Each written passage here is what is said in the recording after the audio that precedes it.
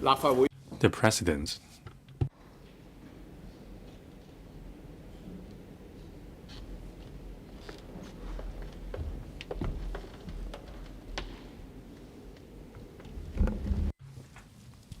Questions. Question 1. Mr. Chen Xiu-hong. Thank you, President. In the 2 sessions this year, the state president stressed the need to develop new quality productive forces. There are views that new quality productive forces generated by low-altitude economy or LAE industries will accelerate the synergistic and diversified economic development of the GBA, and Hong Kong should proactively dovetail and coordinate with various GBA mainland cities, make good planning, starting from the top-level design and start formulating industry policies, so as to expeditiously promote the development of Hong Kong's cross-boundary LAE. In this connection, will the government inform this council? 1. Given that LAE development involves different policy areas, whether the government will consider setting up an interdepartmental working group on LAE to effectively coordinate various policy bureaus and government departments to take forward LAE development. If so, of the details and the implementation timetable. If not, the reasons for that. 2. Whether it will review the relevant legal framework and consider making good planning starting from the top-level design, formulating strategies for LAE development, and introducing industry policies and implementation plans covering areas such as infrastructure, industrial application, innovation and technology, safety management, and insurance laws and regulations. And 3. Whether it will consider exploring the development of infrastructure for LAE in the Northern Metropolis and the KYC artificial islands, including information infrastructure such as common takeoff landing points, communications, navigation, surveillance, and meteorological maps, and expeditiously kickstarting local and cross-boundary pilot projects on LAE. Secretary for Transport and Logistics. President, the Premier of the State Council, when delivering the government's work report in the second session of the 14th National People's Congress, mentioned the need to actively foster the development of low-altitude economy as one of the new growth engines. In order to tie in with the overall national development strategies, the government of the Hong Kong SAR has also been proactively promoting the development of low-altitude economy on various fronts. With continuous technological development and innovation, the concepts of low-altitude economy and low-altitude flying activities, which are centrally driven by advanced air mobility or AAM, have gained widespread attention in the mainland and internationally in recent years. Low-altitude economy brings emerging development opportunities to Hong Kong. However, given the relatively complex airspace and geographical environment in Hong Kong, the government needs to ensure that the relevant flying activities are conducted in an orderly and risk-controlled manner. In consultation with the Development Bureau, the Commerce and Economic Development Bureau, and the Civil Aviation Department, the consolidated reply to the question raised is as follows. 1. The overall development of low-altitude economy is a huge systematic project requiring coordination in different areas, including regulations, formulation of aviation safety policies, technological research and development, infrastructural support, land planning, and commercial application. The TLB has been working closely with the relevant bureaus and departments to make coordination and remove barriers on the different policy areas to support the development of low-altitude economy. At the same time, TLB and CAD are actively exploring ways to promote low-altitude flying activities from the perspectives of regulations, technical requirements, and airspace management. 2.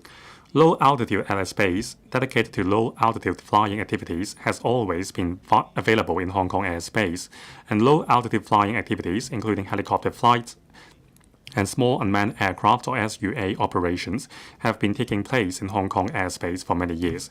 With the expected gradual increase in low-altitude flying activities, the CAD is working with the industry under the framework of the existing SUA order, CAP 44HG, to explore ways to further facilitate and widen the applications of SUA, for example, beyond visual line of sight operations, as well as to further expedite the application process by different means.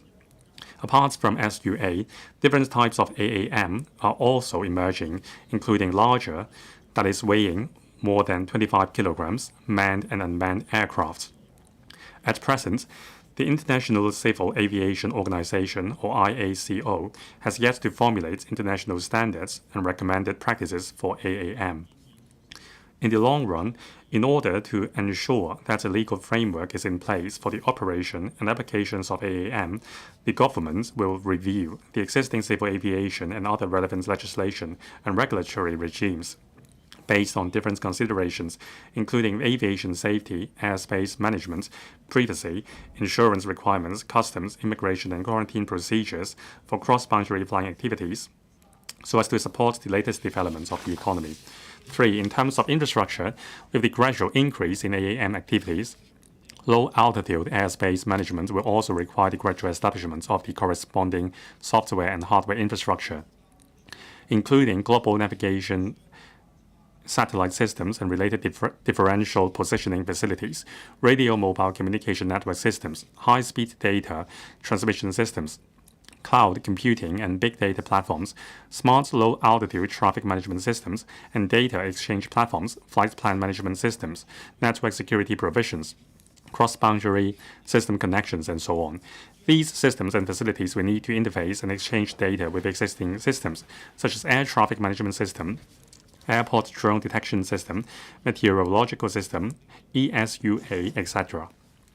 Among the various infrastructure facilities, mobile radio communications networks is indispensable for promoting low-altitude flying activities. At present, the relevant spectrum supply and network coverage, including commercial 4G and 5G networks in Hong Kong, can adequately support general operations of unmanned aircraft. In addition, the regulatory regime in relation to communications, that is Telecommunications Ordinance Cap 106, does not impose any restriction on the development of low-altitude economy and its related applications. The Office of the Communications Authority will continue to closely monitor the development trends of the telecommunications industry in the mainland and the world, including 5G and 6G technologies, so that Hong Kong's spectrum planning is in line with that of the mainland and other advanced economies. Furthermore, new large-scale land development projects like the new development areas of the Northern Metropolis and the KYC Artificial Islands can provide a large amount of land and space, such as sufficient open space, community and commercial land, which should be able to cope with the land and space requirements of the infrastructure relevant to low-altitude economy. In terms of town planning, the infrastructures and uses related to the low-altitude economy, such as vertiports, charging facilities, and so on, can generally be accommodated under the permitted uses of the relevant zoning. In other words, there is scope for these new development regions to provide the necessary land and infrastructure for promoting low-altitude economy. Regarding the promotion of pilot projects on low-altitude economy, the mainland is now primarily using civil unmanned aircraft pilot areas as a basis for establishing low-altitude economy development zones and test flight areas, thereby fostering the development of low-altitude economy. As different application scenarios involve different requirements on aircraft loading, flight range, flight duration, operational reliability, and safety, the government will implement pilot projects on low-altitude economy in a gradual and orderly manner, starting with the transport of goods by unmanned aircraft, and then gradually widening and enriching the application scenarios of AAMs from the near to the far and from the light to the heavy. We will continue to work on various fronts to capitalize on the mainland's strengths and promote low-altitude economy as one of the new growth engines of new quality productive forces. Thank you. Mr. Chen Xiuhong, President. The Acting Secretary did not categorically reply whether the government would establish an intermental working group on developing low-altitude economy. However, the main reply mentioned that the TLB will take the lead to work closely with the relevant bureaus and departments to remove the barriers and study regulations, technical requirements, and airspace management. The mainland strength will also be leveraged to develop the low-altitude economy. I support that. However, on the pilot projects, the government is very conservative. Besides starting with using UAVs for carrying goods, what about relaxing restrictions on no-fly zones and also joint collection of data with other GBA mainland cities to prepare for the establishment of a digital airspace management system? Secretary, President, Hong Kong's airspace has always have a low altitude zone for UAVs. It is included in the relevant guidelines. Now, concerning the development of low-altitude airspace, the government and the CAD will explore suitable low-altitude flying activities. Because of air safety, the government will take a gradual approach to start from the near to the far and from the light to the heavy to gradually widen and enrich the application scenarios of AAMs. On management of low-altitude airspace, with public interest in mind, the aerial routes of AAM should be far away from populated areas. There should be a safe distance with buildings and structures, and the flights should not affect the civil aircrafts taking off and landing at the airport. Now, the government welcomes the industry for putting forward suggestions which are in line with the legislation about safety concern.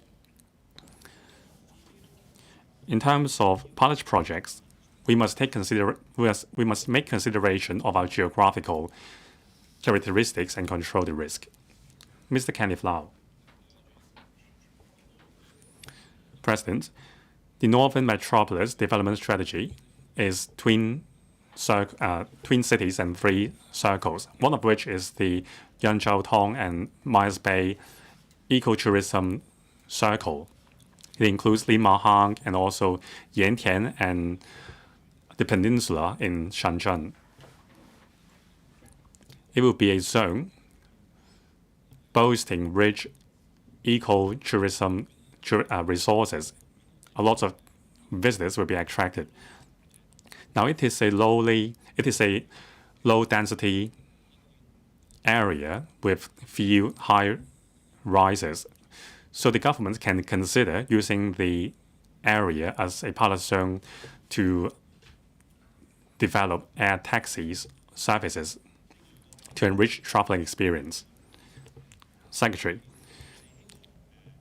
President, as mentioned in the main reply, when promoting pilot projects on low-altitude economy, we will take a gradual and orderly approach. With safety concerns in mind, UAVs carrying passengers are much riskier than UAVs carrying goods. So we will start with UAVs carrying goods from the near to the far and from the light to the heavy. Now, the northeastern parts of the new territories mentioned by the member has favorable geographical condition because it is sparsely populated. We will keep in mind the progress made in the mainland and make reference to the results before deciding on pilot projects. Professor William Wong. Thank you, President. I've always concerned about the interaction between Hong Kong and Shenzhen governments in the Hotao area. Now, we should start trialing UAVs transport of goods in the zone. We should include low-altitude economy or low-altitude flying activities in the 3-dimensional planning of logistics routes. Now, will the government dedicate or designate a low-altitude aerial routes in Hotao so that we can see drones hovering above Hotao? If that's the case, we can leverage on the new quality productive forces to develop the Hong Kong side of the Hotao Park to create a beautiful scene. Secretary. President, I thank Professor William Wong for his suggestion. The Hotao area is a new development area. There is much potential for developing the low-altitude economy. The suggestion made by Professor Wong, however, is cross-boundary goods transport in the low-altitude airspace. Since the issue of boundary is at stake, It gives rise to a number of difficulties, including regulations, customs and excise, and so on. It involves the governments on the both sides. So we need to work with the Shenzhen municipal governments. There will be a number of challenges. The suggestion itself is brilliant, and we agree with the vision. However, in terms of test flight projects, we will not give priority to this suggestion. Ms. Elizabeth Quat. Thank you, President. I'm glad that the government decides to remove the barriers in developing the low-altitude economy. Now, the Secretary mentioned that test flight projects would be welcome if it is in line with the existing regulations. However, if that's the case, AAMs are not allowed to be tested. So I suggest establishing an interdepartmental working group expeditiously to establish a sandbox regime for test flights, and to amend the legislation as soon as possible. Besides AAMs, helicopters are also part of the low-altitude economy. Now, at the CNE Q&A session, I suggested providing cross-boundary helicopter services. Co-location arrangements should be provided as the international airports, and then passengers can be taken via helicopters to their headquarters in the GBA. Now, the Director of Civil Aviation has conducted a duty visit to the mainland. I wonder if there is any progress. Secretary. President, concerning the idea of establishing an interdepartmental working group, as mentioned by the Chief Executive in June in the Q&A session, a Deputy Secretary would be assigned to coordinate the effort. Low-altitude economy is our new growth point. It involves logistics and transport, regulations, infrastructure management, and other policy areas. We are striving to complete the preparatory work, and we will announce more details in due course. Concerning the cross-boundary helicopter services, the mainland has been actively using electric vehicle takeoff and landing aircraft, or eVTOL, for providing air taxi services. The government has sent a team to try the technology ourselves. Now, there are lots of vertiports in Hong Kong, and there are several private helicopter services providers to provide commercial helicopter flights between Hong Kong, Macau, Zhuhai, and Shenzhen. The TLB and the CAD have been closely communicating with the Shenzhen municipal government and also helipads or vertiports operators to explore the potential of low-altitude flying activities so as to learn about the development of cross-boundary helicopter services. At present, the service is available as the vertiport at Central with custom clearance services. That is the helipad and in Shangwan. Now, we will timely review the developments of the service. Concerning co-location arrangements as proposed by Ms. Elizabeth Quat, we will also consider it. Mr. Jimmy Ng. Thank you, President. Now, concerning UAVs, 2 months ago, I visited an enterprise in the mainland, that's Yihang. It is the first company in the mainland obtaining a permit. Now, the price tag is not very high. It is just 1.39 million RMB for each UAV. So on average, it is just $1,000 per day. I think we can make use of this technology and services provided by Yihang to implement the tourism is everywhere vision. Now, you can ride on a UAV to fly to Shenzhen or Zhuhai. These are very near locations. So if cross-boundary flight is an obstacle, what about local sightseeing flights? The UAVs are a two-seaters, and travelers can ride on these air taxis and enjoy the view. Secretary. President, we are also aware of the widespread use of AAMs in the mainland. UAVs are used to deliver food, blood, and also other medical materials. Now, there is widespread use of UAVs in logistics, culture, tourism, and other aspects. We will make reference to the experience of the mainland and consider our own situations. We are a densely populated city, and we have a lot of skyscrapers. So we will explore using AAMs to create more value in various industries. As mentioned in the main reply, we do promote pilot projects. Of course, we will give priority to transport of goods by UAVs. However, we have heard a lot of views concerning aerial tourism. We will keep regard to the latest situation and try out the projects. Question number 2, Dr. Chan Han Pat.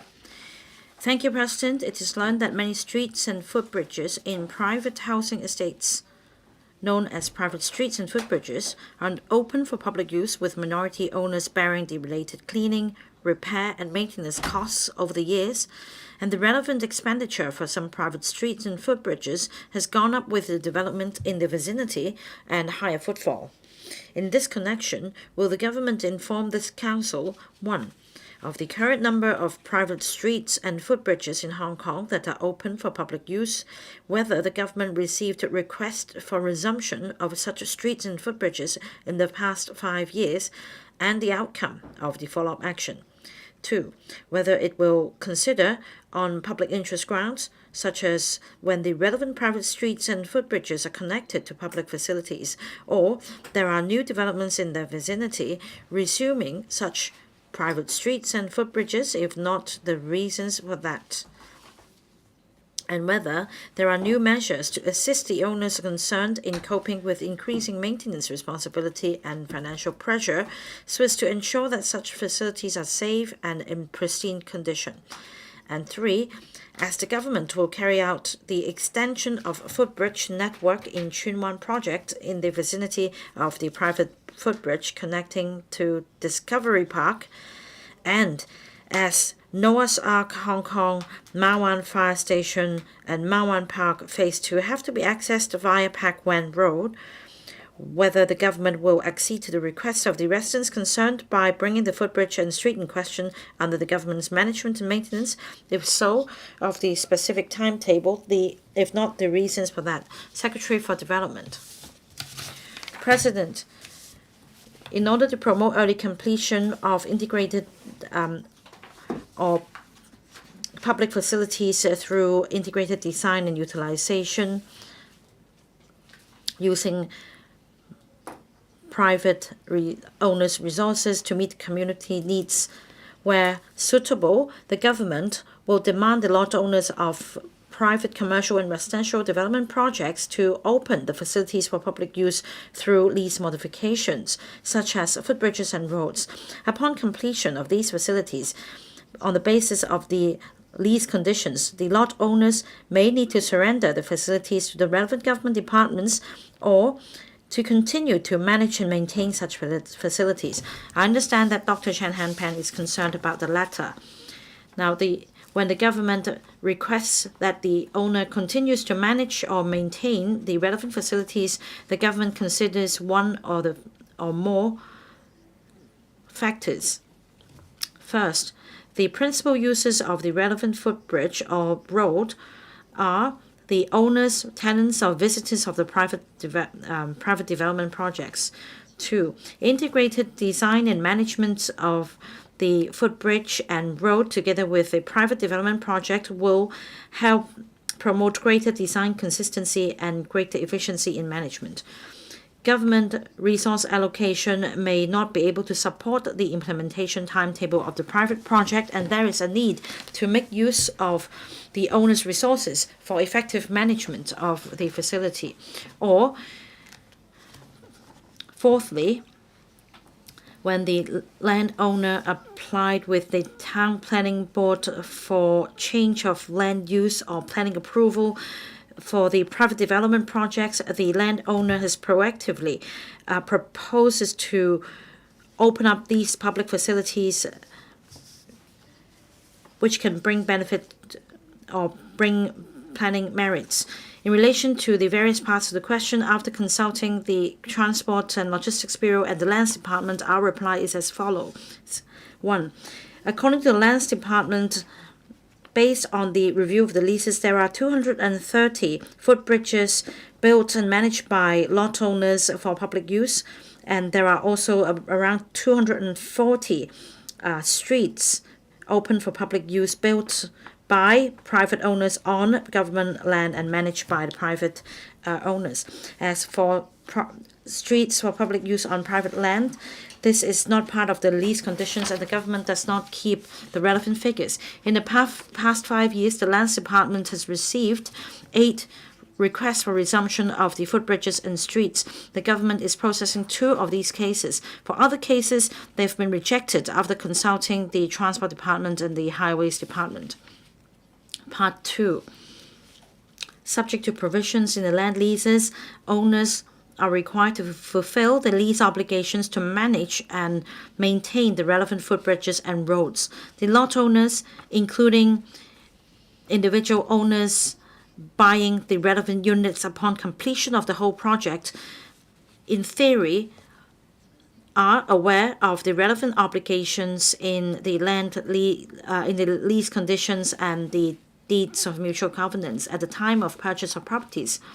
If the landowners expect the government to take charge of the relevant facilities, not only would it be a breach of the lease, it would also involve the use of public resources. In principle, the government will not accept this suggestion. However, if the case in question is fully justified, such as if the existing condition or the use of the facility are no longer the same as what was envisaged at the time of signing the lease, or that if the problems concerning environmental hygiene, transport, or road maintenance far exceed the capacity of the owner, then the government will consider the case upon consulting departments and resource implications. If the footbridge or roads are seriously dilapidated such that road users' safety may be affected, on public safety grounds, the government may undertake emergency repair, but the relevant costs will be recovered from the owners. Nevertheless, in relation to new development projects such as those at the stage of planning or drafting land leases,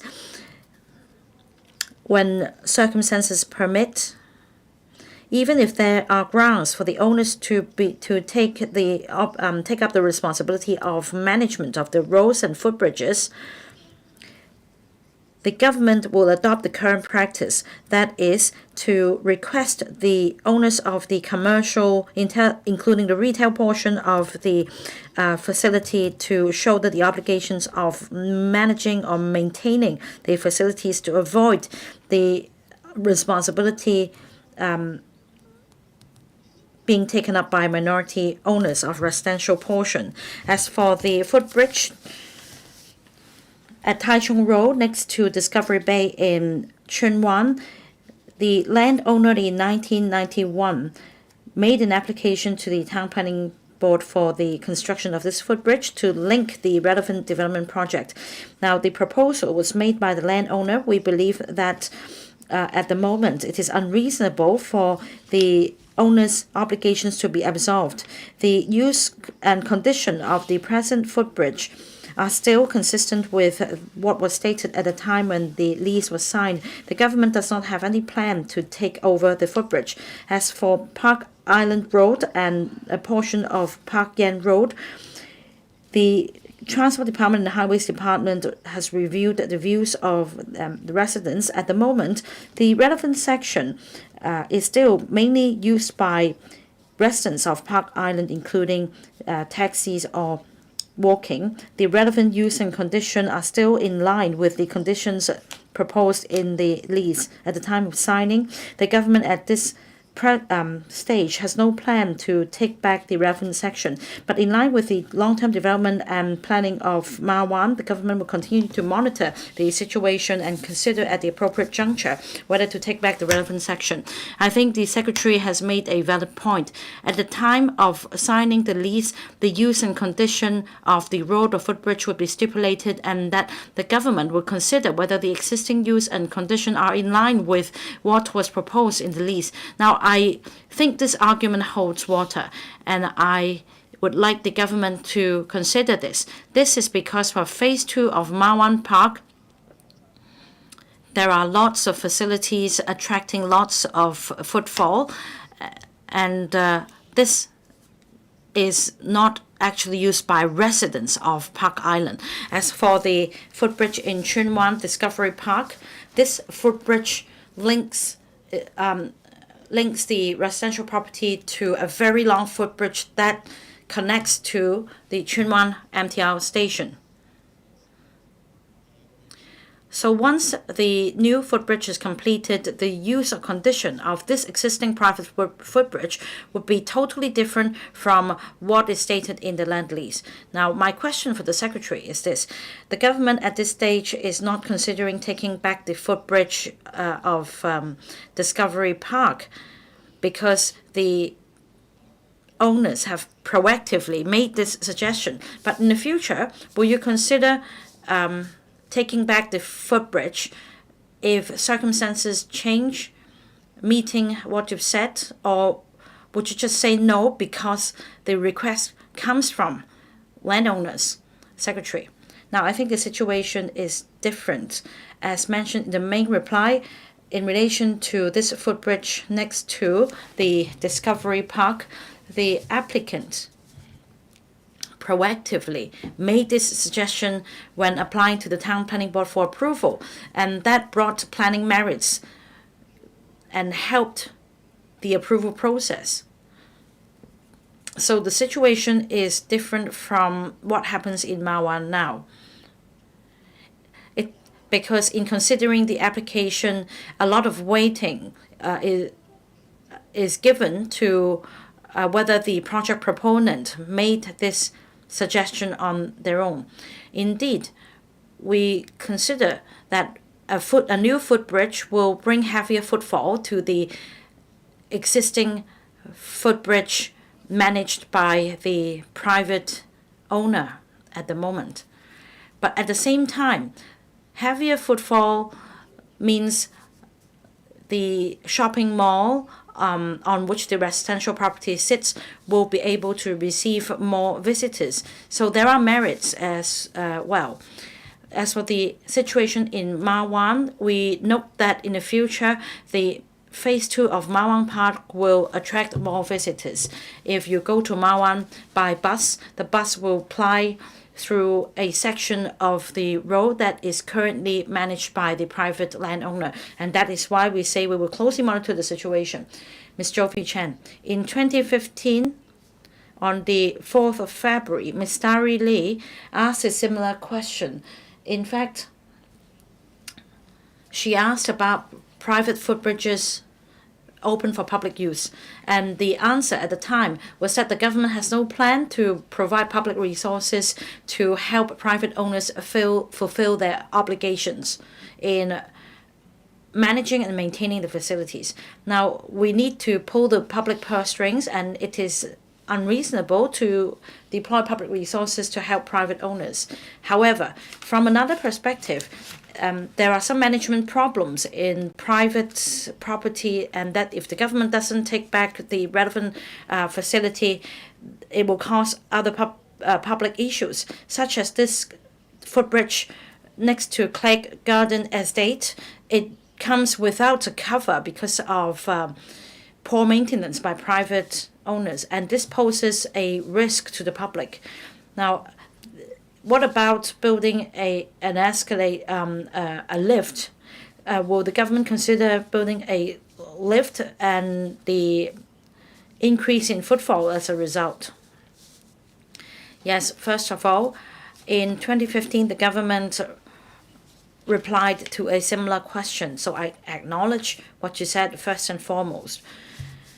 And then, as I said before, in relation to new development projects, we review the applications and consider whether the maintenance and management obligations should fall on the shoulders of private owners, and if possible, we will request the owners of the commercial or retail portion of the private property to take up this responsibility so as not to generate more such cases. Now, about the case that the member just mentioned, I'm afraid I don't have details at hand, but in general, if this facility was not proposed by the project proponent to facilitate the approval of the application, then we consider another factor, and that is whether the environmental hygiene problems, transport problems, etc., as a result of the increased footfall would be such that it goes beyond the capacity of landowners. I need to reinstate, as I've said today, that in principle, we do not accept such a request for government to resume the facility. And this application at the moment will have to be processed by different government departments. In the future, the Development Bureau will be the lead bureau, so that in a coordinated manner, we will take a pragmatic and stringent approach in considering these applications. Mr. Kwok Wai Keung, private streets in residential properties are often the source of management problems. It is very difficult to forge consensus among minority owners to fork out money for the purpose of maintaining the road service or the underground utilities. Now, my question is this. During the spring and autumn grave sweeping festivals in Taiwan, we see traffic jams. The crux of the matter is that the Taiwan Cemetery refuses to open up one section of the private road for use. Now, if this section were open for public use, it would help smoothen traffic flow. Now, the cemetery, the housing estate next to the cemetery has agreed to fund the maintenance of the road as well as management. Will the government discuss with the relevant Catholic body managing the cemetery in Taiwan about this issue? Secretary, I don't have information at hand, but I understand from members' point of view that there are queries whether the private road should be opened up to the extent as to make it convenient for grave sweepers and visitors. So we can go back and consider whether discussions can take place to make better arrangements in terms of opening up the section for public use. Now, as I said in the main reply, if there are stipulations in the land leases, then the government will need to consider implementing the appropriate arrangements. We'll go back and get more details about this case. Mr. Stanley Lee, we have to admit that these private streets might have opened up for public use for just a small number of users, but nowadays, with more and more developments, there are more and more users using these facilities. Say, for example, the ICs are responsible for managing the facilities in, say, tenant purchase scheme estates. But minority owners find it very difficult to fulfill this obligation. Now let's say if there is balcony or terrace above the private road, then if the government resumes this section of the street, this could constitute an offense of occupying government land without authorization. Now, I understand the member's question relates to private street and possible occupation of government land. Now, if the owners are responsible for the private street, then the owners should shoulder the responsibility of maintaining and managing the street. Now, that seems to be a cold, hard answer, but indeed, as stipulated in the land leases, the owners are required to shoulder this responsibility. However, as I also said in the main reply, if there are changes in circumstances that may go beyond the capacity of owners, the government will consider these cases and the unique circumstances. If the case involved a breach of the lease, however, the government will also need to discuss the apportionment of responsibilities with the owners, because it is unfair for the government to take or to shoulder all the consequences of poor management of the facilities by private owners. Mr. Dennis Lau. Dr. Ben Chan today asked a very broad question covering private streets and footbridges in Hong Kong. Now, if these streets and footbridges are connected to the commercial property, then by and large everything would be all right, because the commercial property owners would be responsible for management and maintenance of the facilities. However, in the scenario of residential properties, in the land leases, very often private developers are requested to provide such facilities. And then upon completion, it is found that instead of residents being the principal users, outsiders are actually the main users. And yet, in terms of management and maintenance, these property owners are required to fork out money, and it is very unfair from their point of view. Will the government consider stepping in, taking back the streets and footbridges for maintenance so as to improve the streetscape in Hong Kong? Secretary. President, as I mentioned in the main reply, these cases emerge as a result of some considerations of the merits of the case, and we consider different factors such as the principal users of these facilities being owners, tenants, and visitors. But as I also said in the main reply, after decades of development, the circumstances may have changed. Now, can we call it unfair? We need to go back to the documents. The responsibilities, obligations are clearly set out in the land leases. The property owners at the time of purchase of the property were also fully aware of the obligations. So I don't think the situation is unfair. However, for my minority owners, perhaps the government should lend a hand in tiding them over. That is why we make our principle very clear. Now, if the changes are so drastic such that the problems exceed the capacity of the owners, then we will consider the situation on a case-by-case basis. Question 3, Mr. Kenneth Leung. Thank you, President. It is learned that various kinds of immersive arts, cultural and recreational activities have emerged around the world in recent years, including a blend of scenography and technology to enhance audience engagement and interaction. However, some industry players have relayed that the development of the immersion industry has been hindered due to a lack of suitable venues for immersive performances, such as black box theaters in Hong Kong, coupled with the fact that some private properties, such as industrial buildings, can hardly serve as venues for exhibitions and performances.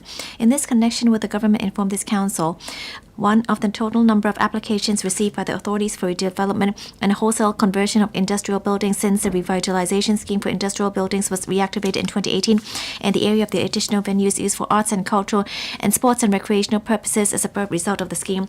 2, as it is learned that many immersive arts, cultural and recreational activities have a quota on the number of participants, whether the authorities will consider including small-scale exhibitions and performances as permitted uses under the arrangement for the relaxation of waiver application for existing industrial buildings, so as to provide more room for operation of the arts and cultural sector as well as the creative industries. And 3, as it is learned that immersive arts, cultural and recreational activities are well received by members of the public, whether the authorities have put in place measures to encourage and facilitate the formation of new industries by such activities. If so, the details of the relevant software and hardware support facilities such as venues, techniques, and talent training, if not the reasons for that. Secretary for Culture, Sports and Tourism. President, with regard to Mr. Kenneth Leung's question, after consulting the Development Bureau, the reply is provided as follows. First part of the question. The government reactivated the revitalization scheme for industrial buildings in 2018, mainly to make more effective use of existing industrial buildings, to optimize the use of precious land resources, and to address fire safety and unauthorized use issues more effectively. On the redevelopment of industrial buildings, the Development Bureau allows relaxation of the maximum permitted non-domestic plot ratio up to 20% at the policy level to provide incentives to promote the redevelopment of industrial buildings. As at end June 2024, the Town Planning Board approved 71 applications for relaxation of plot ratios for redevelopment of industrial buildings, which are expected to provide about 1.5 million square meters of new commercial or industrial floor areas upon completion. Among them, the commercial floors of redeveloped industrial buildings can also be used for arts and cultural purposes or as places of recreation, sports, and entertainment. However, the actual use of the floors is a commercial decision of the owners concerned, and the government does not have a breakdown of the amount of floor area of redeveloped industrial buildings used for arts and cultural purposes or as places of recreation, sports, and entertainment. For wholesale conversion of industrial buildings, the Development Bureau will waive the waiver fee on the condition that not less than 10% of the floor area of the converted industrial building will be used by the owner for purposes specified by the government. For example, arts and cultural studios, incubators for innovation and technology startups, etc. As at end June 2024, our Lands Department has received 9 applications for wholesale conversion of industrial buildings. Among the approved applications, the proposed uses of 2 converted buildings include non-industrial uses such as offices, restaurants, recreational, sports, and cultural venues, etc., and the total gross floor area involved is about 15,000 square meters, of which 10%, which is about 1,500 square meters, is required to be used for government-designated uses. Part 2 of the question. At present, industrial building owners may redevelop or convert their industrial buildings for non-industrial uses through the 2 measures mentioned in the first part of the reply. However, the government also understands that some industrial buildings may not be able to be redeveloped or converted due to reasons such as fragmented ownership. In response to the community's demand for safe and lawful use of industrial premises and to meet the changing social and economic needs of Hong Kong and optimize the use of valuable land resources, the government will exercise discretion to allow the coexistence of industrial and non-industrial uses, specifically on the premise of not affecting public safety, provided that the use concerned is one of the uses always permitted in respect of the site as specified in the OCP. The units may be used for 5 specified non-industrial uses, including art studio, office, and so on, without the need to apply for a short-term lease waiver from the Lands Department and pay any fee. However, as the industrial building itself is used for industrial purposes, the risk of fire and other accidents involved is relatively high. Therefore, in view of public safety considerations, the uses that may be covered by the above relaxation measures do not include any uses or activities that directly provide services or goods to attract public visits, such as public performances, interest classes, exhibitions, and sales activities. Nowadays, it is popular to incorporate elements of immersive experience into arts and cultural activities through the use of technology such as digital technology, and simulation of the environment to allow participants to be immersed in a certain scene or scenes with different senses. The LCSD also organizes activities that incorporate immersive experiences from time to time. For example, in 2022, the large-scale outdoor art project Art Harbor was organized. Multiple outdoor art installations and digital art facades featuring the integration of art, science, and technology are displayed on both sides of the Victoria Harbour, offering the public new interactive experiences. The other outdoor exhibition, Team Lab Continuous Under Art at Hong Kong 2024, made good use of outdoor space and the view of the Victoria Harbour. The artwork triggered a display of kaleidoscopic colors and soothing soundscapes, bringing immersive sensory experiences for the public through technology. The government has been promoting the application of technology in arts and cultural creations through different policies and resources, and supports the integration of arts and technology to provide audiences with immersive experiences. The government allocated 30 million in the 2022-23 budget to launch an arts technology funding pilot scheme to encourage the 9 major performing arts groups to further explore the application of arts and technology in their stage productions.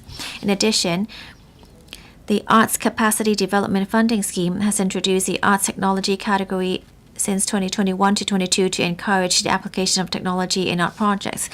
For example, a project with veteran Cantonese opera artist Yun Xiu-Fai singing Nanying, with integration of immersive techniques, computer special effects, and AI technology to tell the stories of Hong Kong history from 1841 to 1997. The government also provides facilities for the development and application of arts technology at its venues, and has earmarked 70 million for upgrading the performance venue equipment of the LCSD so that arts groups can better use technology to enhance audiences' experiences. The East Kowloon Cultural Centre (EKCC) under the LCSD will become a major arts technology venue and incubator. It is equipped with the latest stage equipment and systems, as well as a testbed studio called The Lab, which provides a platform and a base for arts practitioners and technology professionals to facilitate the research and development on the application of arts technology. The government has set up the EKCC Academy for Arts Technology to provide structured trainings for nurturing talents and produce a wide range of arts technology programs, fostering exchanges and collaboration between artists and technology professionals. The first batch of arts tech trainees has reported duty in February 2024 and are expected to join the workforce in early 2026 to meet increasing demand. The government will continue to welcome and support more immersive arts and cultural activities to be held in Hong Kong through first-class venues, as well as support more immersive activities in Hong Kong. Thank you. Mr. Kenneth Leung. Thank you. In the 14th five-year plan, China talked about the technological strategy to enhance arts and cultural development. And this year, there's also a new point targeting arts and cultural development. With immersive arts and cultural activities, we can see immersive arts and scenography and other technology. Here, I'd like to ask the administration whether the government will provide a more concrete long-term plan to promote immersive arts and cultural development in line with the country's strategy. Secretary, thank you. The administration is promoting both arts and culture, and of course that would include immersive performances and immersive exhibitions. Through setting up hardware facilities, as I said, we are trying to improve some of the venues under LCSD, such as the East Kowloon Cultural Centre, and to provide a support and subsidy, such as encouraging performing arts groups to explore the application of arts technology, including arts immersion, to enhance audiences' experiences. We are also working on nurturing talent so that there will be more talents working in this line of development. we are trying to approach it via different channels. We would see how technology can work with our arts and cultural development to set the stage for further development in the future. Thank you. Mr. Kenneth Falk. Thank you, President. I have listened to the reply and found that we are actually talking about different matters. The administration has been telling us what they have been doing, how they have been upgrading facilities. Yet I think Mr. Kenneth Leung is asking how we can actually enhance experiences for the public. Well, during the COVID in Shanghai, we see as small like black box theaters. Of course, they address fire safety, but then they work together with a Shanghai Arts Association to come up with how to operate arts public space, to see how they can create public spaces for the public. My question is whether the administration will consider working with stakeholders from the arts and cultural sector to look into new regulations to open up more land resources to develop arts and culture. I think that this is in line with what President Xi was promoting. Secretary, thank you. Of course, we would work towards setting up more arts and cultural development. We need to look into how we can develop our resources. We are thinking of ways to increase the number of venues to allow those interested or stakeholders to further develop the trade. As I mentioned in my reply, the government has been trying to relax usage in industrial buildings for other usages. Fire safety and crowd control are still our priority. We could not compromise safety for development. Therefore, on the premise of fire safety, we have relaxed the redevelopment of industrial buildings and to flexibly use the space in those buildings. Thank you. Mr. Martin Liao. Thank you, President. We see that industrial buildings, especially the older ones, are quite attractive to arts groups because they can actually rent it at a low price, and they have sort of set up like a artist workshop or artist space inside these buildings. Would the government take the lead in enhancing this so that some of these buildings can actually help us promote the development of immersive industries? Secretary, thank you.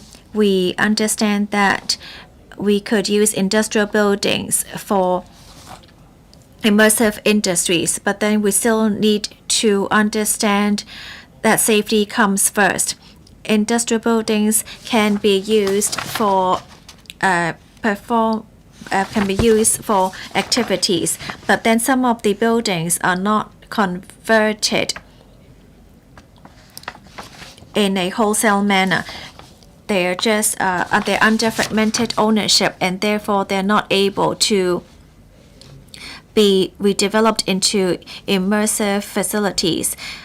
These buildings have been used mainly for warehouses, and therefore there has not been any fire safety measures taken that are adequate for public performances.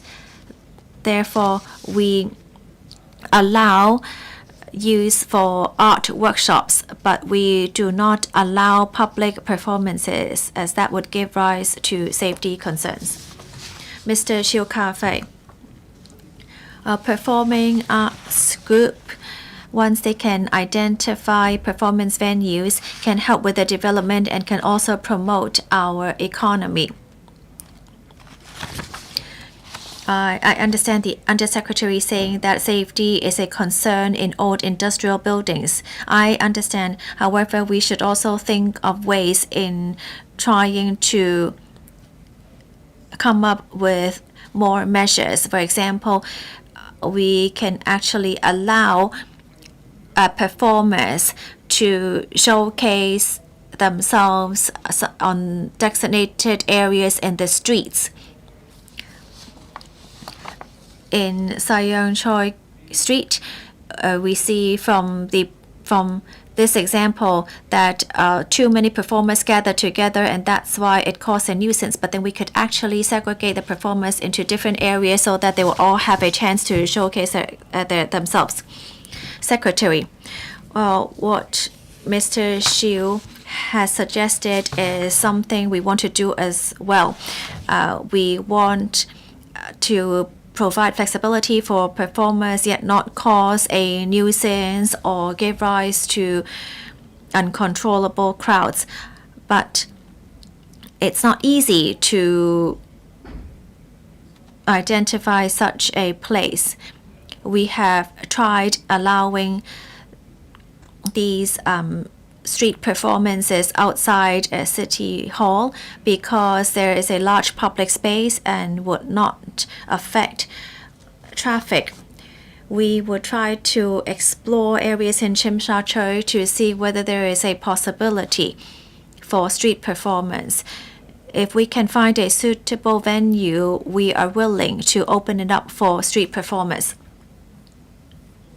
as long as they do not cause any traffic congestion or cause nuisances to others. Hong Kong is quite densely populated. Traffic is busy. Therefore, it really is not easy. Or those who engage in busking do not like to perform in quiet areas because there will not be a large number of audiences. So we would try our best to explore new venues. Mr. Chen Jianying. Thank you, President. Well, we see in the reply that the Lands Department has received 9 applications at the end June 2024 for wholesale conversion of industrial buildings. Would the government come up with policies that for applications involving immersive industries, there would be a further relaxation in the percentage of floor area to be used? Secretary, we have already provided an incentive since 2019 that if they are engaged in arts and culture, then they could actually have a further relaxation of 25%. Once the industrial building is redeveloped, it would allow more flexibility for different industries, such as providing arts and cultural venues. If you believe that there is a need to set up policies, then of course we could take this into consideration. But there may be some kind of limitations in infrastructure. We will try our best to work with the administration on that. Mr. Ma Fong Kwok. Thank you, President. In the first part of the reply, the Secretary said that the government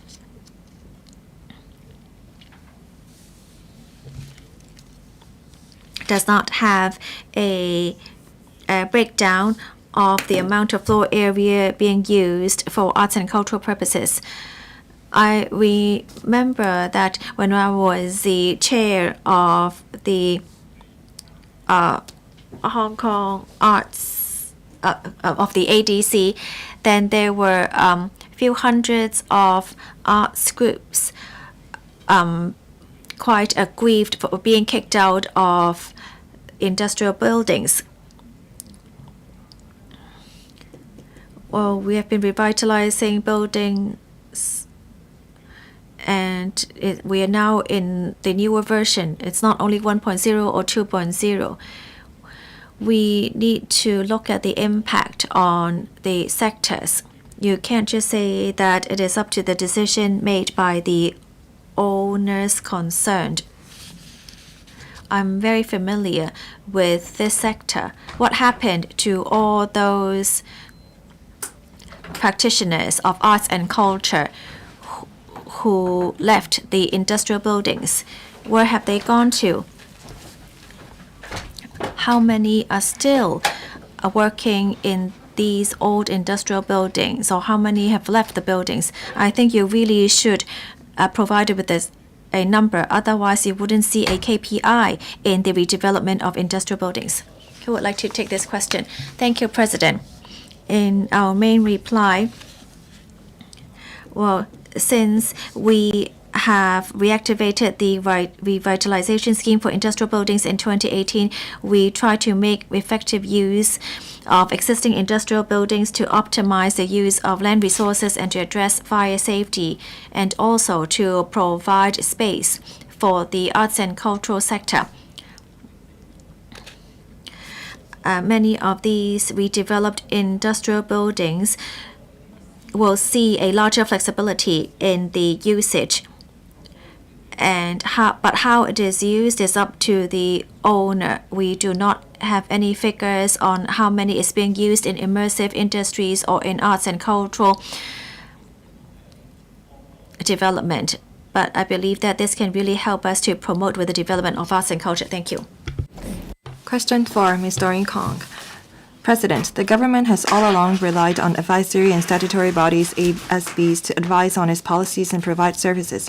In this connection, will the government inform this council, 1, as the government has indicated that its appointment of individuals to ASBs are based on merits, but it's learned that the members of the Culture and Heritage Commission, the commission in short, appointed by the government, are mostly from the banking, financial services, and business sectors, with only a small number of them being leaders of cultural institutions. Of the criteria adopted by the government for making the relevant appointments and how it ensures that the proportion of the backgrounds of the appointed members is consistent with the purpose of establishing the commission. 2, as the government currently has around 520 ASBs, how the government assesses the effectiveness of setting up a system of such bodies so as to ensure that the roles and functions of these bodies can meet the needs of society. And 3, as the government reviewed the system of ASBs in 2003 and indicated that it would compile a code of practice to provide guidance to such bodies of the progress of the relevant work, whether the government will consider revisiting the policies relating to the system, such as regularly reviewing the effectiveness of the work of such bodies and requiring them to streamline their structures and increase the use of social media, so as to ensure that the system meets the needs of society and effectively enhances Hong Kong's civic awareness and social participation.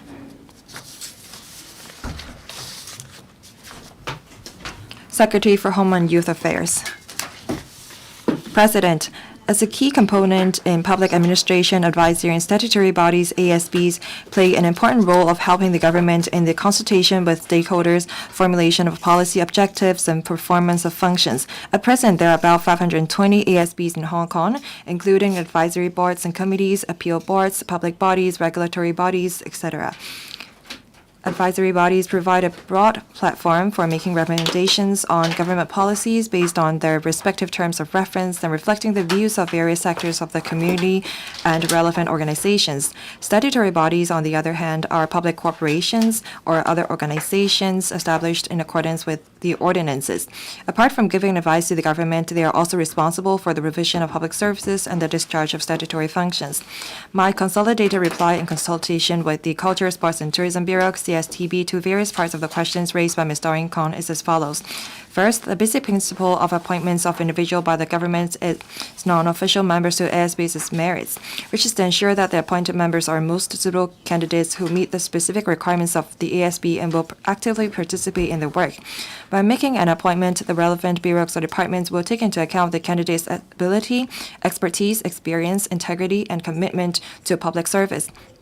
with due regards to the functions and natures of the business of the ASBs concerned. Furthermore, the government has all along adopted the 6-year rule, that is, a non-official member should not serve on the same ASB in the same capacity for more than 6 consecutive or cumulative years, and the 6th board rule, that is, a non-official member should not serve on more than 6 ASBs at any one time, so as to ensure a reasonable turnover of members and distribution of work. Regarding the question on the appointment to Culture Commission, the CSTB advised that the government established the Culture Commission in 2023 for providing recommendations on the government's policies with regards to art, culture, and creative industries. There are 23 unofficial members in the commission. Basically, all members of the commission have backgrounds on arts, culture, and creative industries. They are industry representatives, members of relevant ASBs and arts organizations, and academics in relevant professions such as music and drama. Some members also possess experience in other professional areas with main occupation or background related to business sectors, including banking and real estate, politics, or tourism industry. These diverse experiences enhance and broaden members' discussion at the Culture Tourism or Culture Commission, promote cross-sector and cross-genre collaborations, as well as strategies to encourage private sector's participation in driving the development of the arts, culture, and creative industries, further driving the industry, strengthening collaboration among different stakeholders, and promoting the integrated development of culture and tourism. Overall speaking, members of the Culture Commission represents a balanced composition that facilitates the government's efforts in promoting arts and culture from multiple perspectives, and is in line with the government's principle of soliciting diverse opinions and pointing individuals on merits. Second and third part to the question, since the objectives, functions, and nature of various ASBs are different, their composition, operation, and review are overseen by respective bureaus and departments. These bureaus and departments closely monitor the operation of the ASBs under the purview and keep in view whether their composition meet the policy needs and prevailing social circumstances to ensure that the ASB perform their duties effectively. The government conducted a review on the system and operation of ASBs in 2003 and regularly reported to the then Panel on Home Affairs of the Legislative Council on it. In fact, in the light of the review set out in the reports, the government has formulated or updated the general guidelines on appointments to ASBs. The guidelines set out clearly the guiding principles for compliance by appointing authorities, including the principle of appointments by merit, the 6-year rule, the 6th board rule, and the benchmark for participation of female and youth members. Besides, the government has also drawn up guidelines on the operations of ASBs on matters such as enhancing transparency and making arrangement for declaration of interest. At present, the overall compliance with the guidelines by bureaus and departments is satisfactory. For example, the proportion of non-official female members appointed by the government increased from 22.8% in March 2004 to 35.6% in December 2023, meeting the target of 35% set earlier. Moreover, the government launched in 2017 the Members' Self-Recommendation Scheme for Youth, MSSY, to engage young people in public affairs. Persons aged between 18 and 35 who are committed to serving the community may self-nominate to become members of ASBs.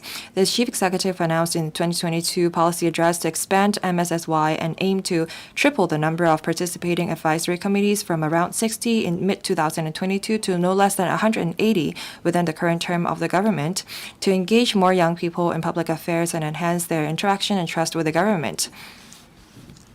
85 committees have participated in the MSSY so far, offering 172 seats in total.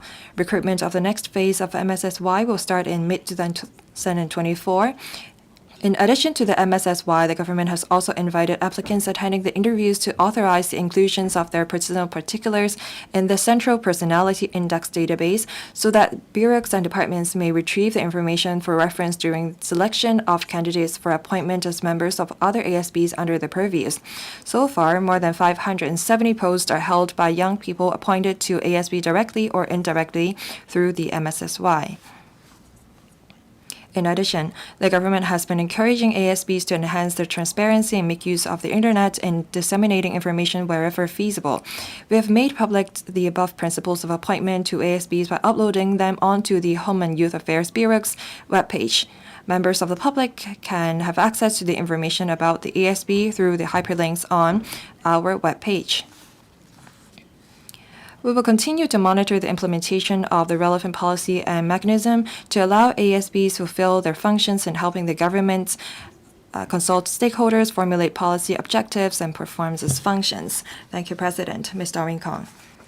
President, there are people who said that within the ASBs, there are duplications of functions and areas of work. Since the review in 2003, it's been some 20 years. There's been societal and economic changes. I wonder if the Secretary will conduct a systemic review to consolidate resources to reduce waste of efforts. Thank you, President. Thank you, Ms. Kong, for the questions and suggestions. In various policy bureaus and departments have regards to their needs to establish ASBs. As Ms. Kong said, the bureaus and departments will review if there is a need to establish new, dismiss old, and rationalize existing ASB having regard to the societal economic conditions. In 2021, we established 10 new ASBs, dismissed 2 ASB. In 2022, we established 6 new ASBs, dismissed 7. 2023, we established 11 new ASBs, dismissed 4 ASBs. For the appeal ordinance on tourism industries was established in 2023. That is why some ASBs have been dismissed.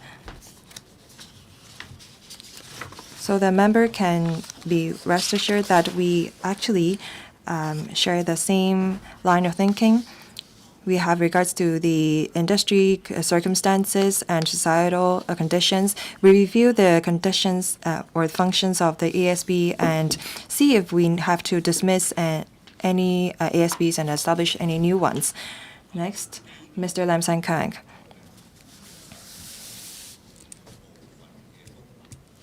The reason why we have ASBs is because the government outsourced some of its functions. The ASBs composed of representatives from the community. This is to enhance participation of the community. But according to the new study conducted by a U.S. scholar, political parties and individuals with vested interest would make use of ASBs to guard against their interest, and they object to a lot of policies and undermine the administration and execution of government's policies. And they sometimes go against the government to win votes. So I wonder how the government monitor these ASBs so that there will not be a veto institutions. Secretary, thank you, President. I know that the member want us to enhance our monitoring of the ASBs so that ASBs will help us consult stakeholders, help the government formulate policies, and perform our functions. In Hong Kong, we have the ASBs are operating very smoothly, and there are ASBs who help the government in performing our functions, consulting our stakeholders, and formulating our policy objectives. Different ASBs are regulated by different ordinances. So when the members of the ASBs are being appointed, we have different criteria for it under different ordinances, because some ASBs may need experts and some statutory bodies may need members from non-professional sector. So we have to make sure that the ASBs will actually fulfill their functions under their respective ordinances. I thank Mr. Lam San Kang for his suggestion and comment. As a reply to Ms. Doreen Kong, different policy bureaus and departments review regularly the advisory and statutory bodies under their respective purview, their operation, and we make adjustment when appropriate. However, we see that the existing ASBs are operating very normally and well, and they are giving full play to their functions under their respective ordinances. Mr. Paul Che, the Secretary said in the main reply that they adopt the principle of appointments of individuals by merits. With the preachers administrating Hong Kong, we have to be mindful of ASBs with great power. We have to guard against the situations mentioned by Ms. Doreen Kong. There's been criticism that say that when we appoint individuals, we do so based on whether they're in our camp or in the right camp. In the 520 ASBs, well, who is empowered to appoint the members, or who is empowered to select which person is eligible to become a member of the ASBs? Secretary. Thank you, President. For the last question, Mr. Chair asked who has the power to appoint members to the ASB. Under different administrative guidelines and ordinances, there is provision setting out who is empowered to appoint members. So we have to look at the source of the power of the ASB, that is the ordinances regulating the ASBs, to see if the secretary or the chief executive should be the one to appoint the members to the ASB, or maybe the chief executive may empower the secretary to appoint such ASBs. So there is different arrangements to different ASBs, but the guidelines is very clear. We do have the ordinances that regulate the appointment method. As for the composition of the members of the ASB, as I mentioned, some ASBs requires members to have professional backgrounds, and some ASBs needs lay members. For some ASBs, they may need members who have relevant backgrounds. Take building management ordinance as an example. The ASB relevant to the ordinance need members from the industry and lay members at the same time. So when we consider the appointment of members to ASB, we first take a look at the ordinance and the guidelines to select and identify suitable candidates to become members of the ASB. And when we are doing so, we look at the talent of the relevant individual. As mentioned, we select and appoint members based on merits. We see if the member can actually help the ASB perform their functions when they join it. Out of these 520 ASBs in Hong Kong, the members of them actually come from different backgrounds, expertise. We have a diversified composition of the membership. Mr. Lok Chung Kong. President, for these ASBs, we need diversified participation and we need different talents. We have to make sure that there is balanced participation, and we have to appoint members based on their merits. However, I don't see any representatives of trade unions and frontline officers in ASB. For Airline, Airport Authority Committee and the TAC, we want more employees to become members of these ASBs. We don't have a relevant secretary here, so I have a question for the CSTB. Now we want to develop this concept of tourism is everywhere in Hong Kong.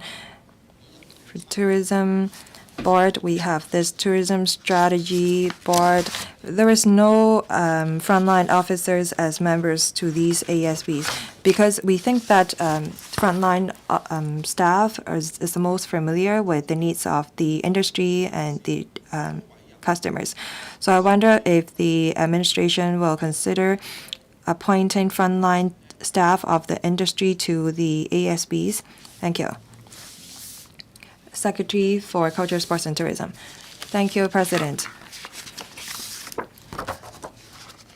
When we appoint members to the ASBs, as mentioned, we adopt this principle of appointment based on merits.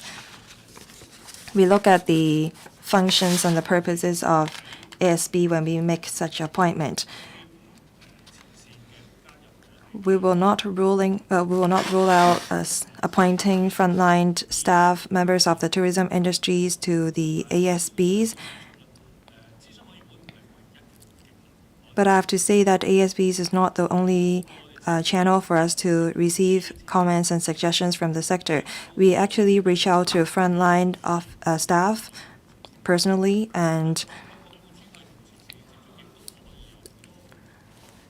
there are different ways for us to collect views from the sector. We don't have to appoint frontline staff to ASBs in order for us to learn about the views of the frontline staff of the industry. For tourism industry, is composed of tour guides and itinerary planning manager and retailers.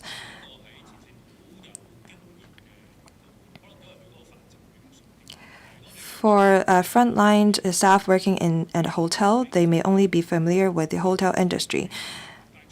It's perhaps not suitable for us to include them in the ASBs because for ASBs it's about formulating long-term policy for the entire tourism industry. We select suitable candidates to become members of the ASB having regard to their unique functions. Having said that, we will appoint frontline staff of the industry to ASBs wherever possible. Next, Mr. Andrew Lam. Thank you. For the review done 20 years ago, there are 2 points that the members of the public are concerned about. They are concerned about the accountability of the ASBs, and they say that the administration should review the performance of the ASB regularly.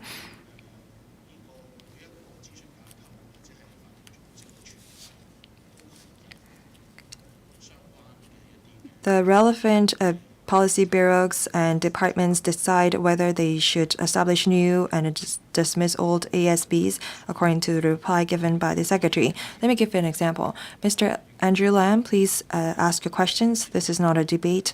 In 2015, we had a lead water incident, and in 2019, the committee that was established for the purpose of the incident stopped convening meetings. So 20 years have passed. Shouldn't we have an overhaul of the ASBs that we have and help relevant government bureaus and departments to see if they have to dismiss some of their ASBs? Secretary, thank you, President. I agree with what you said. Different policy bureaus and departments review regularly if there is a need to dismiss any ASBs, and they oversee the operation of the ASBs. As I replied to Ms. Doreen Kong's question, we have been working on it based on the figures that I gave just now. Having regards to the needs of the industry, we establish new ASBs and dismiss the ones that we don't need, and sometimes we consolidate and merge some of the ASBs. There are also adjustments to the working groups under ASB. We have to make sure that these bodies give full place to their functions. Question 5, Ms. Rebecca Chen.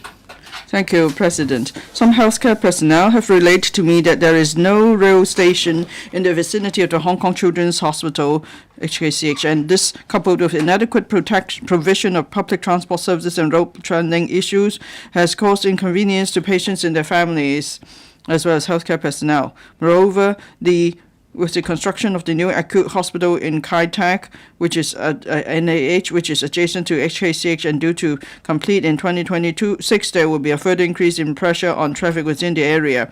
In this connection, will the government inform this council, one, whether it has conducted assessment on the impact of the inadequate ancillary transport facilities and road planning issues relating to HKCH, as well as the completion of the NAH on traffic in the vicinity, and formulated corresponding traffic enhancement and road planning proposals, so of the details, but not the reasons for that. 2.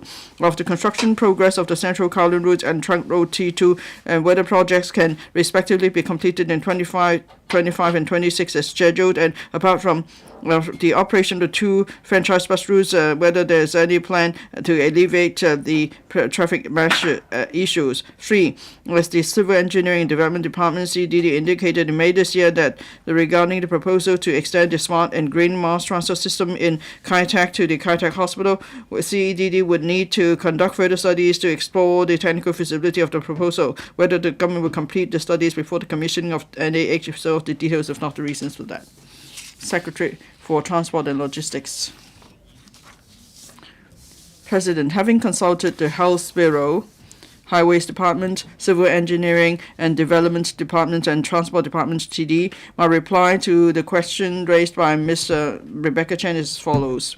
1. To tie in with the traffic arrangements for the Kai Tak Development Area, KTDA, the government has provided additional trunk roads in the overall transport planning, including the Central Kowloon Route, CKR, linking West Kowloon with the KTDA, and the Trunk Road T2 and Cha Kua Ling Tunnel connecting CKR with the Cheung Kwan O Lam Tin Tunnel, which are expected to be commissioned in 2025 and 26 respectively.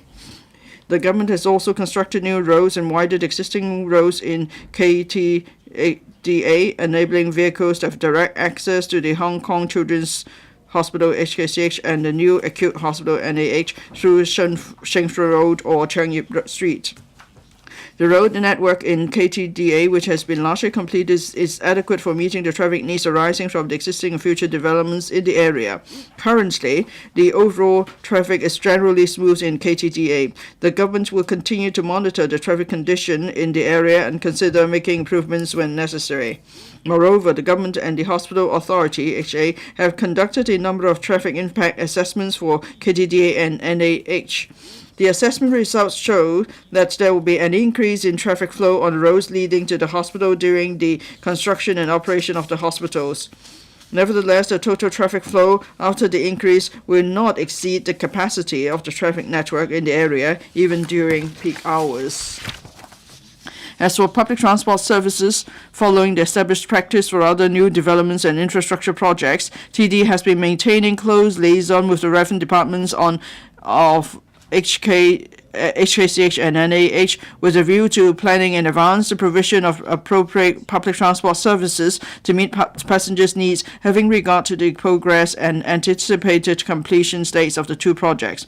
There are currently 4 franchised bus routes and 5 green minibus GMB routes serving HKCH, connecting the hospital with districts such as Kwun Tong, Kowloon City, Mong Kok, and Tsim Sha Tsui, as well as nearby MTR stations including Kai Tak Station, Song Wong Toi Station, To Kwa Wan Station, Kowloon Bay Station, Auto Kwok Station, Kwun Tong Station, etc.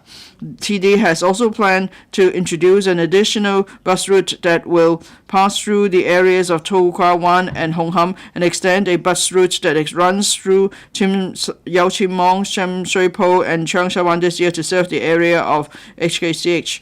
Besides, TD is considering introducing an additional GMB supplementary route number 88A running to and from Kwong Tai Sin to facilitate local residents' visits to HKCH.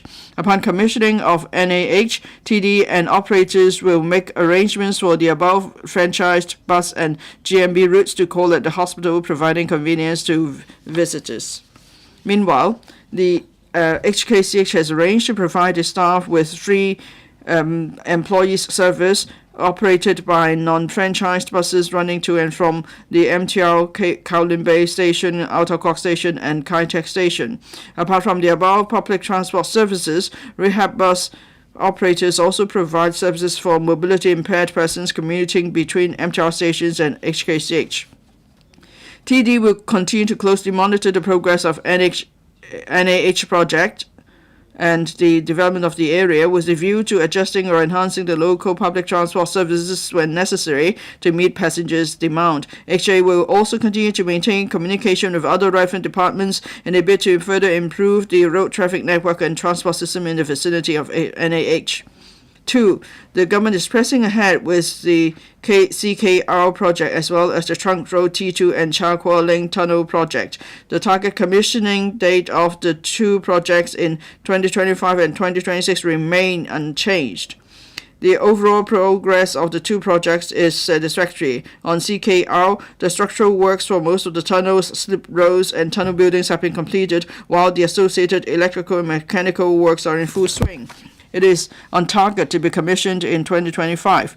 On Trunk Route T2 and Char Kwa Ling Tunnel, the construction of the two tunnel tubes is underway, while the works for the two ventilation buildings and ancillary facilities are also progressing steadily.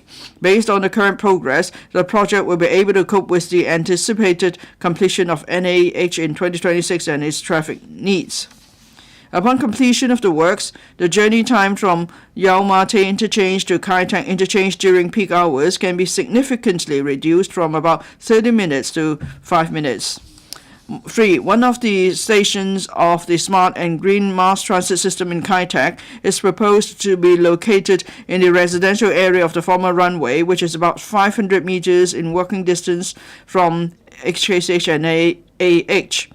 The alignment, if extended to both hospitals, will be constrained by the existing or planned development sites in the residential area of the former runway area, while the residential buildings there are densely built without sufficient space for the proposed system to pass through.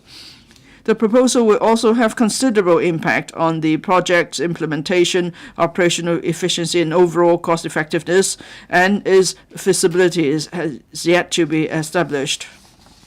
The government will invite suppliers and operators of reference systems to submit expression of interest in the second half of this year to exchange views on the feasibility of extending or adjusting the alignments of the system. We will also request the consultants to make reference to the views of suppliers and operators when reviewing the overall feasibility of the proposed provision of a station at NAH during the investigation stage. We will strive to invite tenders for the project in 2026 with an aim to awarding the contract in 2027. We will complete the review before commencing the tendering exercise. Thank you, President. Mr. Rebecca Chen. In the main reply, it's mentioned that the road network in the Kai Tak development area is more or less completed. It's adequate to meet the traffic needs arising from the existing and future developments in the area. Well, it's not just children's hospital staff. There are residents and those who need to go to work. They have much complaint. And then the Kai Tak Sports Park is going to be commissioned next year, and light public housing projects will be completed soon. At the same time, there will be 2,000 beds in the new acute hospital. You can compare the traffic situation here to that near the Queen Elizabeth Hospital, so you know that the traffic and transport network are far from adequate in meeting the needs. So is there any concrete proposal? Maybe you're not going to build a new form of public transport system, but could there be, say, an underpass leading from the Kai Tak station to the hospital? Secretary. President, thank you, Ms. Rebecca Chen, for her supplementary question. Now, in the planning of the two hospitals, there's when we plan the road network for Kai Tak, the two hospitals are already included in our planning. So the commissioning of the two hospitals should not add much to the traffic of the road network there. In the main reply, I mentioned that there are already a number of bus and GMB routes to serve the Kai Tak development area and the children's hospital. And as different parts of the Kai-Tak development area are completed, of course, the patronage rate will go up, and then we'll increase the frequency of bus and GMB services to provide more commuting convenience to the residents there. And then there is an application, mobile application, so passengers will be able to tell when will be able to learn about the estimated arrival time of the different services, so they can therefore manage their waiting time better. Now, as to whether that we can provide another public transport service to link up the two hospitals, we'll consider it. Now, when the whole road network is completed, the two hospitals should be adequately served by the various public transport services. Yes, at the moment, the frequency of some of the services may not be short enough, but then when there's more, there are more developments completed there, then the frequency will be increased, making it more convenient for people going to the hospitals. Ms. Starry Lee, I'm utterly disappointed by the reply. Now, in the reply, it says that the road network in KTDA has been largely completed and is adequate for meeting the traffic needs arising from the existing future developments in the area. I hope you will conduct another careful assessment. More importantly, you need to listen to the views of users. I don't know how often you go to Kai-Tak, how often you go and talk to Kai-Tak residents there. Now, there's going to be the Kai-Tak Hospital to be commissioned, and then the Kai-Tak Sports Park will also be commissioned. Well, I think you need to listen. You need to do more assessment about the traffic needs. The current traffic and transport services certainly could not meet the needs of residents. Now, coming back to the new Kai-Tak Hospital, or the new acute hospital and the children's hospital, in the main reply say that they are 500 meters away on foot from the Kai-Tak station. Well, you have to consider the fact that if people go to hospitals, either they are ill or they are probably there to visit patients. Probably they're not as healthy as most. 500 meters is about the limit of a walking distance. But and the 500 meters is just at the foot of the hospitals, and people may still have to walk another few hundred meters to get to the reference hospital. So it's a long distance to walk 500 meters, that is, for those who are frail. So don't just look at hard figures. Don't think 500 meters of walking is reasonable. Here we talk about going to hospitals, and then this is an important key hospital for the Central Kowloon cluster. And then there are many elderly living in Wong Tai Sin, Kwun Tong, and others. And so there will be many frail individuals going to the hospital. That's why there needs to be proper connecting service. So please do not rule out adding a stop at the hospitals. Will you consider our demands, please? Thank you. Secretary. Extending the route, well, as I mentioned in the main reply, in the second half of the year, we will invite the reference system operators and contractors to submit operating proposals. They will then consider the possible alignment. Well, yes, initially we do spot many technical challenges, but we're not going to rule that out at this stage. On the overall feasibility, we have to consider that first. The network, the construction cost, the completion date, and so on. So we'll have to consider all the factors as a whole. I appreciate what Ms. Darley said. It's not easy to walk 500 meters, especially we're talking about the old, the young, or the frail.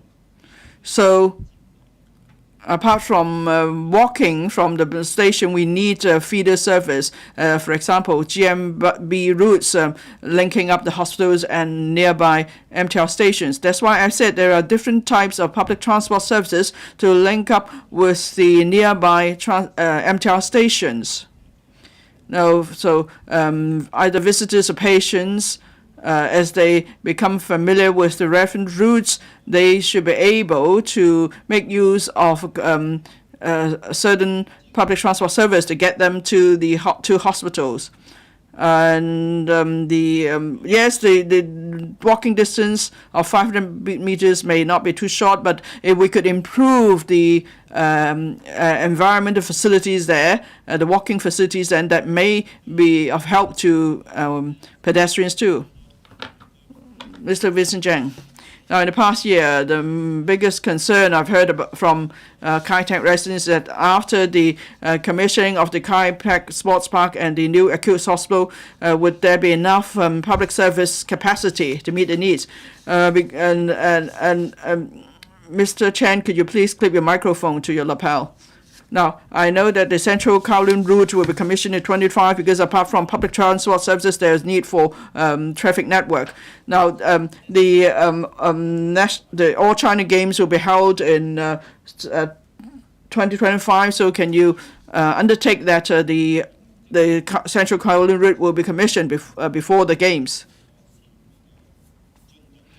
Secretary, well, the progress of the central Kowloon route is satisfactory. We are still on schedule. The aim is to complete it by end 2025. We are now working on electrical mechanical works. After that, we'll need to do tests. So we are still working very hard to keep the project on schedule. The All China Games will be held in November 2025. If we could complete the central Kowloon route before then, it will help to ease traffic flow. Yes, we've heard that point.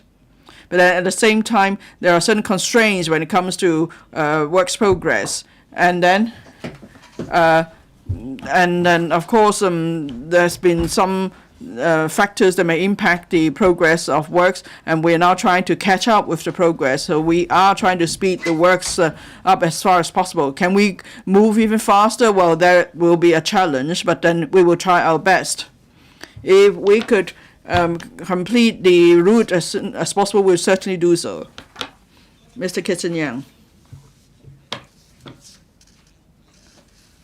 Well, the traffic and transport services going to Kai Tak Hospital and New Acute Hospital have always been a source of complaint. If you've been to Megabox, you know that there is constant congestion.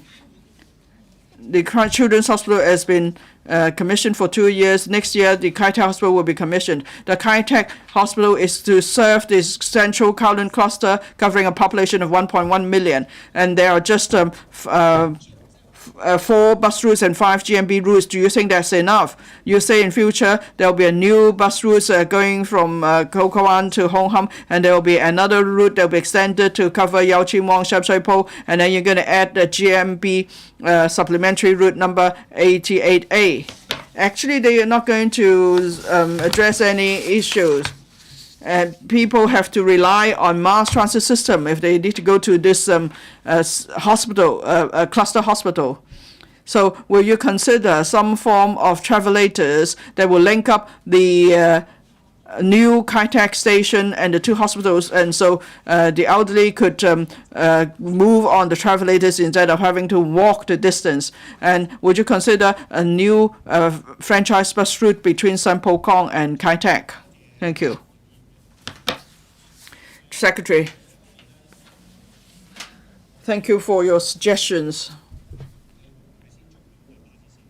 Adding a bus route from Wong Tai to and from Wong Tai Sin Chok Yun, we'll consider it. We'll look at the actual demands. We'll talk to the hospitals and see if that route is feasible, or maybe we could consider extending existing routes to cover the area.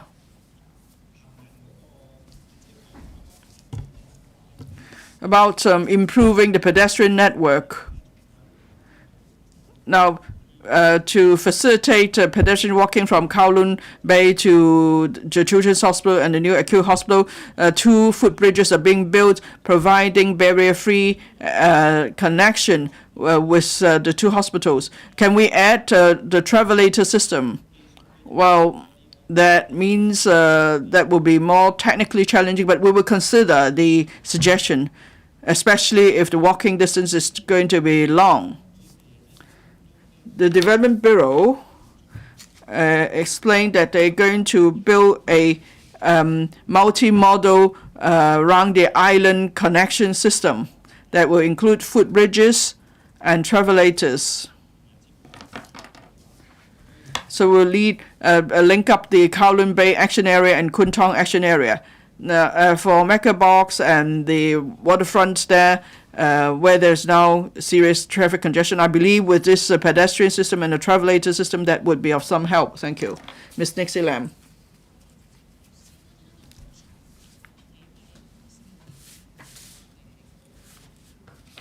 Well, the Secretary said you will consider the suggestions we've made, but which suggestions will be given priority and which routes will be given priority, because we don't know what exactly you're going to consider, because we're not getting any concrete answers from you, Secretary. I hope in my reply I've been giving you concrete suggestions about adding bus routes and GMB routes. The commissioning date of the new acute hospital is 2026. And then for the environmental friendly linkage system, it will take time for the system to be built. So we cannot rely on the ELSS to serve the new acute hospital initially. So the practical solution is to improve the bus and GMB services. Either we add new routes or extend existing routes, or we increase the frequency of existing routes.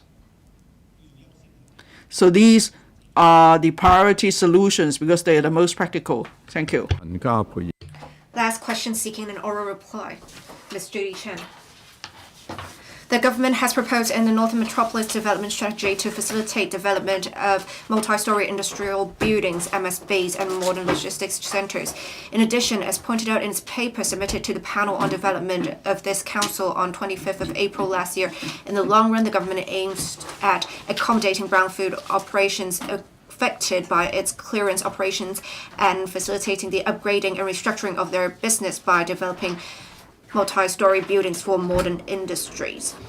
In this connection, will the government inform this council, given that according to the aforesaid paper, the government estimated that about 200 hectares of brownfield sites would be resumed between April last year and 2026.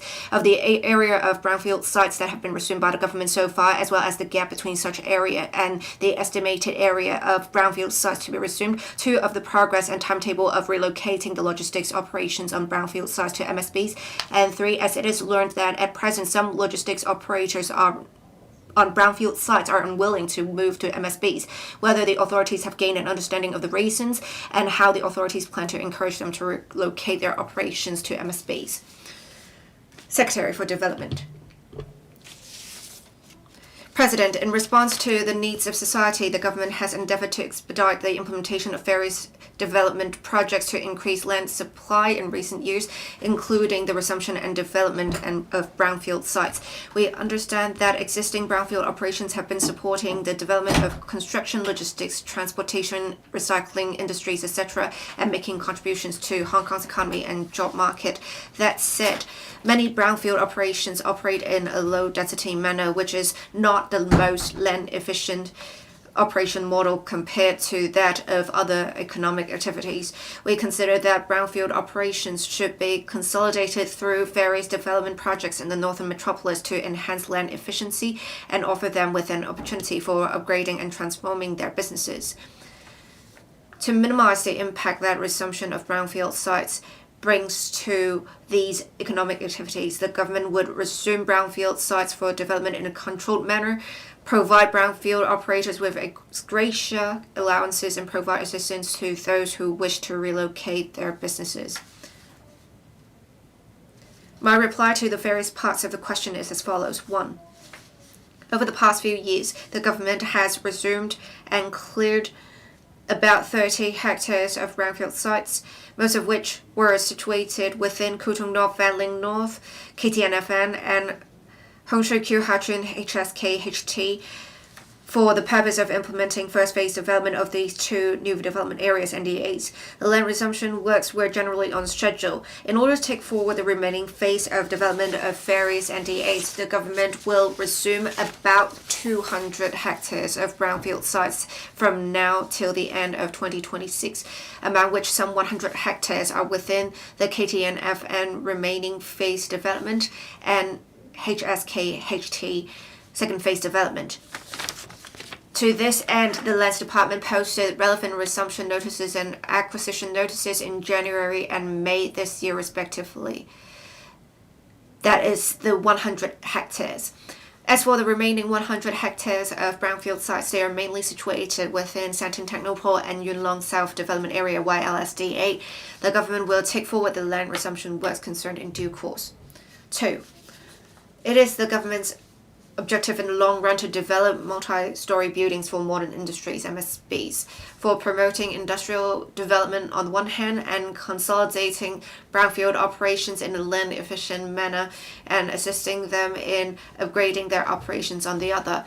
We have reserved more than 70 hectares of land in HSK, HT, NDA, and YLSDA, and most of them will be used for the development of MSBs.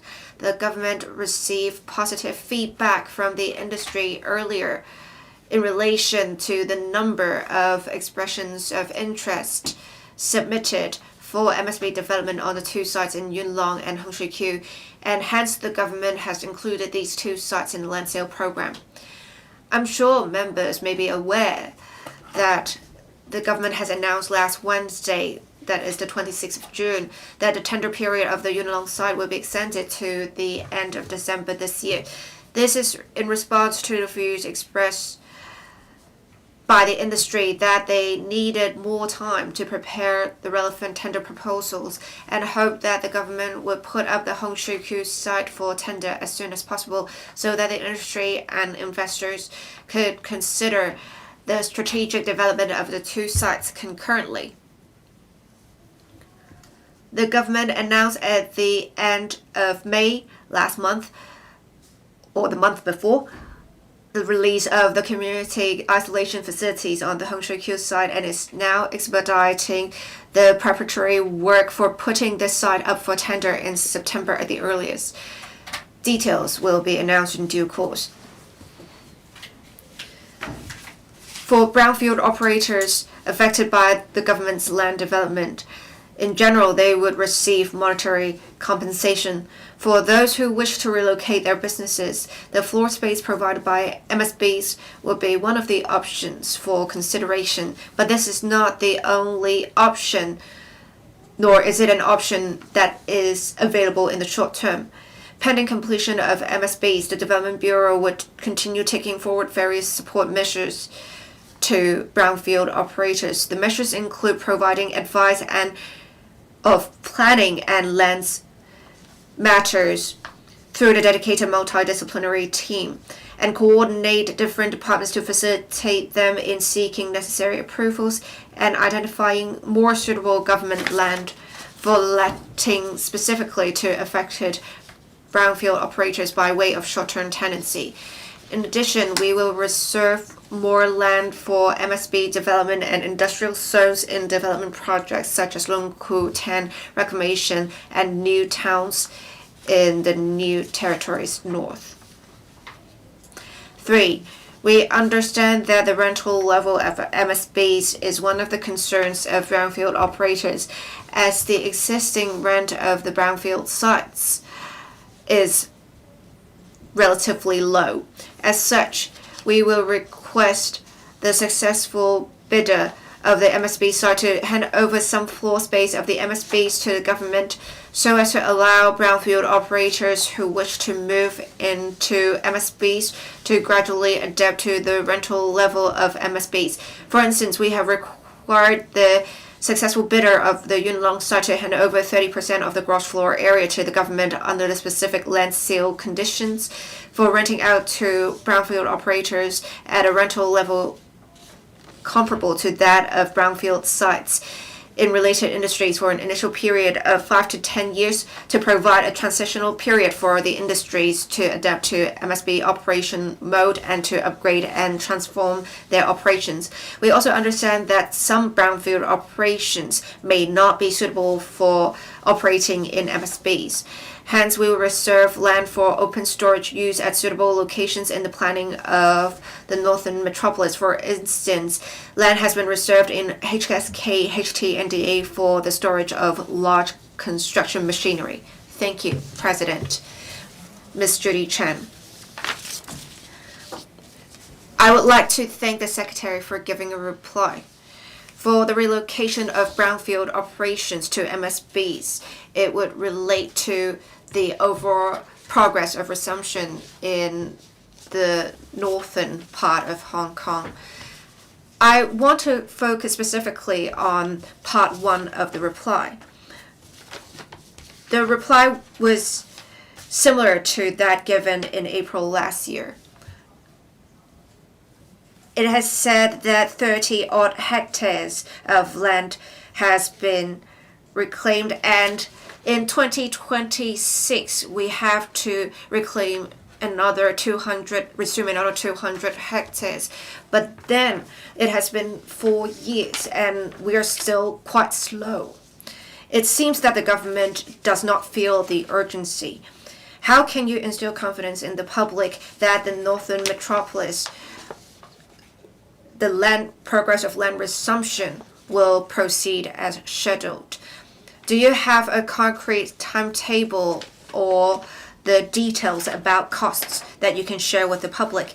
If you do not have such details at the moment, can you submit such for the public's reference as soon as possible? Thank you. Secretary, we have 3,000 odd hectares in the area. There is private land as well as government land involved. The resumption of land will be in phases. So from now till end 2026, we have 200 odd hectares of land to resume still. This is in our plan. While we do have a plan, we do have regard to the actual circumstances. While the government does have the power to resume land as it wishes, we have to consider the needs of residents and operators as well.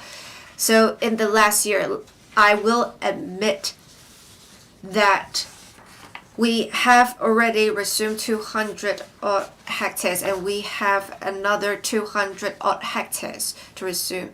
We have in total 800 odd hectares to resume, and we have adjusted the schedule to accommodate the needs of residents and operators. There is indeed a bit of a pushback, but then it does not affect the progress of development of the Northern Metropolis because we have enhanced the speed of resumption or the development of other private land and government land to make sure 40% of the 3,000 hectares will be formed as soon as possible and as scheduled.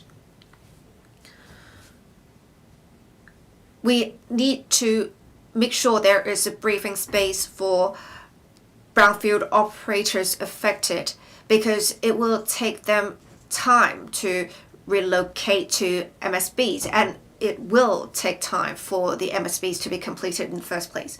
Thank you. Mr. Lau Kok Fen. Thank you, President. It took time for the planning and implementation of the Northern Metropolis development. I have held meetings with the residents affected. I do see the Development Bureau doing much in rehousing, but I do not see comprehensive planning and coordination among departments. So today's question is about MSBs. Recently, the government has delayed the end of the tender period of the Yunlong site to December of this year.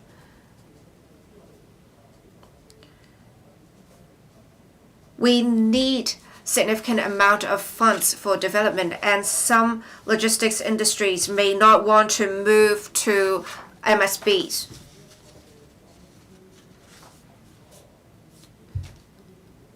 So if it is not as expected by the government, will you consider releasing the MSB sites for logistics use so that the industry would have more suitable land for their use? Thank you. Secretary. Thank you. The member said that the departments should keep an open mind to seek land for the use of industries. In fact, departments have already been doing that from mid-2019 to mid this year. The planning department has helped 40-odd operators. In their planning applications, they have removed some restrictions. For the resumed land in the area that has yet to undergo development, such land has been released to brownfield operators in the interim period for their operations. These would help the brownfield operators. As for the MSBs, whether with reference to the circumstances, for example, the market situation and whatnot, we would not receive a positive response. With the Yunlong site in particular, it does not really matter what the price of or the quotation is, because it only takes up 30% of the rating of our scoring.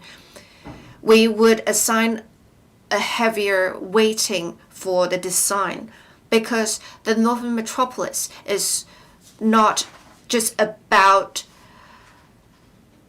an MSB in general. We need to make sure it is, as said, more multi-story buildings for modern industries. It is important to make sure we can accommodate modern industrial operations. So we have 2 sites that are already up for tender, and we hope to have this other site available for tendering in September. We will expedite the creation of land, and if necessary, we will adjust the tendering conditions. Dr. Lo Wai-kwok. Thank you. We need to resume land for the development of the Northern Metropolis. Many brownfield operators are faced with a dilemma. They want to carry on their businesses, but once their land is resumed, they cannot do so. Whether it's MSBs or other sites earmarked in the new development areas for their accommodation of large-scale construction machinery, these are very far from present. At present, they just simply cannot carry on with their businesses. Now, my questions relate to the MSBs, the commercial viability. What are the government's assessments of such? For these MSBs, if they have a large floor space, the construction cost can get quite high. Developers are asked to transfer 30% of the floor area to the government for leasing to brownfield operators affected. Do the government's calculations work out to be commercially viable for developers? I think this is an issue of concern for the developers and the industries. Thank you. Secretary. With the Yunlong site put up for tender already and the Hongshui site to be put up for tender in September, we have conducted an opinion survey with the relevant industries and developers. With the MSBs, there are specific needs because they need to accommodate some advanced businesses. And as the member said, some floor area would have to be transferred back to the government.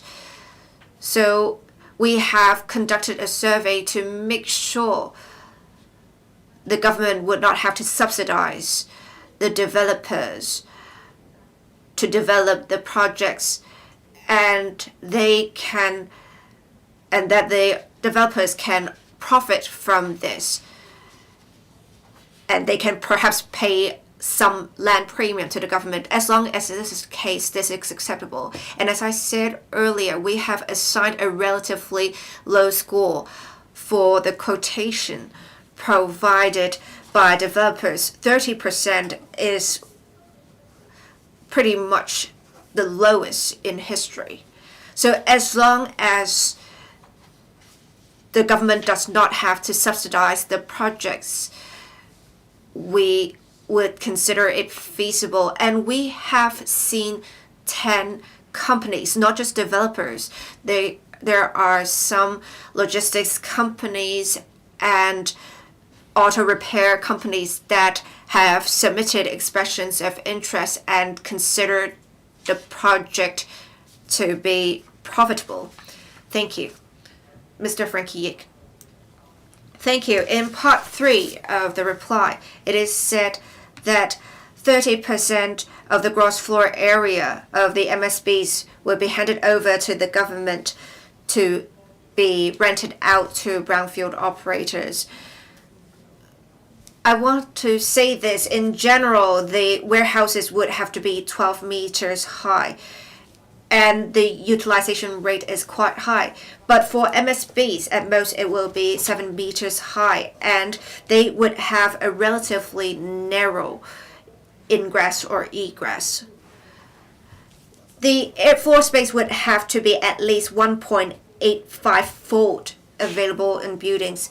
If we're talking about $12 per square foot, we need to have at least $34 per square foot in rent in order to make up for the cost. This is not affordable to the industries. So would you consider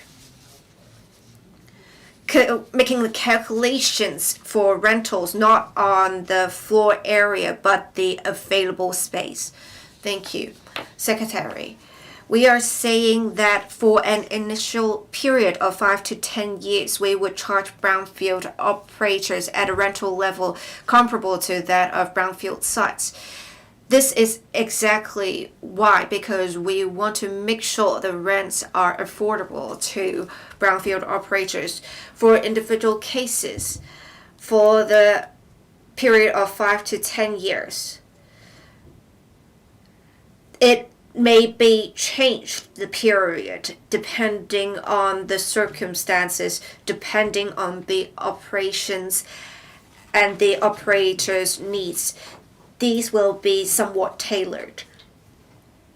In the end, we want to make sure that such rents are affordable to brownfield operators, and it will not deviate too much from the existing rental levels. Government bills. This Council resumes the second reading debate on the Social Workers Registration Amendments Bill 2024. Mr. Gary Chen, Chairman of the Bills Committee on the bill, will first address the Council on the committee's report. Mr. Gary Chen. Thank you, President. As the Chairman of the Bills Committee on Social Workers Registration Amendments Bill 2024, I now report the salient points of the Bills Committee's deliberation. The purpose of the bill is to improve the governance of the Social Workers Registration Board, so that in performing its statutory functions, the board can more effectively safeguard the interests of the clients and the community as a whole, and maintain the credibility of the social work profession and promote its long-term development. Members have noted that certain incidents demonstrate the failure of the board to act in the public interest in performing its functions, arousing concerns from various sectors. Before the first meeting was held, the Bills Committee received over 60 submissions in support of the bill from members of the public, social welfare organizations, members of the social welfare sector, and groups from other sectors on their own initiatives. Members acknowledged the need to expeditiously improve the governance of the board. Subsequently, 3 meetings have been held in a week's time to complete the scrutiny work of the bill. Members agree that the bill will bring in a broader and more balanced participation in the board, ensure that it acts in the public interest, and promote the long-term development of the social work profession. On the basis of the administration's legislative proposal, members put forward 3 major suggestions to further enhance the board's governance and safeguard national security more effectively. First, members have in general expressed concern that the bill has not changed the current practice where the members of the board elect from among the number a chairperson and a deputy chairperson. Members pointed out that the chairperson of the board shoulders the duties of supervising the work of the board and presiding at its meetings, and the deputy chairperson shall act as chairperson if the chairperson is absent from Hong Kong or is for any other reason unable to act as a chairperson. To ensure that the board performs its statutory functions in a fair and impartial manner, its chairperson and deputy chairperson should be appointed by the chief executive. Second, in relation to the requirement that board members must take an oath to uphold basic law and bear allegiance to the Hong Kong SAR, the proposal only required the written oath to be made and signed before a commissioner for oaths, justice of the peace, or a solicitor with a practicing certificate. Members are of the view that a written oath will make it difficult for the Secretary for Labour and Welfare to ascertain whether the oath taker has intentionally desecrated the oath-taking ceremony or intentionally altered or distorted the wording of the oath, and whether the oath taker genuinely and truthfully intends to uphold the basic law and bear allegiance to the Hong Kong SAR. Members have suggested that for a person who is to take up or is currently holding the office of a member of the board, the oath must be made before the Secretary. Third, a mechanism is proposed under the bill to ensure that the names of registered social workers convicted of certain offences will be removed from the register promptly. The existing provisions of the bill state that a person convicted of an offence endangering national security can be registered as a registered social worker on an exceptional basis if all members of the board so resolve. By the same token, a person convicted of a national security offence may keep the registration if all members of the board so resolve. Members have taken the strong view that registered social workers have the trust of the clients and have a significant impact on them. Therefore, it is of great importance to the clients that social workers have the right values to safeguard national security. In the cases above, it will be difficult to protect the interests of the clients and the community as a whole. Members have unanimously agreed that stricter rules should be made for persons convicted of offences endangering national security to make sure that they can never be registered as registered social workers. Having considered the 3 suggestions made by the Bills Committee, the administration will move amendments to the bill accordingly. Besides, members support the additional function proposed for the board in relation to continuing professional development of registered social workers. Failure to meet the requirements within a period specified by the board may result in rejection of renewal application. members have acknowledged the need to require registered social workers to practice continuing professional development so as to ensure that the social work profession can meet the changing service needs of the community. However, members are concerned that the legislative proposal does not prescribe an implementation timetable for the requirements. According to the administration, the content, approach, and timetable of the future continuing professional development requirements of registered social workers will be devised by the board, the majority of its members being registered social workers. It is believed that the reconstituted board will certainly strike a balance among factors such as the sector's manpower, workload, and professional development need in taking forward the work on this front in a pragmatic and orderly manner with a view to promoting the long-term development of the social work profession. Members are of the view that the Code of Practice for registered social workers approved and issued by the board should include elements of safeguarding national security, and that more explanatory work should be conducted for the benefits of stakeholders. The administration has advised that if the bill is passed, the board will be required to include elements relating to safeguarding national security in the Code of Practice. The administration will also step up its efforts to explain how the amended ordinance will benefit the long-term development of the social work profession. President, the bill has the full support of the Bills Committee. There is no objection against the amendments to be moved by the administration. President, the above is my report on the Bills Committee's work. In the following, I will state my personal opinions on the bill. I support the amendments to the ordinance. As the chairman of the Bills Committee, I am grateful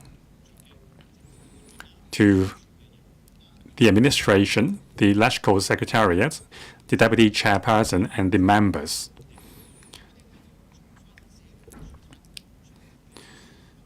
Now, since the incidents about the failure of the board were discovered, the government proposed a reform plan, and then the Bills Committee completed scrutiny of the bill. In the entire process, the community, the executive branch of the government, and the legislative branch of the government have come to a consensus. We respected each other's opinions. The consensus is that we need to amend the law to rectify certain situations in the social work profession to put the board on the right path. I think the amendments are necessary. They will bring about long-term benefits for the profession. By the end of 2023, after a vote held by the board, the requirements for continuing professional development were waived. It halted the developments of the social work profession. As social workers,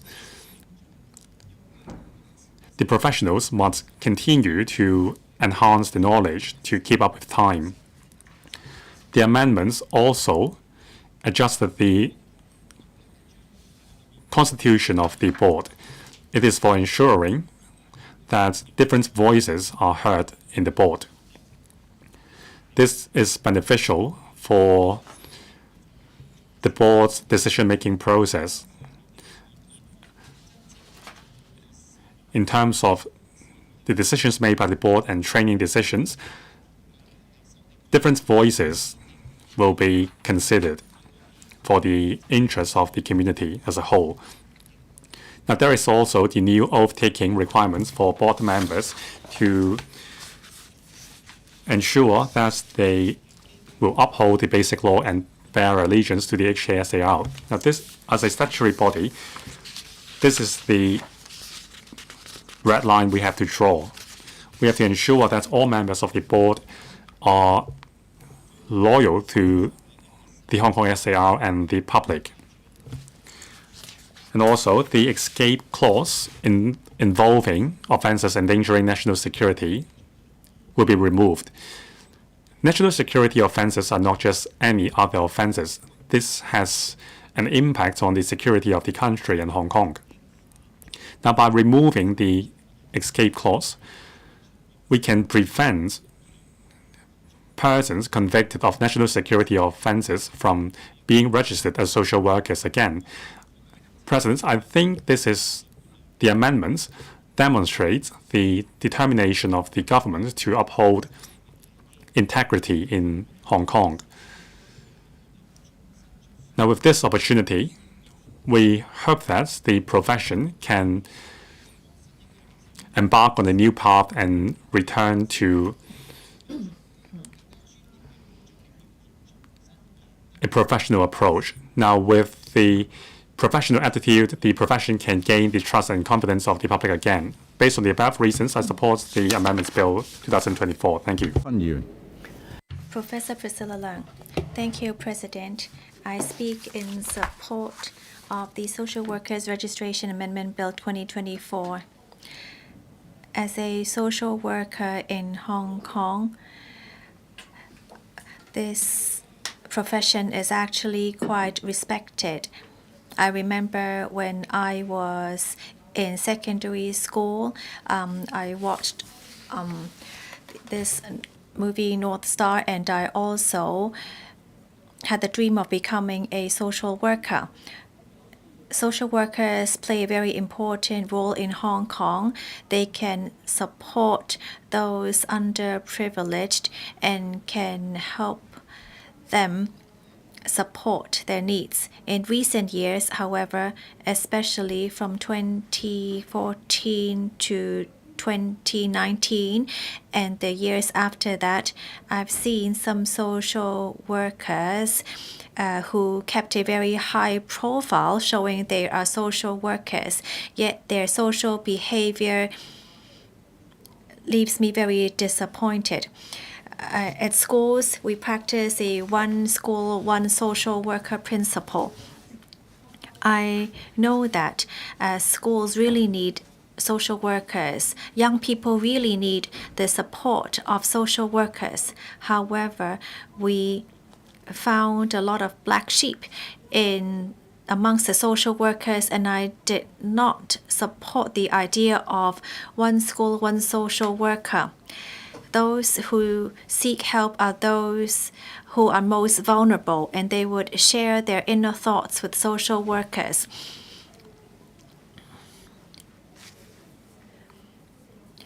Some of the social workers were very radical at that time, and many showed hatred to our country, which made me very worried. I am in support of the amendment bill because we've added in new sections. For example, in 4B, it said that the members or social workers would need to take an oath. This is responsibility. So it's much like legislative counselors. You cannot reject or refuse to take oath. As a member of the registration board, you must uphold the basic law and bear allegiance to the SAR government. So that's a very basic requirement. In the past, nobody felt that it was an issue, and so nobody thought about it. But then, now, all statutory organizations must practice this oath, especially for chairman and deputy chairmen.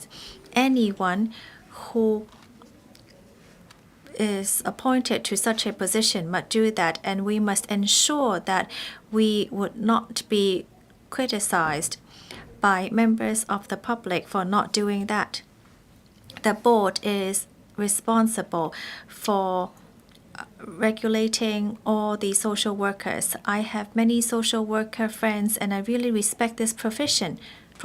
We really need social workers. With the amendment of the bill,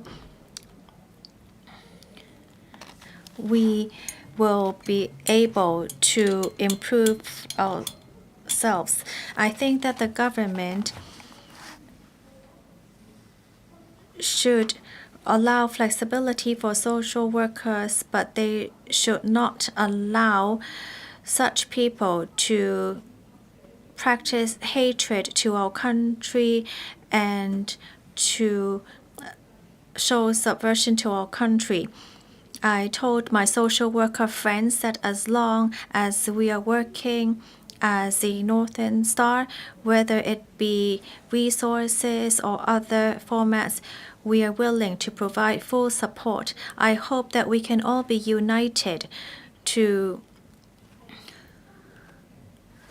realize the aim of achieving this Northern Star. I know that our social workers in Hong Kong really love our country, love our homeland. I'm sure that they're all willing to do that. I so submit and support the bill. Mr. Stanley Lee. Thank you, President. I speak in support of the Social Workers Registration Amendment Bill 2024. In recent years, this has set off a very heated debate in the community, and I see online that there are so-called overseas Hong Kong social workers who are opposing to our amendment. I have different views for these people. Well, after careful consideration, I have some personal views on this amendment bill. Some people are worried that there would be less professional autonomy after the amendment. These are all one-sided and very misleading. The expansion of the membership of the board does not mean that it would actually undermine autonomy. We want democracy, and at the same time, we hope to see professionalism. Otherwise, it wouldn't really demonstrate the long-term benefits of social workers. Some people were worried that through voting, you would only vote for a chairman that is respected in society yet does not understand this profession. The government, however, will look at the profession of the person before and his or her experience before appointing this person to chair, and this can ensure the quality of the board so as to better provide for the long-term development of social workers. And some people do not have a strong understanding of the profession of social workers. Social workers can help support the vulnerable, the underprivileged, and can help us strike a balance with setting stability and prosperity. We are looking for harmony and stability for all people. I'm sure that the amendment from the amendments proposed by the government is to ensure that our society will continue to prosper, and this has nothing to do with politics. We should not take a political view on the amendments. We must actually be reasonable in supporting the government's amendments. So once the board is reconstituted and with allegiance to the basic law, it can actually ensure that social workers will be able to comply with Article 23 of the basic law.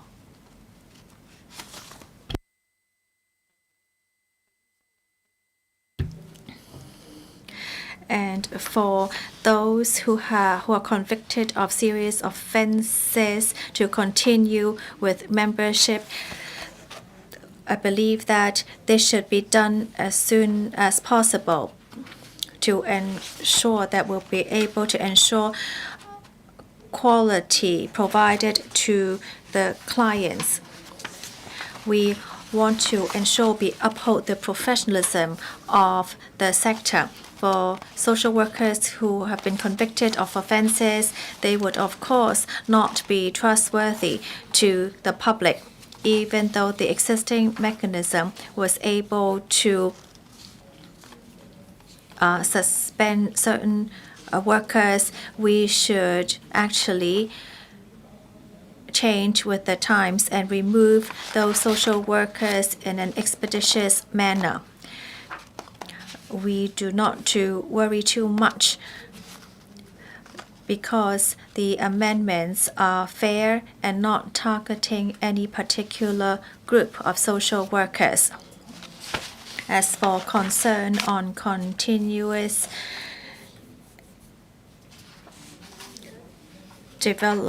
professional development, that is actually a prerequisite. CPD requirements are to ensure that the social workers are equipped with the most updated skills and knowledge, and that could help in upholding their professionalism. We would consider social workers' views on that. However, we should be positive and proactive and think that by CPD requirements will be able to meet the changing service needs of the community. We must ensure that we put members of the public and the needs of the community first, and to enhance the professional manner of the social workers.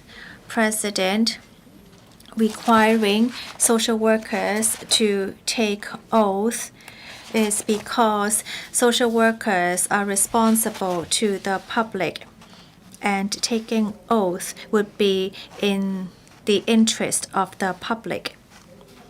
Social workers provide assistance and support to those needy, and taking oath would just help them understand better their basic responsibilities and their duties. The existing board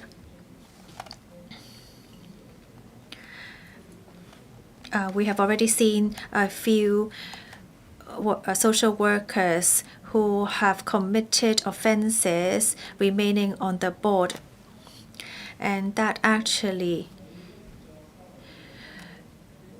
is detrimental to the integrity of the board. I have also proposed that there should be face-to-face oath-taking by a board member, as that would, of course, further enhance their responsibility. This is a very solemn oath. Lastly, in the view that there is actually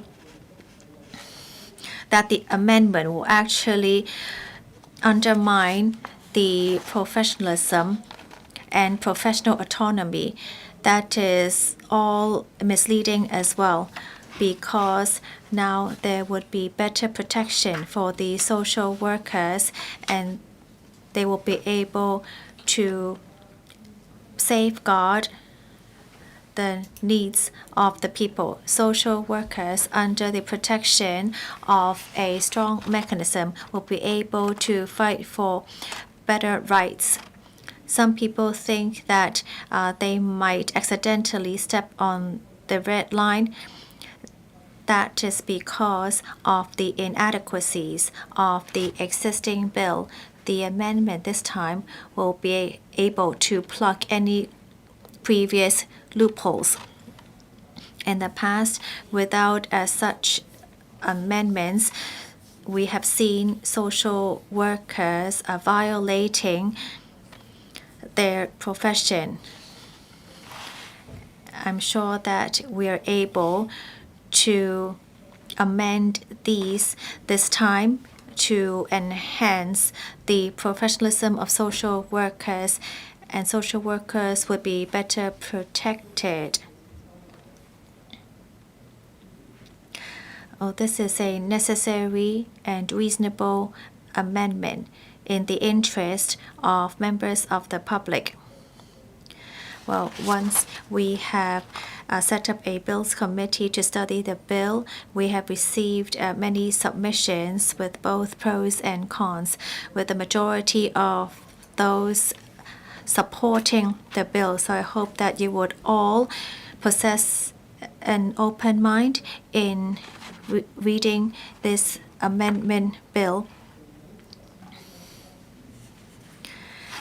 We hope that we'll be able to work together to enhance the development of social workers. I am a student in this profession. I myself respect very much this bill.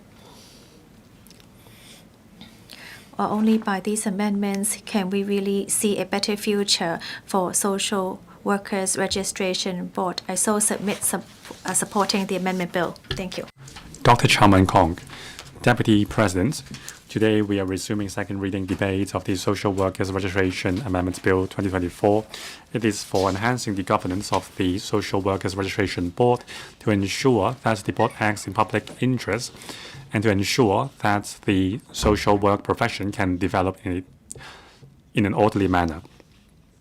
Now, the board is established under the Social Workers Registration Ordinance. It is a body with a public function. Now, there has long been controversy over the integrity of the board. We can't sit idling, so I support the bill. There are 3 suggestions concerning reconstituting the board, the oath-taking requirements, and also the offense on endangering national security. I will speak on these 3 points. Now, we need to uphold the professionalism of the social work profession and ensure that the trade is working in alignment with the interests of the community. We have to prevent soft and hard resistance, which endangers national security. Now, under the existing board, only 6 members are appointed by the CE. 8 members are elected among themselves. There has been a lot of unfair instances, so we need to reform the board. Now, the explicit function of the board is to issue license and monitor the quality of the social work profession. It doesn't have the function to regulate the profession or decide on subsidies allocation. However, most social workers are working with subvented organizations. Every year, the government is allocating more than $20 billion in subvention for these organizations. From offering services to clients and paying the salary of social workers they hired, they rely on government subvention, and that is public money. The board can't make decisions based on its own preference. So it is natural for the government to appoint more public officers to be board members. Now, among the 27 members under the revamped constitution, 17 will be appointed by the government, and among them 5 will be registered social workers and 8 will be elected among themselves, and there is also 1 public officer who is in a RSW. Now, after the revamp, the board will still comprise mainly of RSWs. Now, by including more voices in the board, it is in alignment with the international practice, and it can serve its monitoring role better. Now, concerning the immediate registration removal mechanism, there are criticisms that it is for disentitling rehabilitating person from joining the trade. It is not true. If the social workers are not doing the right things themselves, how can you expect them to help the community? Now, the bill provides for the board to remove the names of persons convicted of certain offenses from the register. The offenses are offenses endangering national security and also ill treatment of a child, rape, indecent assault, murder, manslaughter, and so on. So this is just the same as other industries like the teaching profession and the healthcare profession. Persons convicted of these offences would be fired immediately. This is important for upholding the repute of the reputation of the social work profession. And also, board members must sign a written oath in accordance with the specified formats to pledge allegiance to the Hong Kong SAR and upholding the basic law.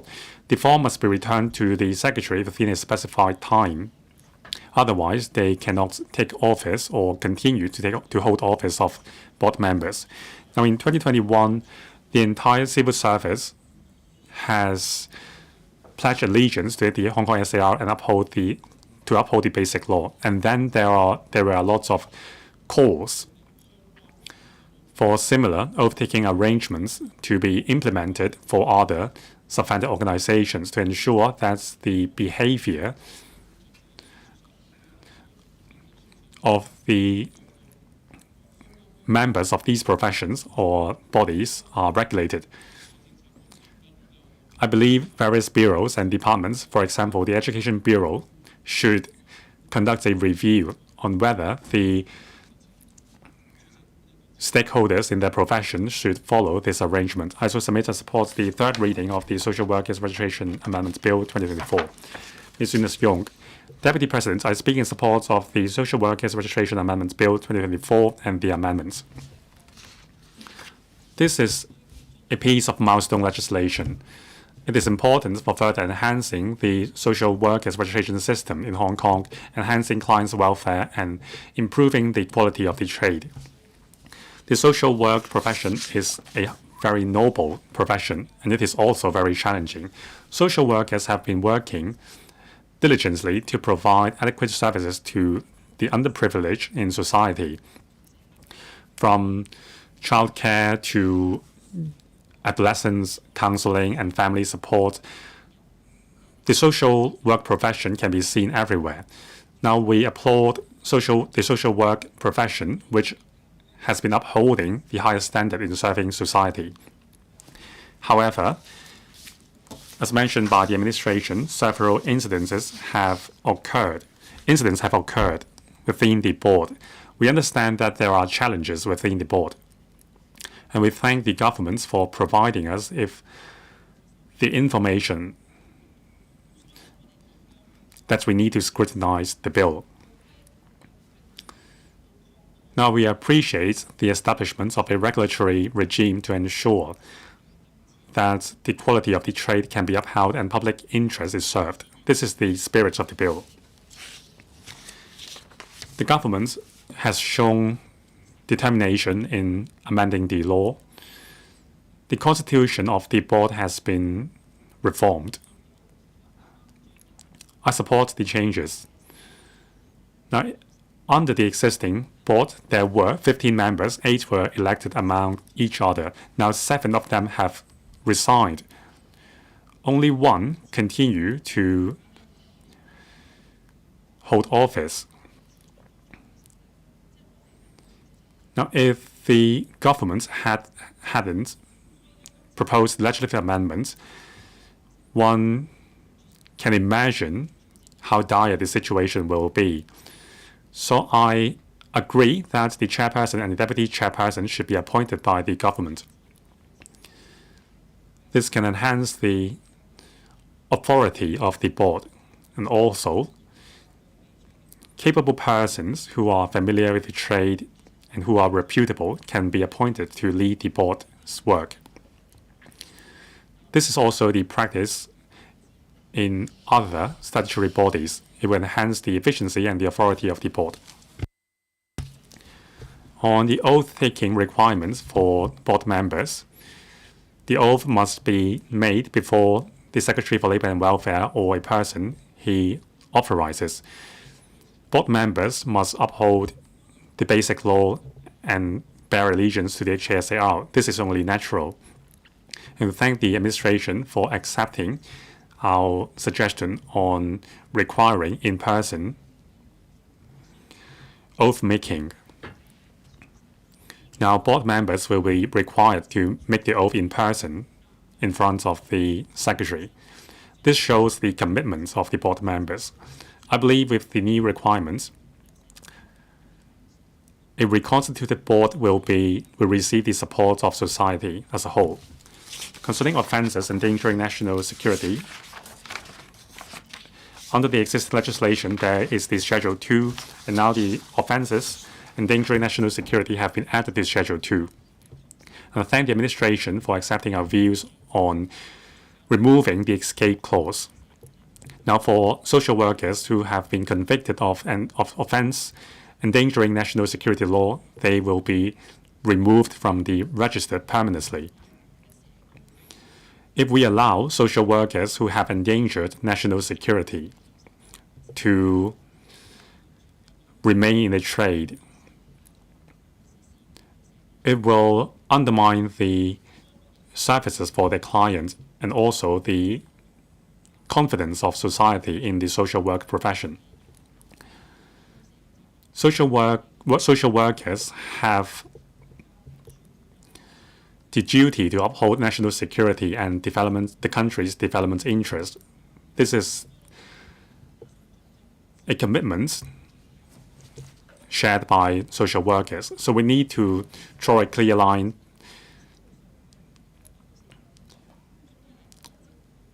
from national security offences, and we need to uphold the reputation of the social work profession. Now, the administration has taken heed of various views while balancing the progress of the trade and the establishment of an effective regulatory system. This is beneficial for the long-term development of the trade. On continuing professional development, I support the amendments because it is vital in ensuring the continuous healthy development of the trade. After the passage of the bill, I hope that the social work profession can continue to enhance its service quality and respond to society's needs.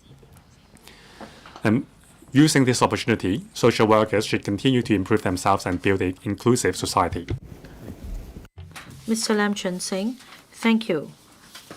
Deputy President, social workers are responsible for helping those in need in the community. The Social Worker Registration Board carries out the statutory functions to ensure the quality of work of the registered social workers so as to safeguard the interests of the public and the community as a whole. And yet in recent years, we have been very disappointed in the governance of the board. Earlier, the government published the notice in the social work relating to the Social Worker Registration Ordinance, incorporating offences endangering national security in the ordinance. And yet 2 years on, the board has not followed up on the arrangements. In the long run, it undermines the credibility of the social work profession. The bill proposes to remove immediately the name of a registered social worker convicted of offences endangering national security from the register. And yet, the decision whether to remove the name of an RSW who has been convicted of an offence endangering national security will be made on the basis of the board, and that there is no mechanism to kickstart prompt removal of the name. According to a former social worker and a board member, now if the RSW commits a serious offense, it's likely that this person will be imprisoned, and as a result, if this RSW will not be able to do anything that will undermine the interests of society. So there is no need to kickstart this mechanism. And of course, we believe that every former offender should be given a chance to rehabilitate themselves. An expeditious mechanism should be established to deal with these cases. There is also a proposal for the board to take up the function of requiring CPD of RSWs. I am all for this proposal. For different professions, there are statutory CPD requirements. These professionals may be required to complete certain hours of continuing professional development within a certain period of time. So this is not something new. In many countries such as US, Canada, Australia, etc., there are mandatory requirements of CPD on the social work profession as well. In Hong Kong, we have been discussing CPD requirements for the social work profession for many years.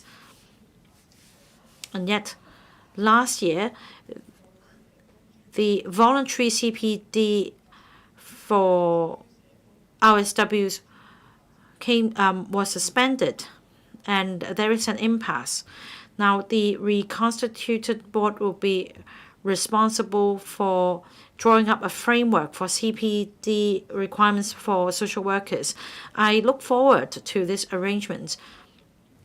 Apart from providing training of social work to the candidates, they should also provide training on the core values, so on and so forth, so that,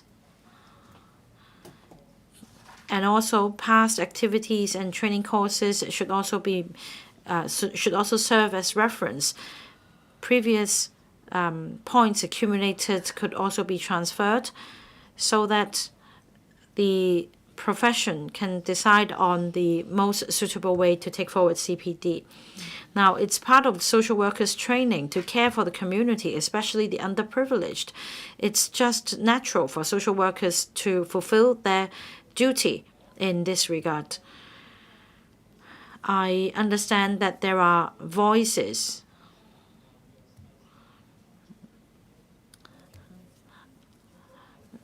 saying that upon passage of the amendment bill, social workers will not be able to fight the corners for the underprivileged. I don't see why there should be any conflict between helping the underprivileged and the amendment bill. In fact, I worked with many social workers, social workers also help the underprivileged, the scavengers, etc. Now, the purpose of the amendment bill is to enhance governance of the board and to rationalize the dealing of cases involving RSWs convicted of serious offenses. Social workers are concerned about social injustice and helping the underprivileged. But even so, they need to fight the corner of the underprivileged without breaching the law.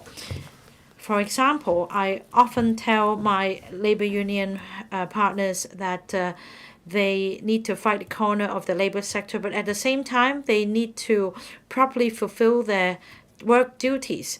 And only by doing so would they have the recognition of fellow workers, employees, and the community as a whole. I believe that upon passage of the bill, social workers will be able to carry out the duties given to them. They can be the bridge between the underprivileged and other sectors of the community to promote the long-term development of the social work profession. I support the bill. I so submit. Mr. Martin Liao. Now, it is the duty of social workers to help those in need in the community. It is only natural for them to do so. And yet, there have been queries about the handling of cases by the board. For example, some social workers have been convicted of very serious offenses such as trafficking of drugs, taking drugs, etc., and yet the board still allows a registration to be renewed. Now, we are concerned about the quality of social work. There is a need to revamp the system so as to safeguard the interests of stakeholders in the community so that we can put the social work profession back on the right track. Now, let's take a look at the record. after the 5th of October 2023, the minutes of the board's meeting have not been updated. That means there is no public scrutiny of the work of the Social Worker Registration Board. And also, the parts of the minutes relating to the personal particulars were redacted such that the public could not get more details about the discussion.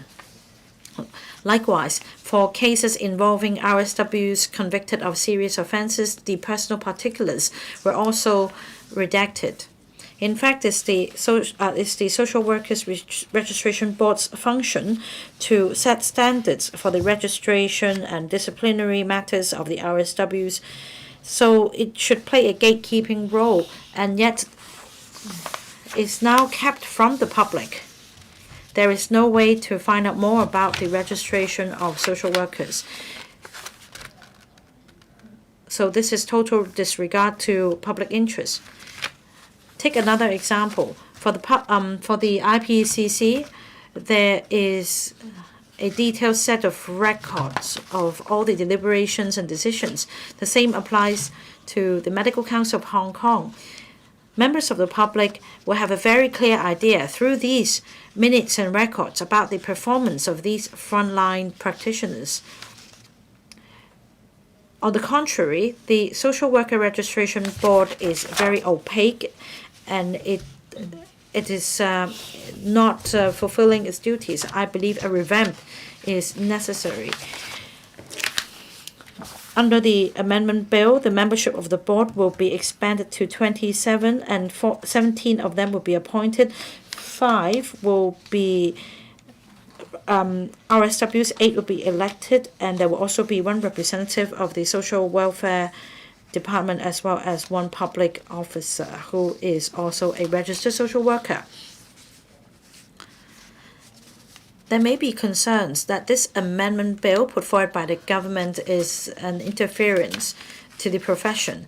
This argument doesn't hold water. 14 out of the 24 appointed members of the board are registered social workers, so they would represent the profession. At the same time, members from diverse backgrounds and professions will be joining the board so as to bring a more balanced and diverse voice into the board so as to safeguard public interest.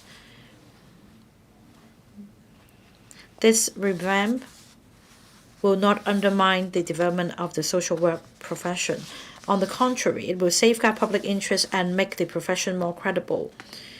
The former Secretary for Labor and Welfare immediately published the Social Workers Registration Notice 2022 upon passage of the Hong Kong National Security Law to incorporate offences endangering national security in the schedule of the ordinance. And yet the board, 2 years on, has not taken any action. On the contrary, it still allowed a person convicted of an offence endangering national security to be registered as a social worker. I think this is wrong. Allowing any person who is convicted of an offence endangering national security will not only give rise to a national security risk, but also tarnish the image of the profession. In fact, recently, despite bickering within the board, there was a majority vote in support of an RSW convicted of an offence endangering national security to become a member of the reserve or reserve member of the disciplinary committee panel or DCP. I support the amendment bill. I believe the board should be empowered to immediately remove the name of an RSW convicted of such serious offences, so as not to allow the black sheep of the family to tarnish the image of the social work profession. With the social advancements, the social workers should also continue to equip themselves with updated knowledge. Now, according to the Code of Practice for Registered Social Workers should be careful in making judgments on matters concerning new developments, and that there should be training, professional development, consultation, so on and so forth, to make sure that the interests of the profession will not be undermined. In the end of last year, the profession called a halt to the voluntary CPD registration scheme for registered social workers. So it's nothing but backpedaling. The amendment bill will empower the board to carry out another statutory function, and that is the board may reject an application for renewal of registration if an RSW fails to complete the CPD requirements. I believe the CPD requirements will help equip social workers with the up-to-date knowledge and help enhance the credibility of the social work profession. Mr. Christen, Secretary for Labour and Welfare,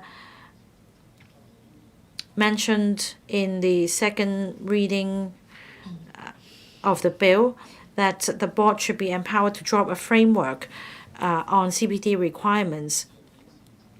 I support the amendment bill. There are 28,000 registered social workers in Hong Kong at the moment. They help those in need in the community. The board is the gatekeeper of the social work profession, and it is their duty to ensure that the social work can be performed with quality. And during the consultation period, written submissions were received from the public and the profession as well. There is majority support of the amendment bill, and that shows that the shortcomings of the professions are no longer tolerable by the public at large. We should revamp the composition of the board to salvage public confidence. I support the Social Workers Registration Amendment Bill 2024 and the amendments. Mr. Tang Ka-piu. Thank you, Deputy President. The bill will actually help us to regain integrity of the social workers profession. I actually should be the first registered social worker to speak on this. Later on, Su Wei will be the second one.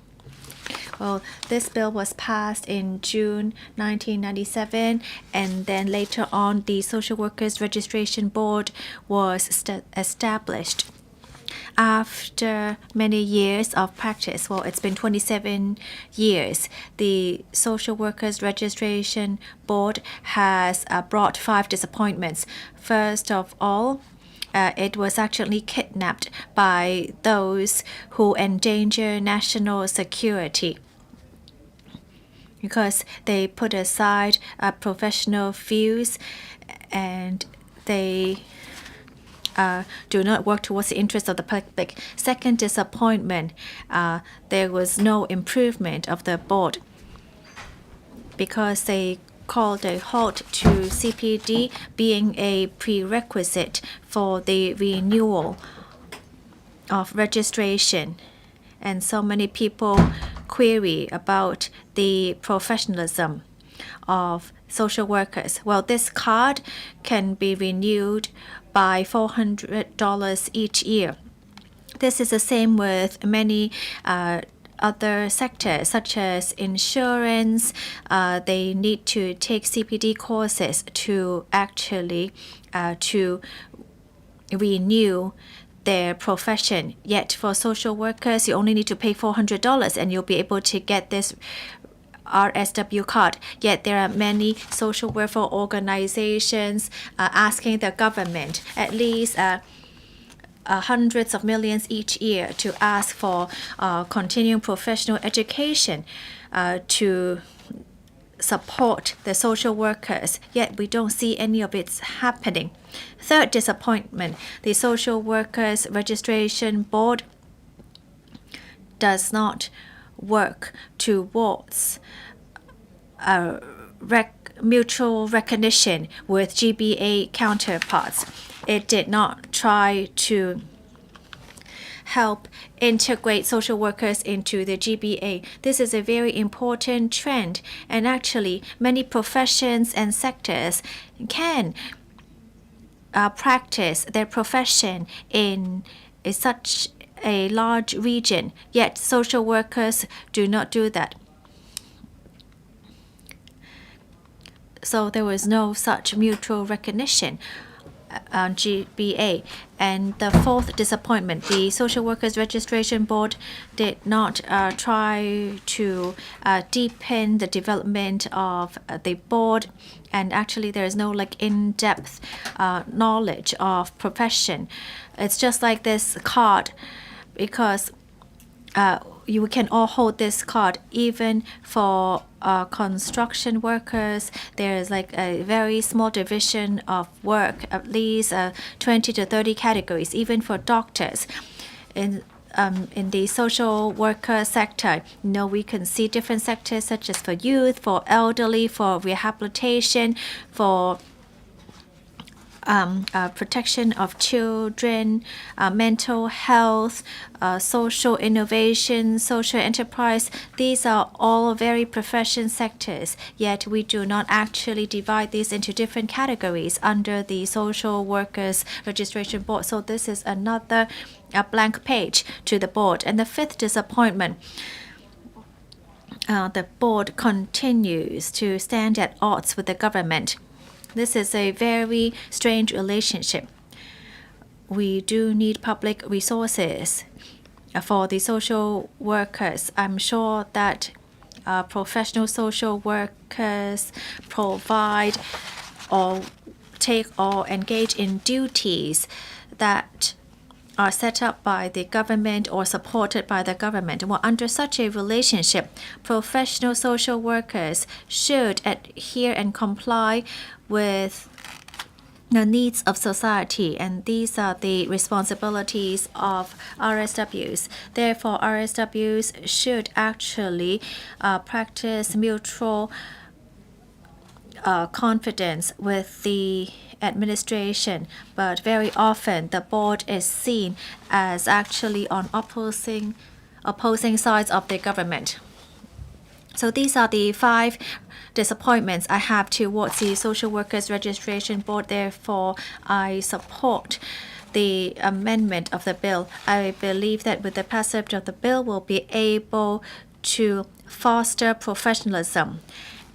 The amendments can actually help us reconstitute the membership of the board. At least half of them would still be social workers, and it can actually enhance the responsibilities. We'll be able to see that there would be a lot of non-social workers being on the board, because the number of appointed members will be increased to 17.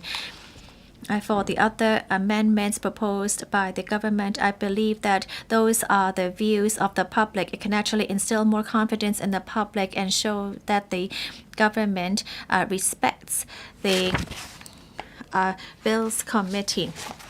And these include appointing the chair and the deputy chair, and also to require board members to take an oath, and that those who have convicted offenses will not have their registration renewed. So these shows that we are actually in strong relationship with the government. We need to work together with the government to develop the economy and to provide more for the public. In 2008, I actually was a district councillor for the outlying islands, and I have to meet with grassroots families every day. Well, in order to improve myself. I enrolled in a master's program in social workers, and this really helped me enhance my skills in being in my capacity as a counselor. Some people asked whether social workers would be affected by the passage of the bill. I can say that it can really help us to once again regain confidence in our social workers, and it will better protect the interests of the public. I hope that since we're moving from stability to prosperity, we'll be able to work with all professions. I also hope that now, with the passage of the bill, we'll be able to really provide Hong Kong with more professional social workers for long-term development. Thank you. Mr. Yang Wen-kit. Dr. Teck Chi-yun, is there a question? Well, I didn't want to cut into Mr. Tang Ka-piu's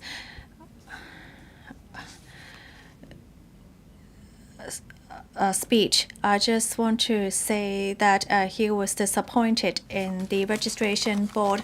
I just want to say that within the existing mechanism, there was no such irresponsibility. I want to know what are the grounds for the disappointment in the registration board, because it was not under the terms of reference of the registration board. Dr. Teck Chi-yun, you'll be able to speak in a moment. So you request for clarification from Mr. Tang Ka-piu. Mr. Tang, would you like to clarify? The registration board has a statutory responsibility to give proposals to the government, but there has not been such work in the past 20 years. I'd like to remind members that we're actually not carrying out a debate at the moment. You could clarify your point, but then if you have views, Dr. Teck, you'll be able to respond to Mr. Tang's views when it's your opportunity to speak. Mr. Yang Wen-kit, thank you, Deputy President. The Social Workers Registration Board has a very strong responsibility, but in recent years, we could see that they allowed those with convicted with serious offences to have their registration renewed, and there is still not yet a mechanism to try to expeditiously remove these people from the board. So that is actually not in the interest of the public and affects the professionalism and integrity of professional social workers. There is urgent need to take forward this bill, and I support the amendments for the expeditious removal of RSWs who have convicted serious offences. Social workers support the underprivileged and the vulnerable. Therefore, the society has high expectations of social workers. Social workers, of course, should abide by the law when they are actually when what they're doing is opposing in ethics, then they must actually demonstrate or act as a role model for the public. However, during social arrest, many of the social workers actually encourage those they are providing support to engage in social unrest as well. Social worker Chan Hong Sao, even though has been convicted of an offense, still has his registration renewed. Well, social workers should not actually be persuading other people to carry out serious crimes. In Taiwan, it is stipulated that professional social workers should abide by a certain code of practice and should not engage in offenses. How come in Hong Kong these people do not need to be removed from the board and yet continue have their registration renewed? And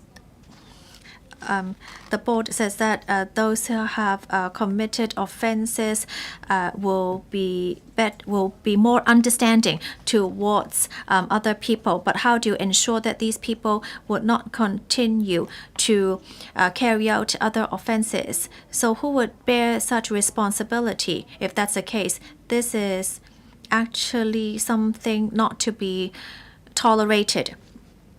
Here, let me try to use another profession as an example. Let's talk about teachers. Teachers also bear a strong responsibility to be responsible to the society because what they do has a huge impact on students.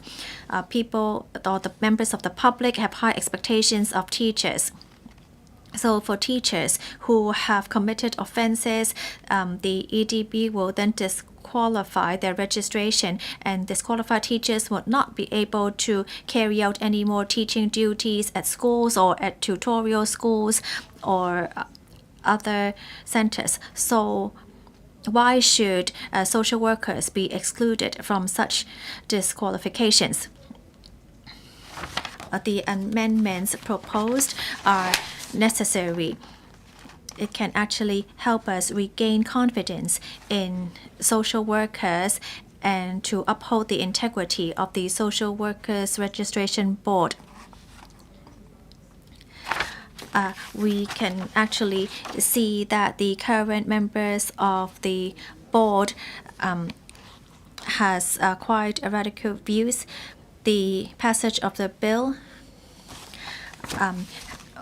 can really help us change the composition of the board to increase it from 15 to 27, and so 17 would be appointed and 8 elected. One would be the director of social welfare and another public officer. So that could bring in different voices to the board. 14 of these members would be social workers, and this shows that the government places top priority with the views from the profession. We see that ICAC and police and many other statutory organizations all have their chairs appointed by the chief executive. So by doing the same for the Social Workers Registration Board, then we'll be able to ensure that there will be a fair and just registration board.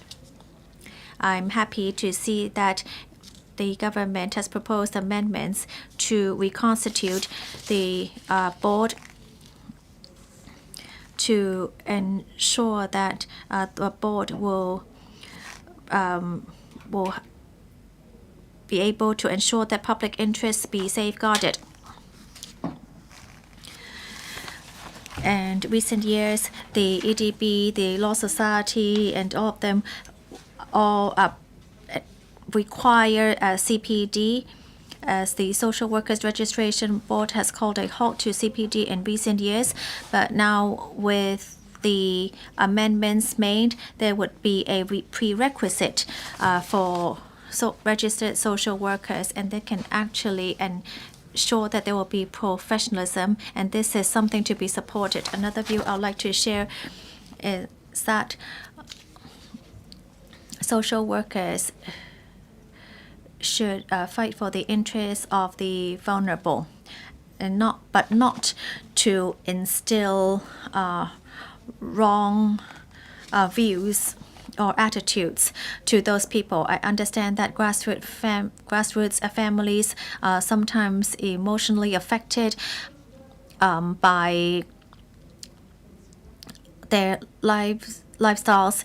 I agree that there should be professional training imposed on social workers to ensure that they would be better equipped with knowledge to provide professional advice to those in need. We don't want to see too much politics within the social workers board. with the amendments, the board will be more accepted by society. And of course, the prerequisite of taking oath before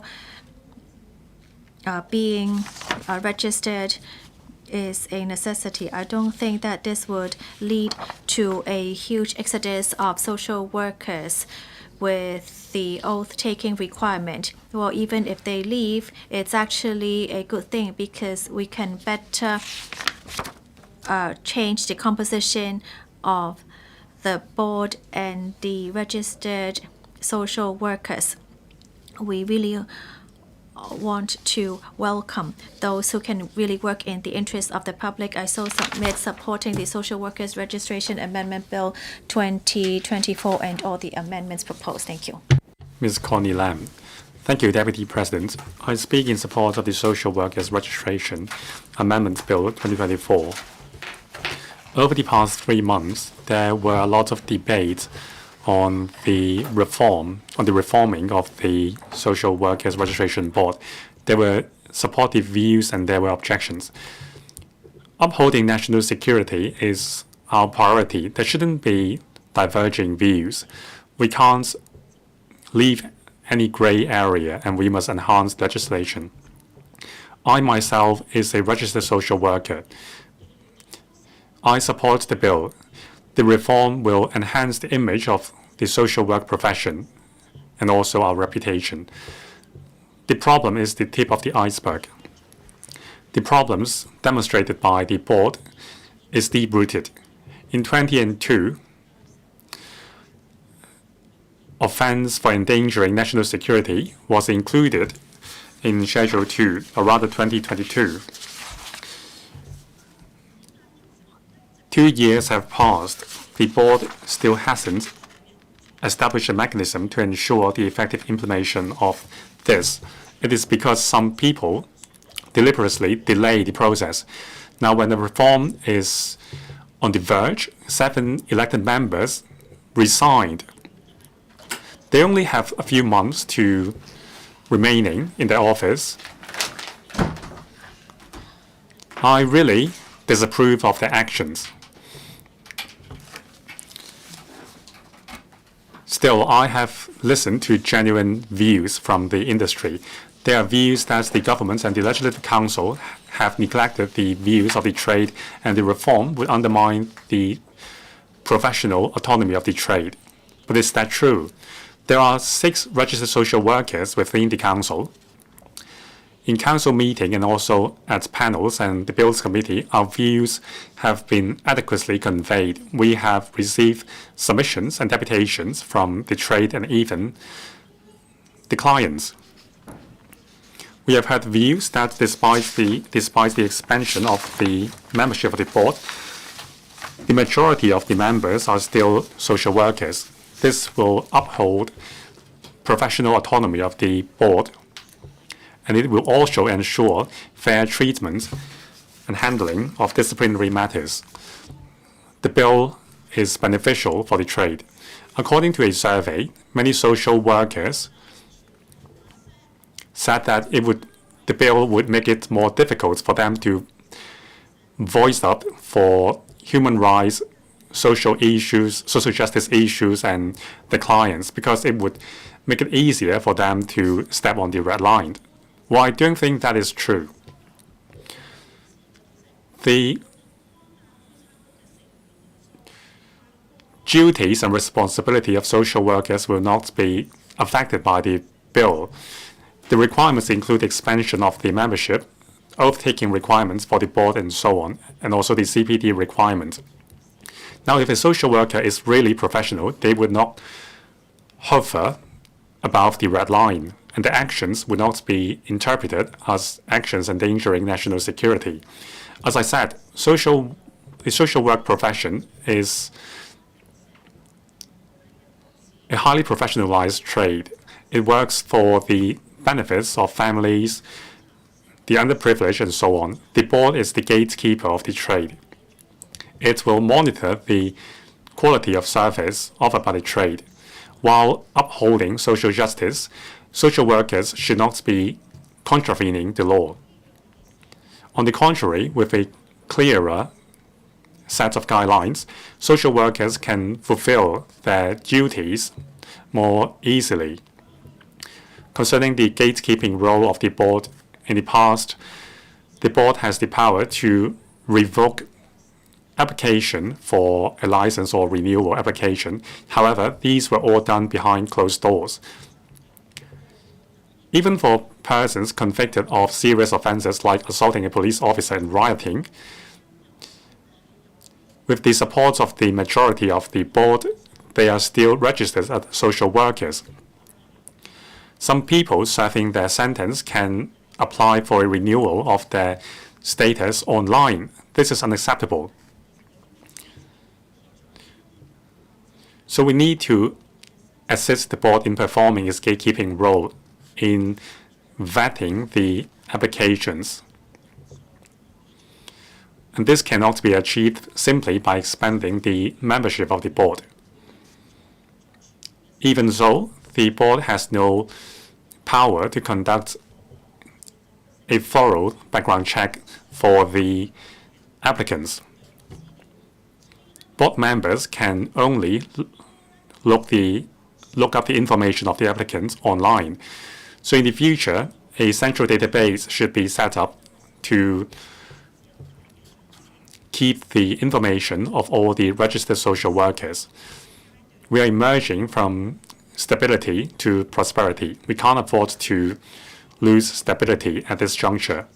If we allow malevolent elements into the board, it is a time bomb. We need to defuse the bomb. Under the principle of patriots administering Hong Kong, all board members must be patriots. They are the gatekeepers. Now, it is worth noting that many social workers think that they should only focus on serving the public, and they should turn a deaf ear to all other issues. However, the controversy arising from the past few months highlights the importance of raising the awareness on national security of the trade. Now, if training bodies offer more national study courses for the trade, we can understand better patriotism and serve our clients better and inculcate them with a positive value. We respect the uniqueness of every individual. We will uphold social justice and fairness. I so submit I support the Social Workers Registration Amendment Bill 2024. Reverend Peter Kuhn. Deputy President, the social workers are the guiding star of society. They are of crucial importance in guiding the development of society. We have been valuing the social work profession, and we have expectation on the integrity and moral bearings of the social workers. Now, the Social Workers Registration Board is the public body for upholding the quality of the trade. Its role is important, and it must perform its statutory functions diligently. However, in the past, many members of the board reviewed the governance issues within the board. So this is the right moment to reform the board. Through the reform, it is hoped that the professionalism, moral standards of the board members would be enhanced and public confidence would be restored. After the return of Hong Kong to the motherland, we embarked on a path of pan-politicization. During the 2019 anti-amendment bill saga, many social workers committed offenses endangering national security. It was disappointing, and it also undermined their professional image.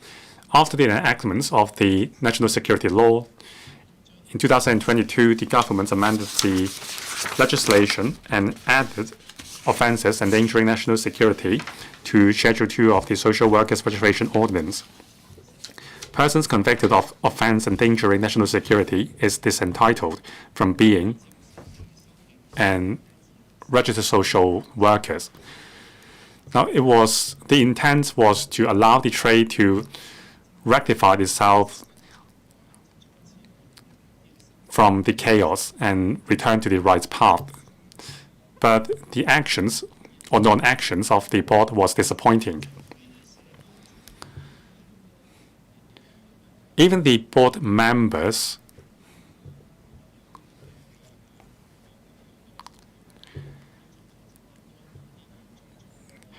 voiced their grievances that the majority of the board members approved persons convicted of serious offenses to continue to be social workers. There are also mismanagement. For example, members were not allowed to retrieve the minutes of past meetings, and the decisions made by the chairperson was biased. So I support the amendment bill. Some social workers think that by increasing the number of appointed membership, it would undermine professional autonomy. But we must understand that if there are lots of elected members, it would mean that there are deeply vested interests. University professors, managers of corporations, or prominent personalities from sectors may be appointed to the seats for various interests. Now, with more appointed seats from the government, it would ensure that the operation of the board is fair. Now, I must reiterate that the reform is very moderate. The government has not taken back the power to register new social workers. Now, when there is a problem, the government may be blamed by the public that it has allowed the wrong person to become social workers. So even with the bill, the government may have to take up responsibility on any potential issues. So I think the amendment bill is already very moderate. I thank the administration for accepting two of my recommendations. First, requiring that the chairperson and deputy chairperson of the board to be appointed by the chief executive. So this would eliminate the perspective that social workers are shielding other social workers. Second, those who are convicted of offenses endangering national security, under the existing mechanism, they can still be registered as social workers with a resolve made by all members of the board. Now, we need to remove this escape clause. Those convicted persons should be stripped of their registration permanently. So I thank the government for accepting my recommendations. Now, the gene of social workers is unique. They are very sensitive to any social injustice. In the past, social work training focused too much on societal issues. The government was blamed every step of the way. But that would give rise to an internal strife. Now we need to return to pragmatism and push down our disputes. We need to collaborate with other stakeholders and foster a positive sentiment and work together to address the issues. I look forward to seeing the reconstituted board to enhance its work, for example, establishing a comprehensive depository to keep record of all the applicants' information. And also, through continuing professional developments, the quality of the trade can be enhanced, and the horizon can be broadened to a wide scope of social issues. it will also enhance the moral and ethics of our social workers. So we need to respect the social work profession as they are the guiding star of society. And we need to ensure integrity of the trade. Social workers are not beyond the law. There need to be a balance between professionalism and integrity. Once again, I thank the administration. I speak in support of the Social Workers Registration Amendments Bill 2024. Thank you. Mr. Ronald Chan. Deputy President, in the last century, the Social Workers Registration Board was established, and I would call it the board, to oversee disciplinary and registration matters of social workers, to enhance the credibility of social workers and promote the development of the social work profession. And yet, in recent years, we have seen a lot of shortcomings and a spate of incidents. For example, there is a void when it comes to safeguarding national security, and there are a lot of queries. The amendment bill seeks to plug all the loopholes so as to better protect public interest. Now, last week, some elected members stepped down, resulting in only one elected member still remaining in position of all the 8 elected members. However, upon passage of the bill, the board will be reconstituted and public confidence will be salvaged. I'm not a member of the Bills Committee, but I have been paying attention to the discussion. Now, in terms of the constitution of the board, the administration proposes to expand the membership from 15 to 27, including registered social workers in different capacities, including one that also wears a hat as a public officer. I have sat on boards of statutory bodies. I understand the importance of divergent views and diversity of the backgrounds of members in order to have balanced representation. Now, 14 members being RSWs will continue to be in the profession, and that there will still be representation from the profession, in other words. I understand that there are different committees, there, for example, a reserve members list for DCP, along with some other committees responsible for different matters, such as administration, also committee on professional conduct, committee on qualification. In other words, in the future,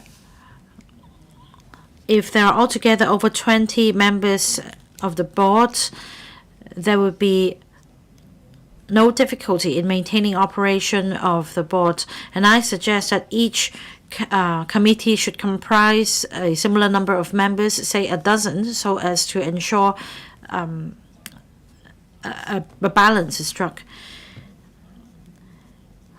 Now, under the current proposal, the chairperson and deputy chairperson will be elected by members among their own number.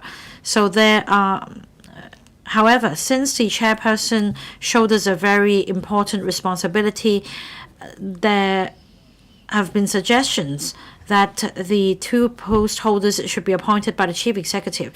The administration has accepted the members' suggestions, and it is only reasonable since many other statutory bodies also have chairpersons and deputies appointed by the chief executive.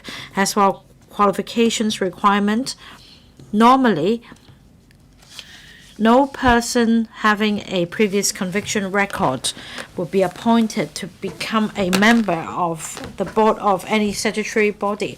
I don't think there should be any exception for the Social Workers Registration Board. The board will have regard to the overall interest of Hong Kong people, so I think we should support the reconstituted board. And it is equally important to enhance and maintain transparency of the board, since it may involve some issues of widespread concern. Earlier, the board called to a halt the voluntary CPD scheme for RSWs, the board did not disclose any details. In the future, it is hoped that the board will be put under public scrutiny to enhance credibility. Now, as the saying goes, lifelong learning is needed for everyone. The same goes for lawyers, teachers, and other professions. We all need to comply with the CPD requirements. However, under the majority vote, the board decided to call to a halt the voluntary CPD scheme for RSWs in the end of 2023. So the development of the profession has been suspended. At the moment, the board may refuse an application for renewal of registration unless the RSW has fulfilled the CPD requirements. And also support another proposal is for the board to decide on these matters. Now, the Bills Committee received 65 written submissions from the social welfare sector, the social work profession, and other deputations. There is unanimous support for the amendment bill. It shows that the revamped proposal has the support of the wider of the public. I hope that with the passage of the bill, the board will be able to effectively give play to its statutory functions so as to safeguard public interest and the profession. I support the bill as well as all the amendments. Mr. Tommy Cheung. Thank you, Deputy President.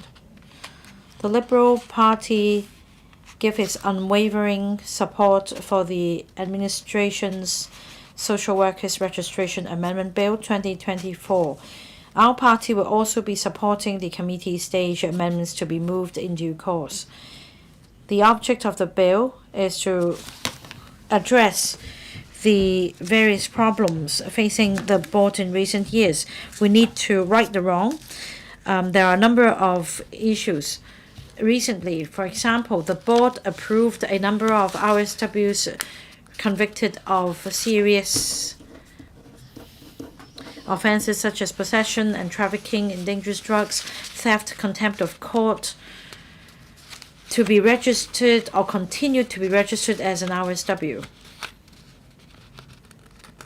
More outrageously, the board approved an RSW convicted of a rioting offense to become a member of the board.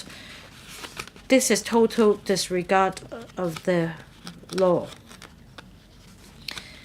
If this happens to another self-regulating body, it will definitely cause widespread concern in the community. So the Social Workers Registration Board should not be made an exemption. At the moment, Section 17, subsection 4, gives the board discretion for a person convicted of an imprisonable offense that may bring disrepute to the social work profession. The board may still allow registration of this person as a social worker. There are also other types of offenses: child abuse, sex crimes, serious personal assault, kidnapping, as well as offenses endangering national security introduced in 2022 into the schedule. These are called serious offenses. Now, Section 17, subsection 5 provides an escape clause for those who have committed the so-called Schedule 2 offenses. That means, after considering all circumstances, all members of the board may still give a majority vote to allow the person to be an RSW. Considering the provision in Section 17(5), you will find that it is absolutely outrageous. Before Hong Kong's return to our country in 1997, the bill was passed by the Legislative Council. The object of the bill was to honor the work of the social workers and respect their work for the underprivileged. The purpose was to allow ex-offenders to become registered social workers after rehabilitation to help those in need in the community. Back then, the Legislative Council gave full recognition to ex-offenders in their rehabilitation efforts. And that is why we have this escape clause this clause in the bill to allow ex-offenders to turn anew and become social workers to help others. Back then, some members even asked for a more flexible approach. That is to set up a mechanism that is more stringent concerning these 5 types of offenses, and that only when there is unanimous support of the board should this person be allowed to be registered as an RSW. So that's the background of this provision.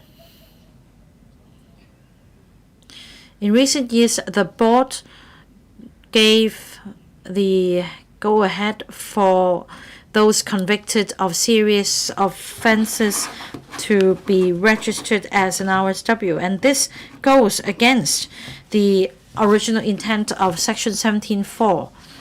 And in particular, since we now have offenses endangering national security incorporated in Schedule 2 as well, the board in this case allowed this person involved in ongoing proceedings relating to a rioting charge to be a registered social worker, and without the unanimous support of all members. Again, this is something we need to be put that needs to be put right. However, we must face squarely the reality that some social workers are anti-government and confrontational. The Liberal Party will support the amendments to be moved in due course. These amendments include the following. The chairperson and deputy chairpersons are to be appointed by the chief executive instead of being returned by election among the board members. I thank the Secretary for proposing this amendment. At the Bills Committee, I already told you that if the administration did not move this amendment, I would move it anyway. The second amendment involves a requirement for this person to take the board member oath before the Secretary for Labor and Welfare or a person authorized by the Secretary to administer the oath before this person is qualified to become an RSW. The third amendment is to remove the offense endangering national security from Schedule 2, and that the escape clause will be removed. At the Bills Committee, I pointed out on the basis of my experience in moving the private members' bill on the TMHK Council that even if there is an escape clause, any decision should be made by secret balloting so that members can exercise their right to vote without fear or favor. Now, the amendment bill does not address this issue, whether it should be open or secret ballot. After passage of the bill, I hope the Secretary will give it a thought. We support resuming the second reading of the bill. Mr. Chan Pui-Lang. Deputy President, social workers support the needy and the underprivileged. Their every move actually has a huge impact on those people. Therefore, members of the public have high expectations of social workers, and as such, I support the Social Workers Registration Amendment Bill so that it can better protect the interests of the public, uphold national security, and to protect the integrity of social workers. Recently, many of the matters of the board have been criticized by the public. For example, even though there were many objecting views, the board still allowed someone who has been convicted of an offense to stay on the disciplinary committee of the board. The government proposed amendments to enhance the integrity of the board, including expanding membership of the board to increase the number from 15 to 27, and with the number of appointed members increased from 6 to 17, and also to have the chairman and deputy chairman appointed by the CE. These people would also need to take an oath before the secretary or person authorized by the secretary to administer the oath. I believe that with the passage of the bill, it can ensure that the board in future be fair and to be just in extending its work. However, a small number of people query that the amendments will actually have an impact on professional autonomy, and they think that it is actually a move to target social workers. I believe that these are all groundless allegations. This is not a shield for social workers who are on the borderline of convicting offenses. In recent years, a series of social events have shown us that many people have been using professional organizations as a shield to support wrong behavior, and they just use the term professional autonomy to ignore regulations. If a professional organization cannot self-reflect and make improvements, then we do need to help them to ensure that they are back on the right path. The registration board is in charge of 27,000 registered social workers in Hong Kong, and they have huge responsibility to process applications for registration. Even with the expansion of membership of the board, the administration still respects the profession of social workers, because out of the 27 board members, there would be still be half being social workers.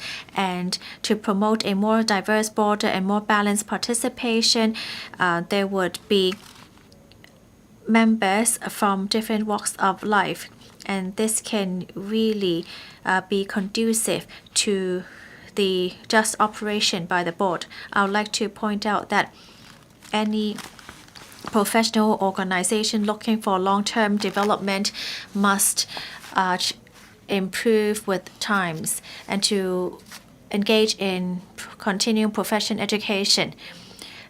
Let's use insurance as an example. Every year there is a requirement of 15 hours of CPD before the renewal or registration. Therefore, I'm in full support of this new condition imposed on social workers for registration renewal, and that will be beneficial to the professionalism of social workers. I so submit supporting the Social Workers Registration Amendment Bill 2024 and all its amendments.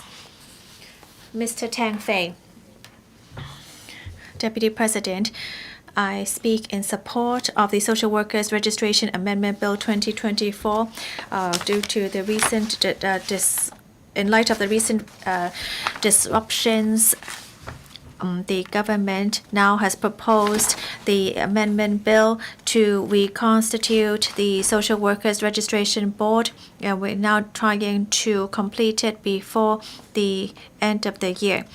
Social workers provide assistance to the needy, and therefore there is a need to uphold its integrity to protect the interests of the public. The Social Welfare Department has pointed out 5 issues of the board. So when the national security law came into effect, then on July 22nd of 2022, it came into effect. Anyone who endangers national security would not be or continue to be a registered social worker. However, the Social Workers Registration Board, still within those 2 years, did not set up a mechanism to prohibit such people from having their registration renewed. They continue to drag their feet, and what is more outrageous is that the registration board is not able to provide a list of those who have convicted offenses, and the government has to search online to see who those people are. So in the past couple of years, there have been over tens of cases of social workers committing offenses such as drug trafficking, taking drugs, etc. But these people still continue to be registered on the board. So that is totally ridiculous and outrageous, and they did not even inform the government on that. And that is really intolerable. Members have also mentioned cases in which some social worker offenders have already been convicted and are still waiting for judicial proceedings. Yet these people continue to sit on the disciplinary committee of the registration board, and they can still take up such responsibilities. The registration board should actually suspend the powers of such persons until the judicial proceedings have been completed, yet they did not do so. So even the secretary asked whether out of 27,000 social workers in Hong Kong, there is really such a need to appoint an offender to act as a committee member on the board. Well, with the passage of the bill, there would be an extension of the membership, and there would actually still be 14 social workers on the board. Even though some people suggested putting in a period in which the offender should be removed from the registration board, we see that the government has addressed by saying that they try to continue with the existing mechanism in the application processing and renewal of registration, and that the registration board will continue to uphold its professional autonomy. Social welfare, social workers are actually a huge power in protecting the rights of people, and even if the social welfare, even if the Secretary for Social Welfare does not regulate their professionalism, they should at least ensure that they'll be able to uphold their autonomy. Social workers' profession should go back onto the right track. A Russian once said that there are actually different kinds of underprivileged people in society. There are people who do need mental support, people who need professional help. I've asked a social worker friend that when they are handling with different cases, they will need to face with a lot of negative emotions and sentiments. So how can they actually stand under such negative pressure? my friend said that those who cannot stand under such pressure would not be working in this field, and that they really do need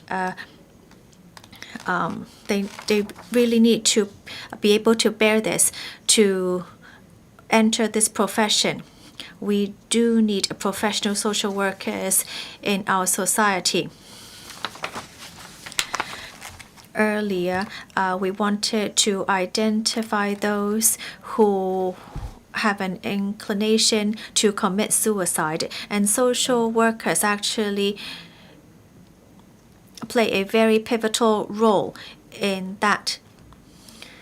We want the social workers to focus more on their profession, and I call upon the government to make reference to the CE Teaching Award. This is actually a very high degree award given to professional teachers. They can actually consider awarding such an honor to social workers as well. Mr. Jimmy Ng. Thank you, Deputy President. The image of the social work profession is a profession that helps the underprivileged and give voice to the underprivileged. But this is more than just helping an elderly woman cross the road. A social worker would look at the needs of the elderly woman. That's why it is a profession. To ensure professional development of the trade, we need to reform the Social Workers Registration Board. This is the direction of the bill.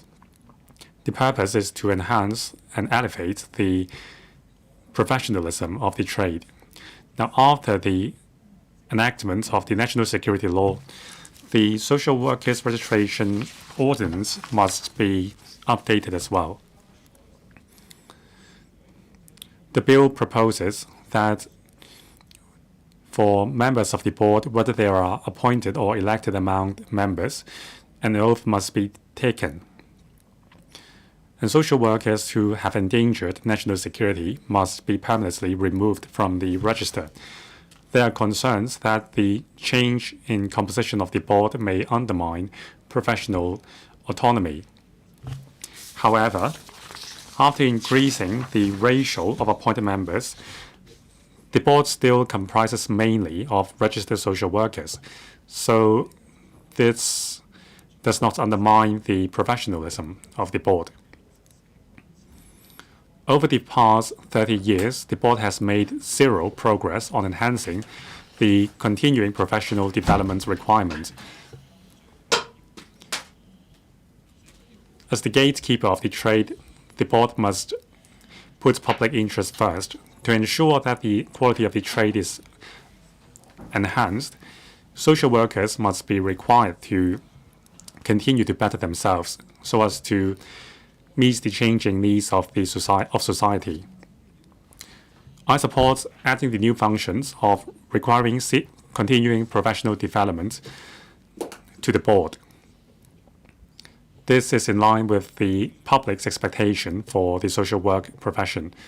Now, by adding more professionals from other sectors to the board, there can be more collaboration in experience sharing to enhance the quality of social work services. Now, the board is the licensing body of the trade. The bill will enhance the governance and the structure of the board. It will lay a solid foundation for the development of the trade. It will ensure that the power conferred upon the board is utilized for promoting continuous development of the trade. Dr. Johnny Ng.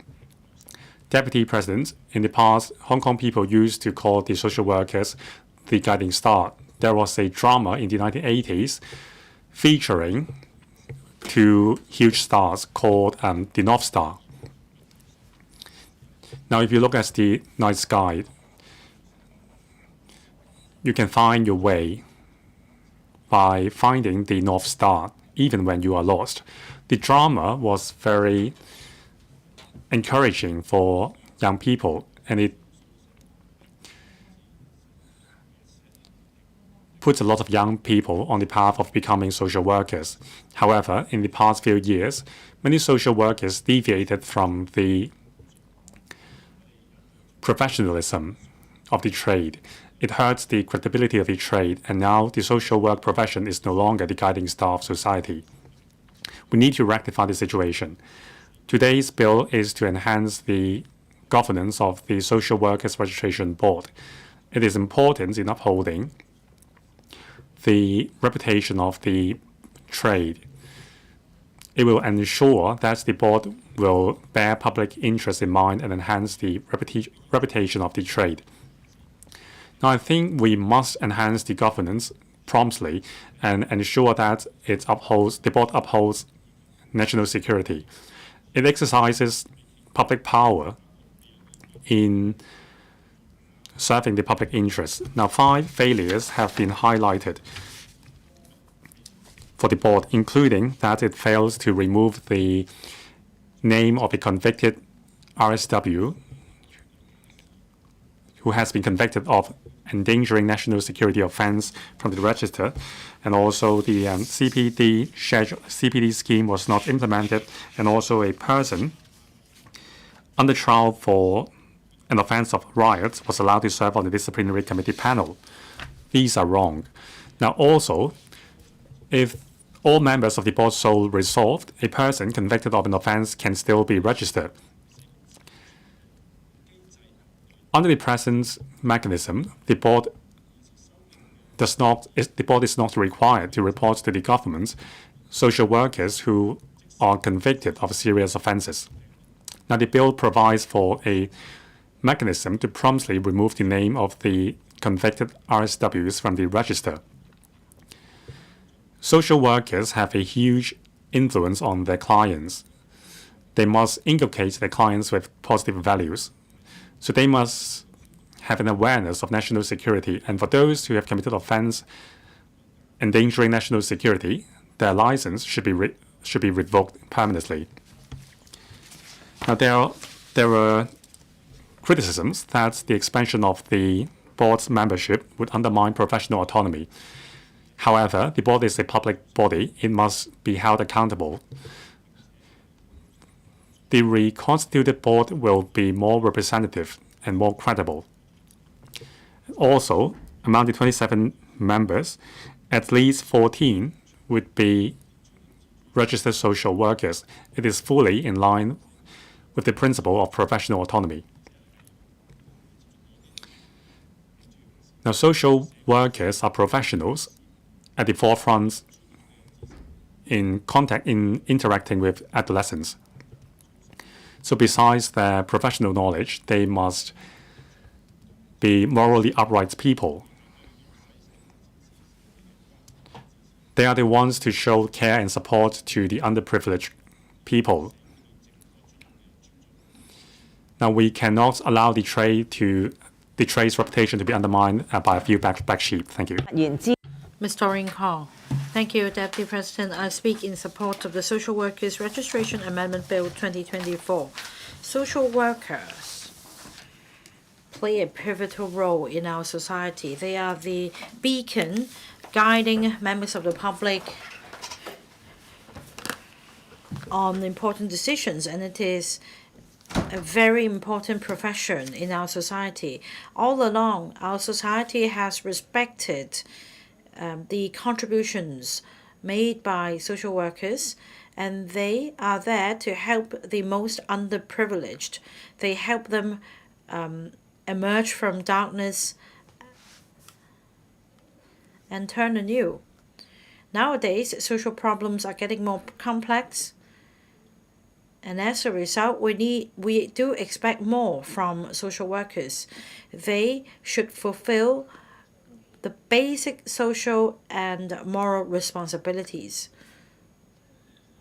Systematic training, likewise, is an important admission ticket for those who'd like to become social workers. However, some social workers have deviated from their profession. They have politicized the social issues, and some indoctrinate radical thoughts, indoctrinate the service users, such as young people with radical thoughts. Coming back to the core values of social work, social workers should help others. They should promote fairness and impartiality. But some social workers have deviated from these core values. They have betrayed their peers. They've tarnished the image of the social work profession in the eyes of the general public, and they have also undermined the contribution made by fellow social workers, and they even cause social disruptions. As such, I support the administration's amendment bill so that we can make things right in terms of the board's composition and registration matters, so that the profession can be well equipped to face future challenges, so that this sector can give play to its value in serving the community.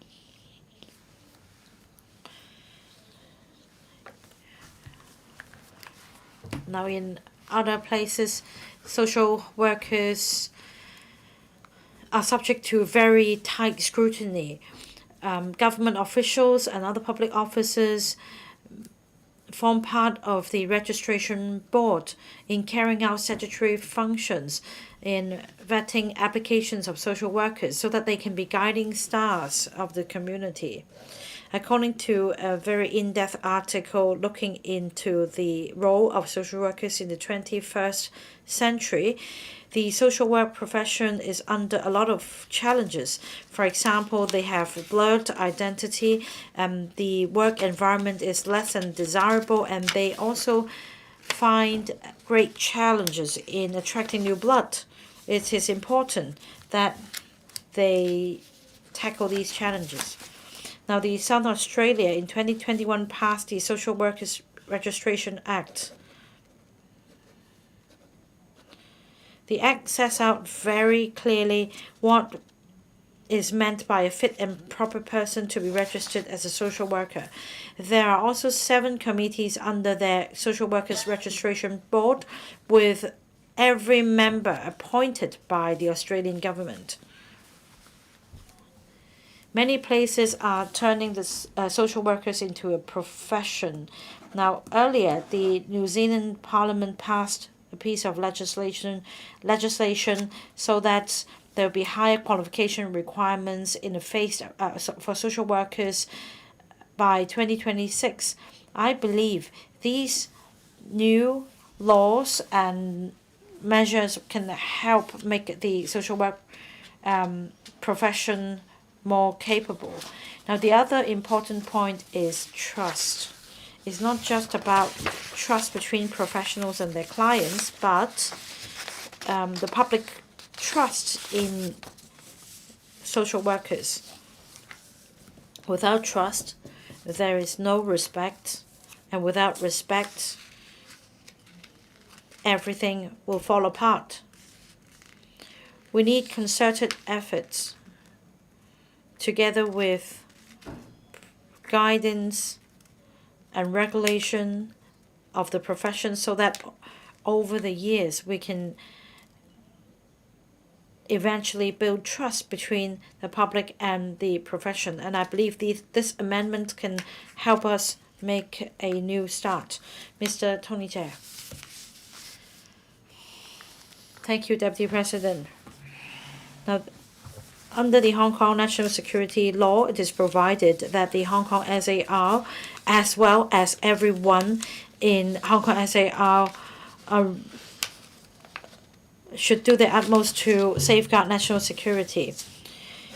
Now, Basic Law 23 enactment, and that is Safeguarding National Security Ordinance, also provides that for those carrying certain statutory functions, it should be construed that they also carry the function of safeguarding national security.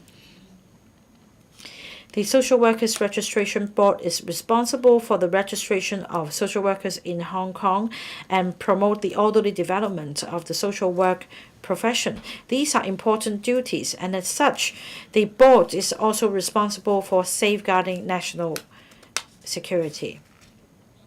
However, in 2019 and even in the Occupy Central movement earlier, we heard about elements claiming themselves to be social workers, and they blatantly breached the laws of Hong Kong in the name of civic disobedience. They even claimed to be social workers to attend the scenes in order to help out, but in fact they were the anti-China elements causing disruptions to Hong Kong. And they also tarnished the image of the social work profession. And yet the Social Workers Registration Board had been very tolerant. The board continued to allow these social workers to renew the registration.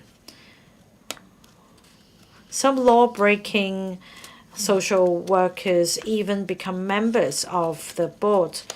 In 2022, the administration put forward a legislative amendment to incorporate an offense endangering national security into Schedule 2 of the Social Workers Registration Ordinance. The purpose is to stop offenders convicted of an offense endangering national security from being registered as a social worker. Despite passage of this piece of legislation, the board has delayed in the action in stopping the registration of such individuals. As a result, it is likely that these offenders could continue to indoctrinate young people's minds with ill ideas.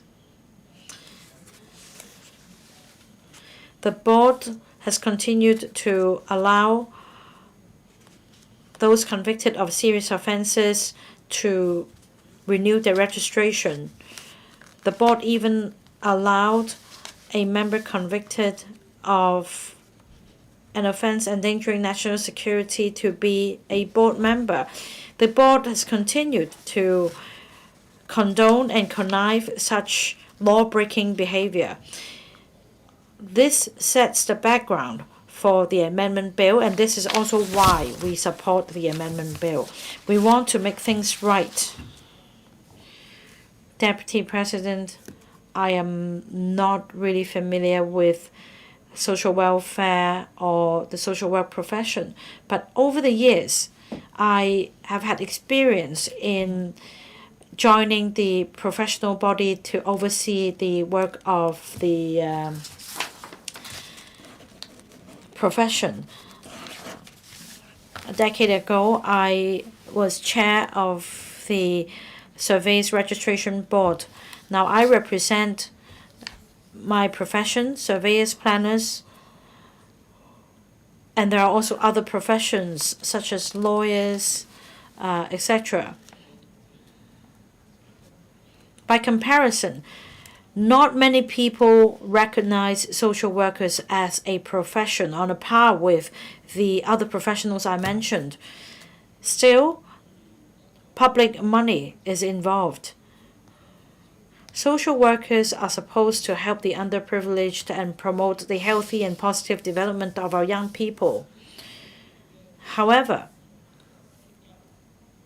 if there is a lack of trust in social workers by the public, if the social workers are underperforming, then it will be far from satisfactory. Along with other G19 members, I support the amendment bill so as to enhance the governance of the registration board, to enhance the oversight of the social work profession. Some board members have stepped down, airing their grievances of the amendment bill. I, on the other hand, believe the amendment bill to be appropriate. It is effective. In particular, one of the amendments is to make board members take the board member oath to uphold the basic law and bear allegiance to the Hong Kong SAR. This can help enhance the professional capacity of social workers and effectively safeguard national security. About reconstitution of the board, the oath-taking requirement, as well as the provisions relating to removal of the name of certain individuals from the register, I will reserve my argument at the committee stage.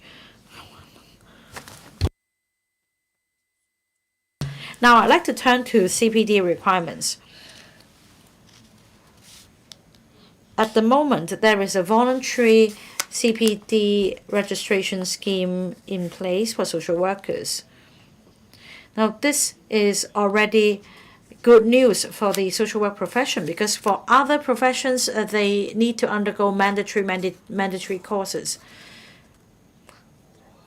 If a member of these professions fails to complete certain hours of CPD training within a certain time frame, they will lose their professional status. The purpose is for them to be equipped with the most up-to-date professional knowledge. However, the board scrapped the voluntary scheme. It's really not palatable. It's really difficult to understand. It also goes against public interest. Some say that social workers already have a lot on their plate, and any mandatory CPD requirement will get in their way of helping others. Now, let me cite some examples.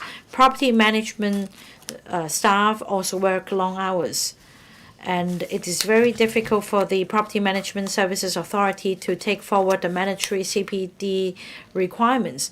But the majority of the sector are in favor of CPD requirements, citing that it would support the professional development of the sector. In the amendment bill, the board is empowered to refuse registration of an RSW who has not met the CPD requirement. I believe the amendment is necessary. It is also urgent. Most of these provisions will come into immediate effect upon the third reading of the bill and passage of the bill. Whereas for some other provisions, they will only take effect after the board has been reconstituted. I hope that indicators and a timetable can be mapped out to help enhance the professional image and capacity of social workers. I support the Social Workers Registration Amendment Bill 2024. I support the resumption of the second reading of the bill, and on behalf of the G19 members, I support the second, third reading of the bill along with the amendments. Mr. Lerman Kwong. Thank you, Deputy President. I speak in support of the Social Workers Registration Amendment Bill 2024. The Social Workers Registration Board is responsible for processing applications for registration, as well as dealing with disciplinary offenses in accordance with the ordinance and other matters. Therefore, they must protect the interests of the public. At the same time, to uphold the integrity of the profession and to foster long-term development. The Social Welfare Bureau has already incorporated Schedule 2 in the ordinance to ensure that those who have committed such offenses will not be allowed to be registered social workers. As some other members have said, some of the board has already deviated from the spirit of its profession and still has not yet taken any measures to prohibit those persons who have committed offenses to continue as registered social workers. So there is a need for our amendments this time. In the amendment, we change the composition of the board by revising the number from 15 to 27, out of which 17 would be appointed And they would also be required to take an oath to swear allegiance to the HKSAR, and that would promote a more diverse, broader, and more balanced participation in the board. Therefore, I am in full support of this revamp. The chair and the deputy chair of the registration board bears huge responsibilities. They are actually in charge of holding the meetings and to safeguard the credibility of the board. However, the existing mechanism is that the chairman and deputy would be voted by members. By changing it to be appointed by the CE is actually quite appropriate. Many statutory organizations, chair and deputy chair are appointed by the chief executive, and there's actually no impact to the professionalism of such organizations. There, I believe that this would actually enhance the credibility of the board. I am sure that members of the public hold in high regard social workers. Now, we are moving from stability to prosperity, and there would be increased demand for social workers. There are now higher expectations on social workers' integrity. Therefore, social workers should work in a just manner. I believe that with the amendments, we'll be able to reverse the existing mechanism, and that all the negative views on the board would thus be reversed, and we'll be able to really uphold patriotism in this sector. People from different walks of life will then be willing to believe in social workers, and this would actually help us in our long-term development of our society. I so submit. Mr. Chen Yong. Thank you, President. Thank you, Secretary and Secretary. We are in huge support of the Social Workers Registration Amendment Bill 2024 and all the proposed amendments. We all know that there are many professions in Hong Kong, with social workers being one of them. Social workers not only should uphold the law, but should also be an ethical person, a person with integrity.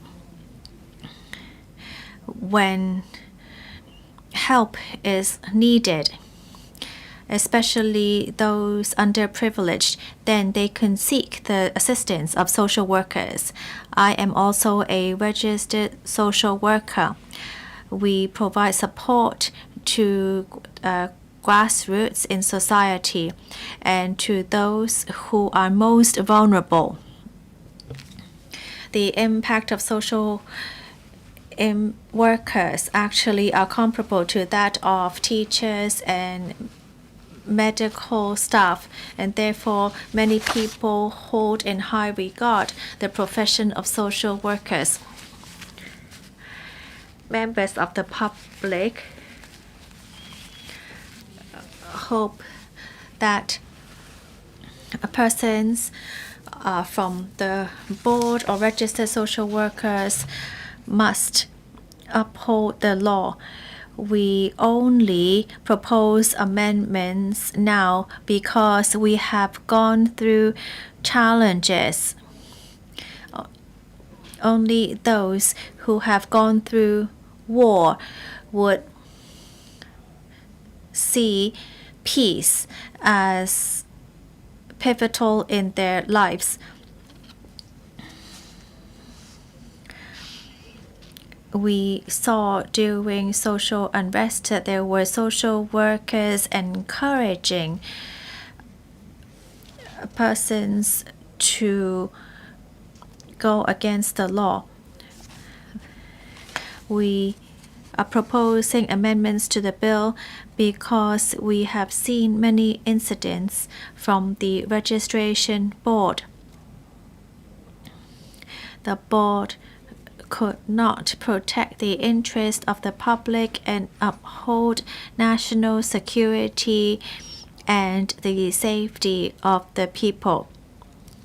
The government, the secretary, and the media have all raised many issues from the board because the board once appointed a person who has committed a crime to sit on the disciplinary committee of the board. I am sure that when there is such a person acting as a lawyer or doctor, then people would be very worried.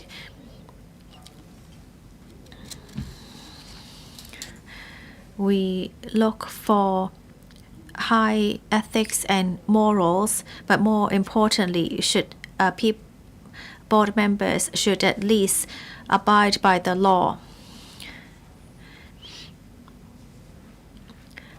They have brought along challenges during the social unrest, and there have been a collusion of outside forces.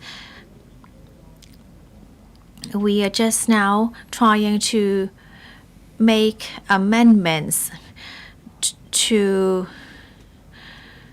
help Hong Kong return to its former glory, to its former stability. So it's just like treating an ill patient to help along with its recovery. So everyone I have approached are in full support of the Social Workers Registration Amendment Bill. I have seen other examples written up by the media. In the last 2.5 years, 300 members who have been committed of crimes have seen their registration renewed. So that actually has a very negative impact on the reputation and professionalism of social workers. And there were 2 who were convicted and sentenced who could still remain registered as members.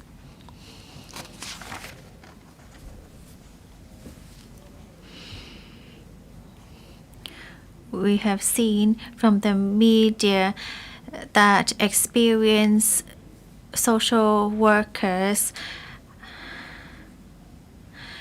have stated that board meetings are long as marathons, and that the board would drag their feet in dealing with official matters.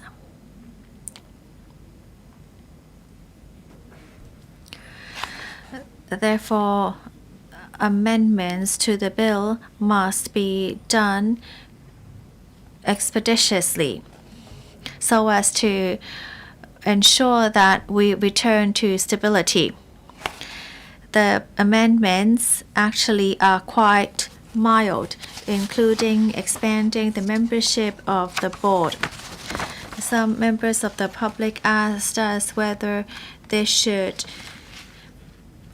is essential. We actually are ensuring that the majority of members would still be social workers. And we just want to promote a more diverse and balanced participation in the board.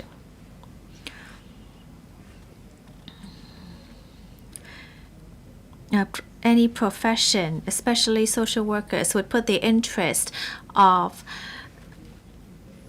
members of the public first.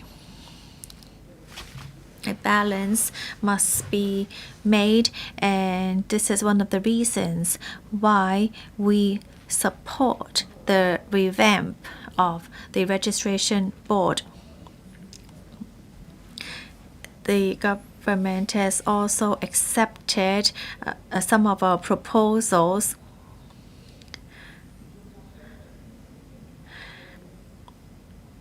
In future, there will just be more responsibilities on the board.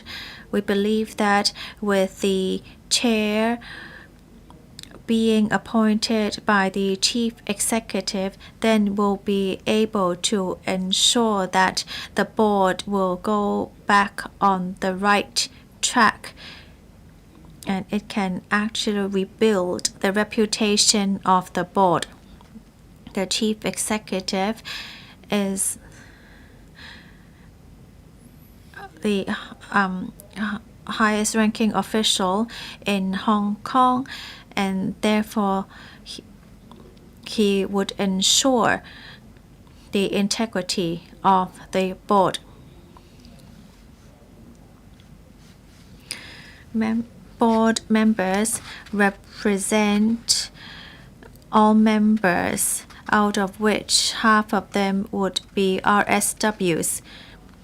Another point that the public is concerned with is that those who actually commit a national security crime should not be accepted as a registered social worker. It's much like a doctor or a teacher committing a serious crime, yet continue to take care of your children. That would be very worrying.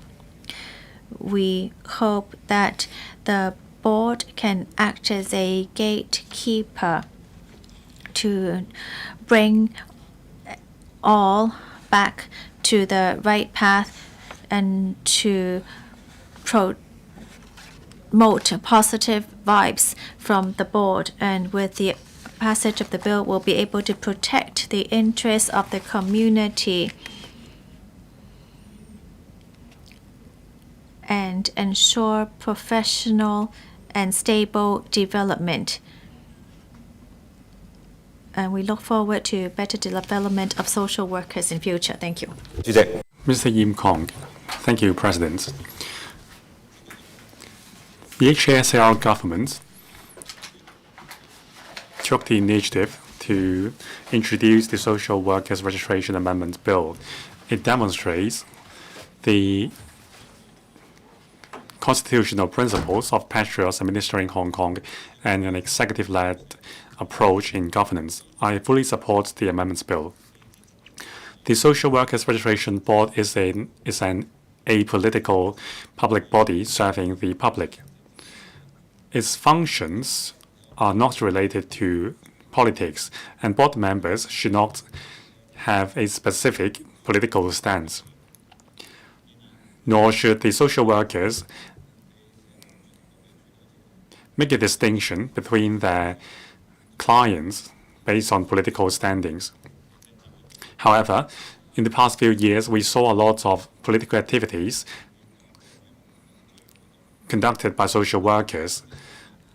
They even engaged in anti-China destabilizing activities. The board, which is a public body, publicly funded body, turned a blind eye to social workers who participated in these illegal activities. Even those who are convicted were allowed to keep their registration. These inappropriate behaviors of certain members of the board have caused a lot of grievances in the public.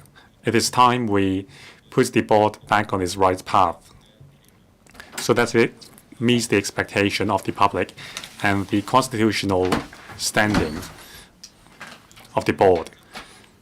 Now, the amendment bill is a timely one. We need to rectify the situation immediately. Now, the bill is a rightful measure to restore the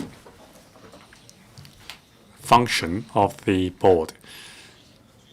It is an executive-led approach, the government will appoint the chairperson and the deputy chairperson of the board, and all board members are required to take an oath to uphold the basic law and pledge allegiance to the Hong Kong SAR. It is in line with the public's expectation and also the development interests of Hong Kong. The bill plugs the loophole of the existing mechanism. Now, I hope that the reconstituted board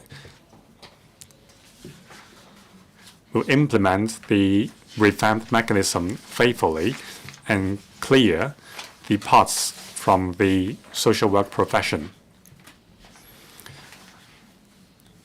It should galvanize the image of the social work profession as a positive force in the community and win the support and respect from the public. President, as a member of the Bills Committee, I thank the chairman of the Bills Committee, Mr. Gary Chan, for his great leadership so that we can complete our scrutiny work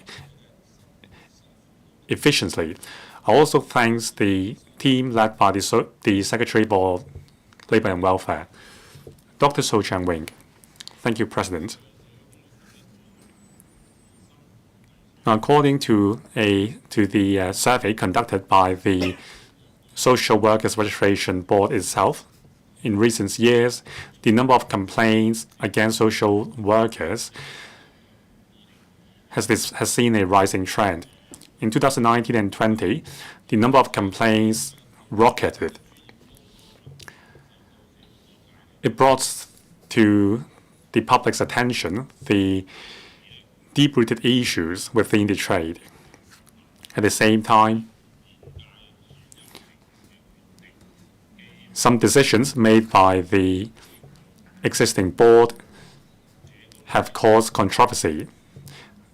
They have neglected public interest and the professionalism of the profession.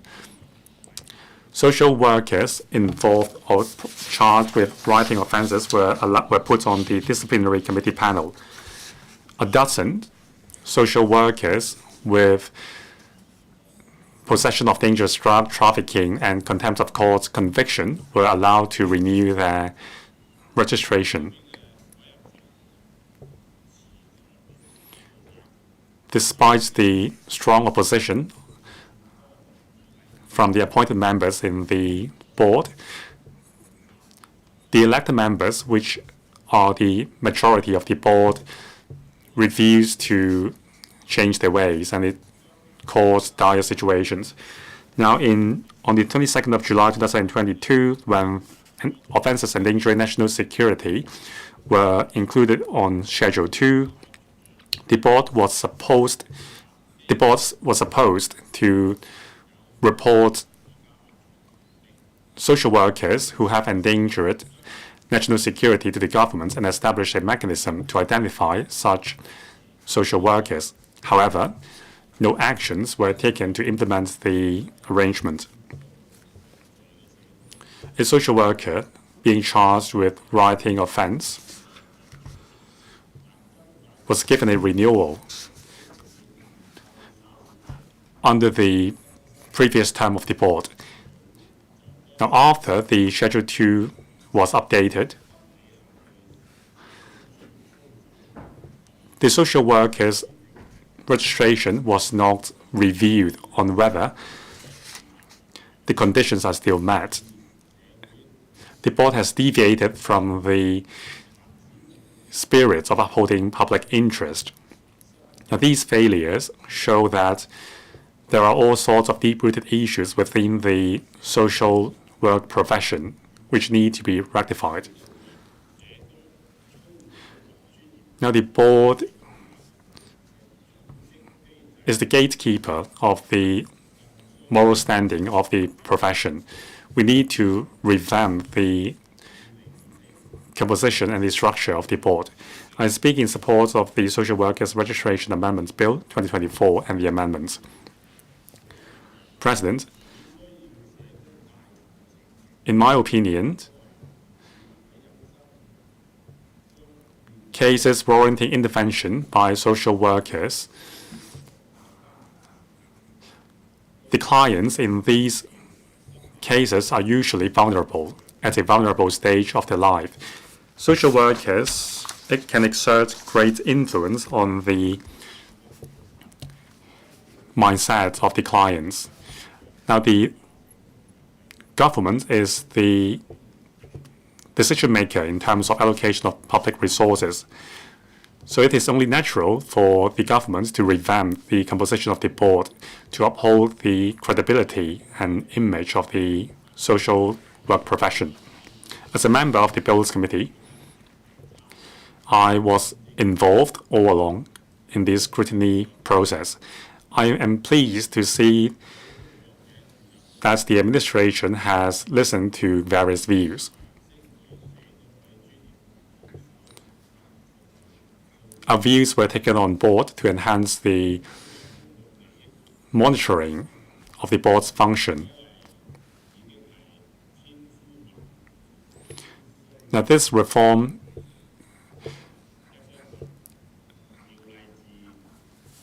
is a long time coming. Now, in 1997, the Social Workers Registration Ordinance was enacted. It has received no updates in 2 decades' time. Some provisions are already out of date. In view of societal changes and also the situation of the profession, it is time to amend the ordinance. Now, the contents of the bill are to increase the number of members in the board from 27, and 14 of the members will be registered social workers for reflecting the views of the trade. Not only does this change introduce more voices into the board and enhance the public monitoring of the work of the board, it also highlights the principle of professionalism and diversification. The change ensures that there is an appropriate balance between requests of the trade and the public's expectation. It will rebuild public confidence in the profession. Also, all members of the board are required to take an oath. Board members are responsible for registration of social workers. They are also empowered to deal with disciplinary issues and uphold the professional ethics of the trade. Now, they have a heavy burden on their shoulder. Concerning the recommendations made by the Bills Committee, the administration has agreed to move amendments. For example, once a registered social worker is convicted of an offense endangering national security, even if all members of the board resolve to keep the registration of the person in question will still be revoked, and the RSW will be disentitled to register as a social worker permanently. Another enhancement is enhancing the oath-taking arrangement. It is modeled upon the oath-taking arrangement for district councillors. Written oath will become an oath in person to highlight the importance of the oath-making procedure. And also, chairperson and deputy chairperson will be appointed by the chief executive instead of being elected from among members. It will ensure that while upholding professional autonomy, the government's policy directions will also be considered by the chairperson. Now, all these amendments are for ensuring the sustainable developments of the profession in a highly systemized manner. It has received the support of the profession as well as members of the public. However, some members of the profession worry that empowering the board to set requirements on CPD,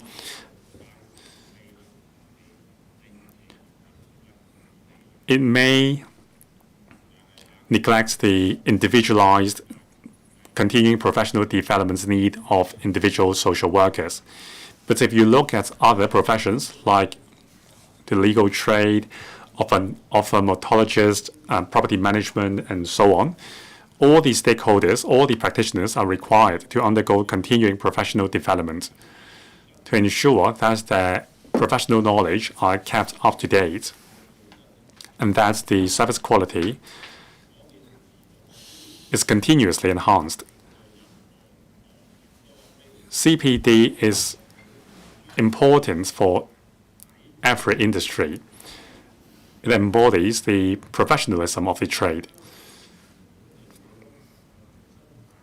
Concerning the improvements on the social work profession, the bill is already mild.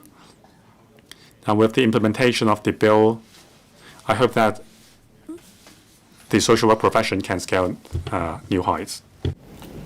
Dr. Tik Chi-yun. President, when I was studying in the secondary school, I watched this drama called Social Worker, or in Chinese, Bak Dao Sing. The TV drama was about about social work, and I learned a lot about social workers through this TV drama. I was fortunate enough to join the profession. In fact, I've been a social worker for more than 4 decades. It's a meaningful occupation. Ricky, the staff in my office, was one of the members of a youth committee in the place I worked. He told me that I'm really fond of being a social worker. I find the job very meaningful. It is the social worker's duty to care for the community and to strive for social justice for all. In residential care homes for the elderly, we show care for the elderly, and for those with mental health issues, social workers also give them support and tide them over difficulties. Whenever there are conflicts within families, social workers step in and help enhance communication and resolve conflicts. Whenever a child needs care, social workers will draw plans for the welfare of the child. Social workers also give a voice to the community for the issues to be heard by the government. We always look after the underprivileged, and I'd like to say this to the Secretary. Every day we fight the corner for the underprivileged, and we are doing as much, if not more, comparing to your good work. So please cherish the profession. Unfortunately, since 20 years ago, the government have been slashing welfare spending. And for a long time, social workers faced a lot of challenges, such as long working hours, inadequate pay, and other conditions that really deal a blow to the spirit of the profession. Despite having so much on our back, social workers continue to remain steadfast at the front line to help those in need in the community. I urge everyone to get to know more about the work of the social workers, and we should not do anything to deal a further blow to this profession. Indeed, there is always room for improvement when it comes to the Social Workers Registration Board, and the Social Workers Registration Board should play a more active role in, say, promoting CPD to ensure the quality of social workers. The object of the amendment bill is to promote professional development of the social workers. I believe this is, after all, the consensus and the goal of our profession. Now, indeed, there is support for reconstitution of the board, and at the same time, there are concerns from social workers. I hope that in the future, the administration would fully communicate with the social work profession and explain the details of the amendment to convince them that it is for the professional development of the sector. And to quote from the Secretary, it is hoped that the board will honor professionalism. And in order to do that, I have the following suggestions.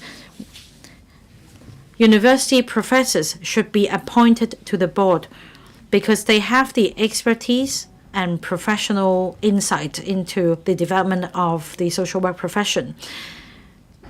You should also appoint members of the social work organizations to the board because they are familiar with the sector. Representatives of service users should also be appointed because they know the needs of the community. We also need other members of the community to be appointed so as to give a more diverse portfolio of the board. Now, it's time that we put things behind us and move forward together. We should see this bill as an opportunity to promote the professional development of the social work profession so as to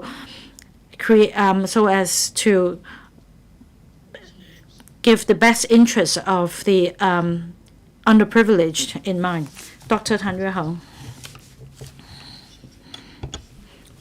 Social workers help the underprivileged. They safeguard the rights of the needy, and social workers play a very important role in this regard.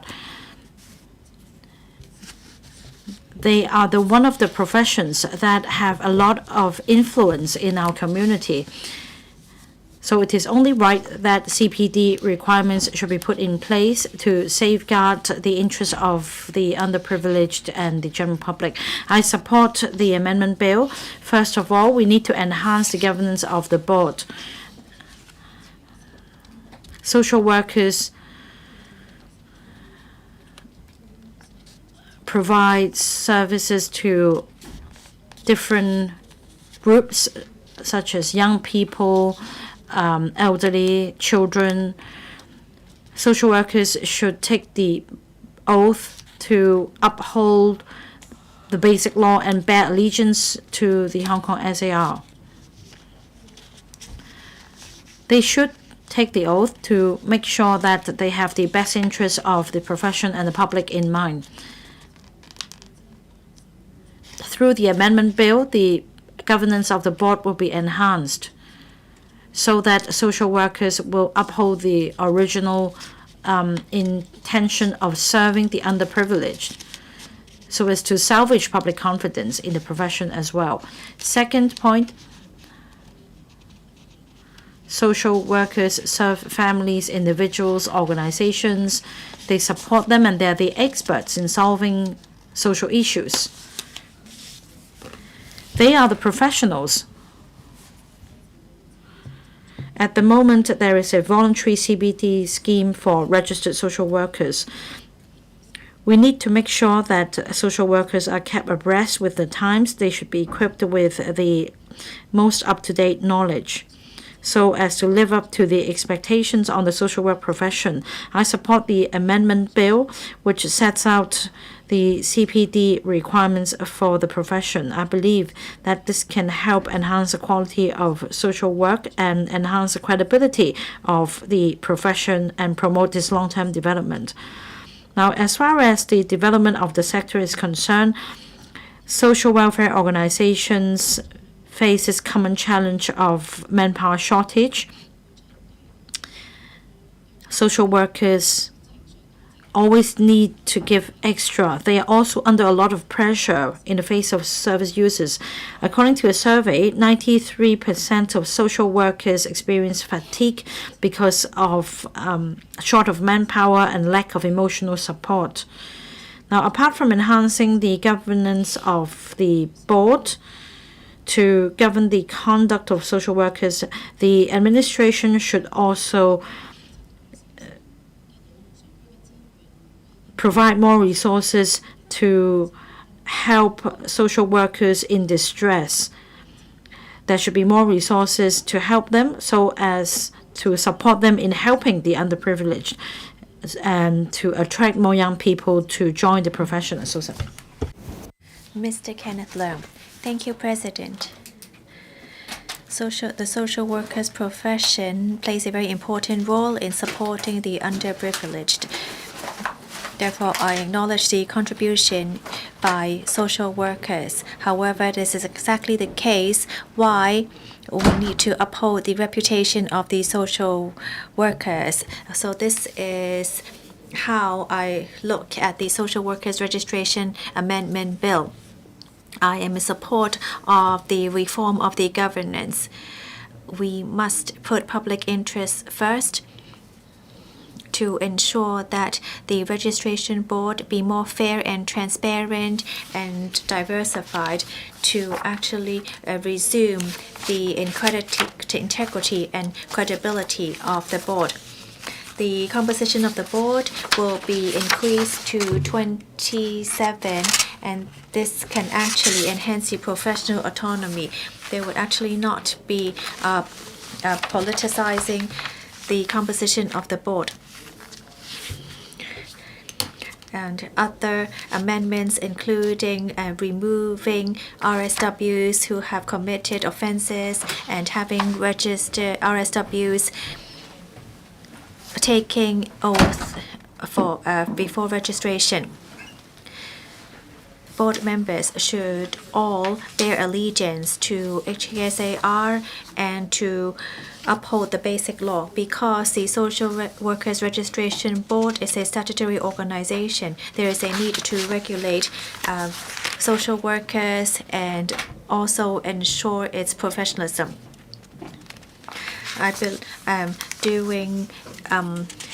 While we were scrutinizing the bill, I, together with other members, expressed concern that there should not only be a proposed written oath and that the oath should be taken at a time and place specified by the Secretary. I believe that there should also be oath taking by the panel of reserve members for the body's disciplinary committee.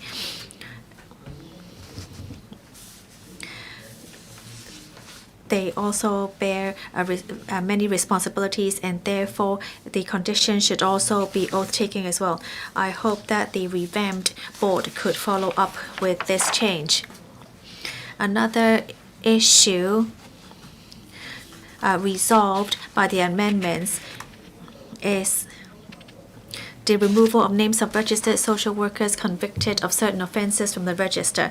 Currently, under the mechanism, then the board can actually remove the name of RSWs convicted of offenses from the register. However, there is not a time period regulated. Now, with the new Section 2A, to have the national security offenses to be put in Schedule 2 of the ordinance is something that I am in support of. According to the newly amended Section 24, RSWs shall notify the board of any offense, and the names of these persons will need to be removed for 5 years. The board said that after the period of 5 years, persons could register again, but then the board would also act as a gatekeeper to see whether they would approve of such registration again. We were able to expeditiously finish with the scrutiny of the bill. I remember that on May 17th, we gazetted the bill and then started first reading on May 24th. And on May 31st, the committee started its scrutiny of the bill and completed it by June 7th, during which time there were many dialogues between the BC and the administration. Members expressed their concern on the appointment of the chair and deputy chair and suggested that it be appointed by the CE instead of being voted amongst the members. The administration was willing to accept many of members' views, and this shows that we were able to have check and balances for a public interest. I need to thank the Secretary for his support so that we were able to complete with the scrutiny of the bill in a speedy manner. President, I so submit supporting the Social Workers Registration Amendment Bill. Dr. Starry Lee. President, I speak in support of the Social Workers Registration Amendment Bill. I support the bill because the bill has to go with the times, and this really goes with how we're moving from stability to prosperity, and we were able to reverse the damage brought along by social unrest. I have high expectations for the revamped board, that it can lead RSWs in enhancing the professionalism of social workers. Many members have raised this point. We have seen scenarios in which we do need the professional help of social workers. Every time we see cases of mental health or suicidal attempts, we do need to seek the support of social workers, and we hope that they'll be able to provide timely support to the public. Secondly, I hope the reconstituted board can work well together with stakeholders, especially in governance. Currently, the care team and we see that there's been a huge step forward, and every time the HJD and together with the care team will be the first to provide support to their district. We believe that with social workers' help, we'll be able to better cater to the needs of the districts. Thirdly, I hope that social workers will have a better understanding of our country. Recently, we have seen that there is an exchange for social workers to visit the mainland. Some social workers have told me that they haven't had much of these opportunities before. And we see that now we are in a new era. Social workers hope to gain a better understanding of our country, and such exchanges would be vital. I hope the Secretary will promote this as well. Lastly, I believe social workers can support our country in policies. President Xi continues to promote the Belt and Road Initiative. We want the whole world to be united. Many professionals, RSWs, have participated in projects along the Belt and Road.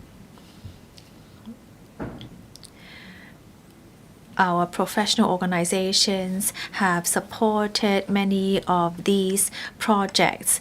And I believe that with proper training, our social workers can also contribute to society.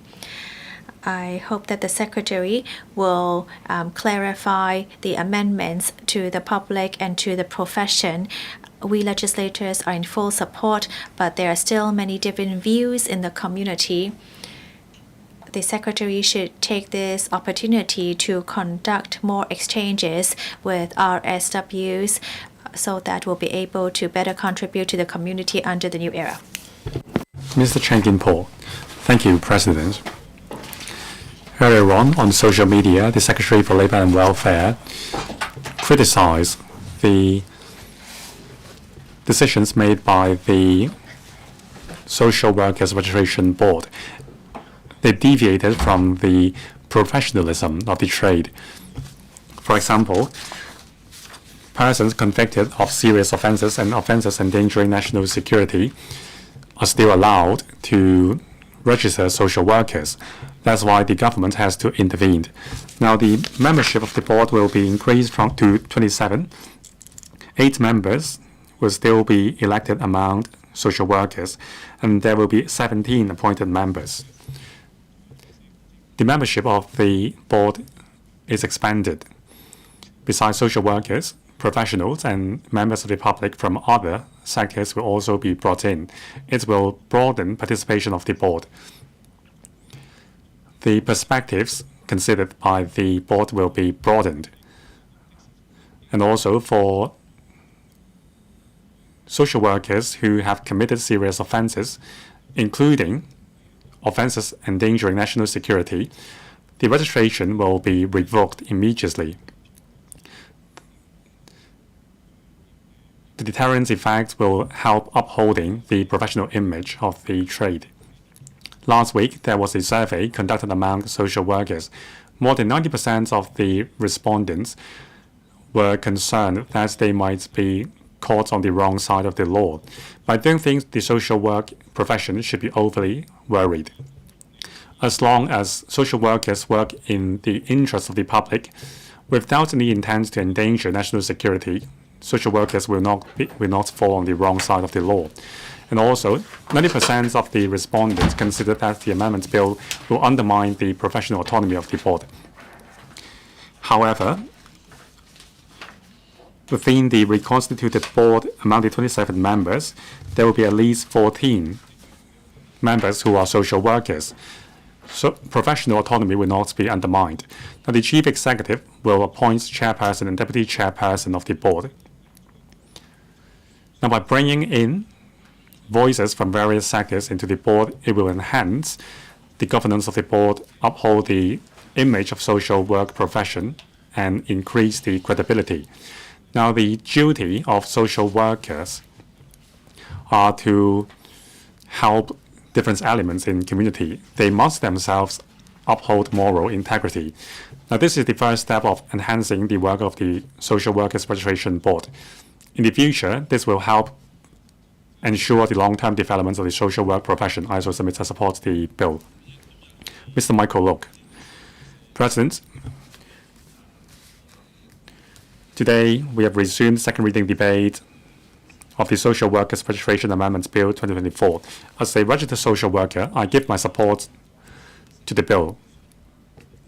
Many relevant organizations gave their support to the government to amend the Social Workers Registration Ordinance as needed, so as to enhance the ethic of the profession, enhancing the quality of service of the social work profession, and uphold professional autonomy. As a registered social worker, I think it is important to uphold professional autonomy. In the past, the Social Workers Registration Board was hijacked by the opposition camp. Many social workers lamented that the $400 spent on renewing the registration have gone to waste. There were no seminars and training courses offered by the board. The functions of the board were not discharged, and many social workers who wanted to serve the community were ashamed. How can we tell our counterparts in the mainland that our social service is of high quality in Hong Kong. Now, as a social worker, let me share my insights on the guideline. Now, the first part of the guideline is the mission of social workers. The first mission of the social work profession is to help individuals to overcome their issues and respect the individual uniqueness of various individuals, fulfill their potential, and uphold human rights and social justice. We must make use of our professional knowledge to promote individual and societal progress. It's a shame that in 2019, some social workers betrayed these basic missions and principles. They engaged in radical and unlawful behaviors. They radicalized the community and indulge attacks on people holding opposite views. They did not respect the rights and views of those holding opposite views. They even engage in misinformation campaigns and incitement behaviors. Now, previously, despite minority opposition, the majority members of the board still supported appointing a person being charged with writing offense to the disciplinary committee panel. Now, some members made the excuse on presumption of innocence. Now, this is a principle adopted by the court on criminal proceedings. Now, for important public bodies like the EOC and the board, they should have adopted the civil proceeding principle of balancing of probability. Now, on appointing members to the disciplinary committee panel, there was a clear conflict of interest. Now, we all understand that if it was not offenses like riot, but rather sexual offenses, which no one could accept, then would the members still premise the decision on presumption of innocence?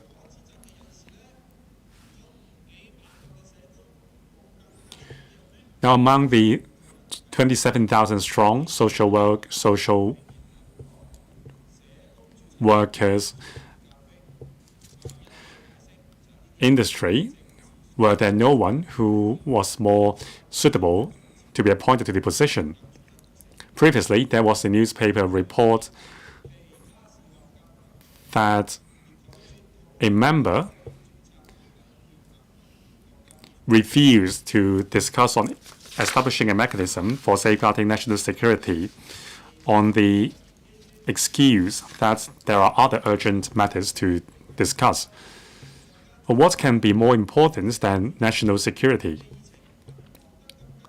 Is the Social Workers Registration Board's agenda so packed that there is no room for discussing the implementation of a mechanism to safeguard national security?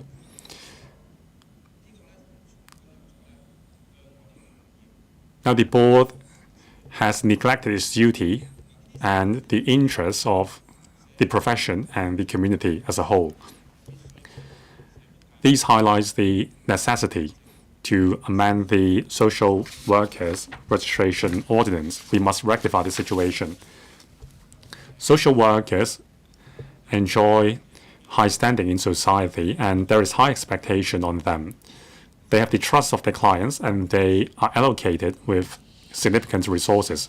We must enhance the governance of the board. The amendments include enhancing the composition of the board and promoting diversification, and also the bill specifies clearly the time frame for appointing members to the disciplinary committee panel and other panels, and also empowering the board to make decisions on CPD requirements. These are important measures to rectify the situation. All board members are required to take an oath. It highlights the importance of the board. Taking an oath is a reasonable requirement for board members. President, to uphold professional autonomy of the social work profession, we must continue to develop the trade rather than allowing a small group of people to pretend to be upholding professional autonomy while actually seeking their own interests. Now, in order to work together with the trade and those in need, we must continue to train up social workers. Now, we must focus on enhancing the professional knowledge of social workers. More training and exchange should be organized. A flexible, continuing professional development mechanism should be established. There should be closer exchanges with the counterparts in the mainland, so that the social work profession can contribute to the modernization of the country. I so submit I support the Social Workers Registration Amendment Bill 2024. Mr. Kwok Wai-kang. Thank you, President. I need to declare that I am a registered social worker, and I have been so registered since year 2000. I speak in support of the Social Workers Registration Amendment Bill 2024. Now, simply put, what we're doing is to right the wrong. Through this amendment bill, we address issues. The board has been hijacked by elements politicizing the issues. Now, the Secretary already explained the five sins, or the 5 offenses. The then Secretary for Labor and Welfare published a notice that Social Workers Registration Ordinance Amendment of Schedule 2, Notice 2022, to incorporate an offense endangering national security in Schedule 2 of the ordinance, so that a person so convicted of this offense will be prevented from being registered as a social worker. Second offense. For ex-offenders of the offenses mentioned, they will be barred from renewing their registration as social workers. Third offense, the board approved a member who was convicted of a writing charge to be a reserve member of the disciplinary committee panel. The fourth offense relates to breach of the law, and then the fifth offense relates to the board calling a halt to the voluntary CPD scheme for registered social workers. Apart from the 5 offenses, I also noticed some opinion surveys in the community tarnishing the amendment bill. One of the questions goes like this: do you think that this amendment bill improves the registration mechanism? Can it safeguard national security and protect public interest more effectively? Now, the question itself is entirely correct. However, 93% of respondents answered no to the question. That is because the majority of respondents are still politicizing the issues without having the best interest of the public in mind. The other point is, we've noticed board members stepping down, resigning from their positions. It's hard to impute a motive on those stepping down, but it is not hard to imagine that these board members have had the same consideration as those engaged in mutual destruction in 2019, and that is to say, they refused to take the board member oath. It is exactly because these people are unwilling to mend their ways that the amendment bill should be passed so that we can put things right again. The object of the bill is to enhance governance of the board to make sure that the board acts in the interest of the public and promote the societal progress and professional development of the sector. We must emphasize two things: professional status and credibility. According to Article 3.2 and 6.1 of the National Security Law, it is the duty of the Hong Kong SAR and every person in the region to safeguard national security. Article 8(3) of the Hong Kong NSL provides that if a person is given any duty by the region, then the duty is to be construed as safeguarding national security, and that covers the board as well.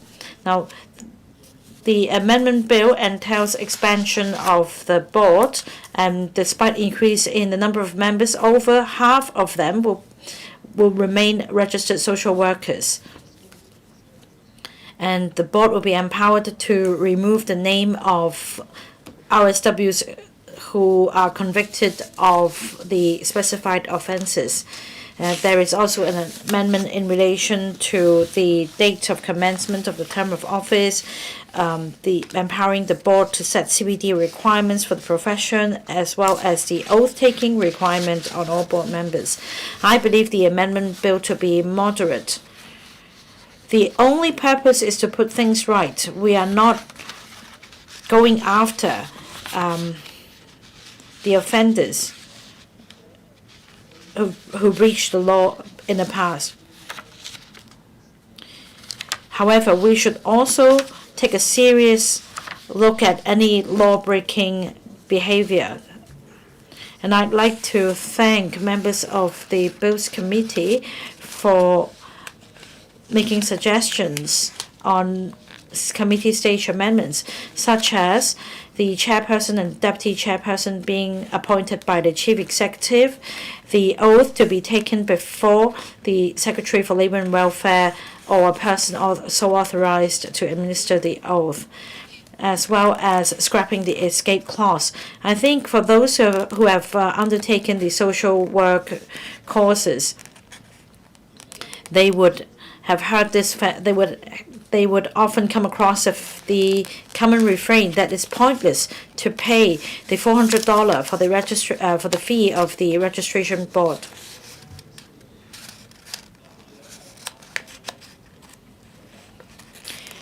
Now, despite these problems, the administration has decided not to scrap the board altogether. Instead, the board should be reconstituted for the purpose of maintaining the board as a partner for societal growth.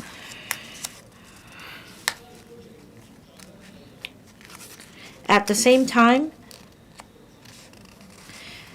we do have a good number of social workers in the profession that are not only serving for politics. I hope that they can be more active in safeguarding the profession. Now, the term of office of the board will come to an end by the end of this year. By then, we hope that the board could make a fresh start for the best interests of society. Does any other member wish to speak? If not, I will invite the Secretary for Labour and Welfare to reply. Then the debate will come to a close. Secretary, today we resume the second reading of the Social Workers Registration Amendment Bill 2024. I'd like to thank Mr. Gary Chan, Chair of the Bills Committee, and other members of the committee for their efficient and quality scrutiny of the bill. I'd also like to thank the Electoral Secretariat for their endless support, which has enabled the scrutiny work to be completed smoothly. I'd also like to thank 23 members for their views expressed during the resumption debate. And I'm pleased to learn that all members who have spoken are in unanimous support for the bill. The administration is highly concerned about the Social Workers Registration Board's conduct and decisions in recent years, which have seriously deviated from the spirit of the Social Workers Registration Ordinance in the areas of social worker registrations, disciplinary control, and professional development. It considers that there is an urgent need to improve the governance of the board so that it can more effectively protect public interest, safeguard national security, and promote orderly development of the social work profession. The bill seeks to amend the Social Workers Registration Ordinance, Cap 505, which includes the following amendments. First, expansion of membership of the board. We propose to increase the number of board members from 15 to 27. Registered social workers, or RSWs, will take up over half of the reconstituted board.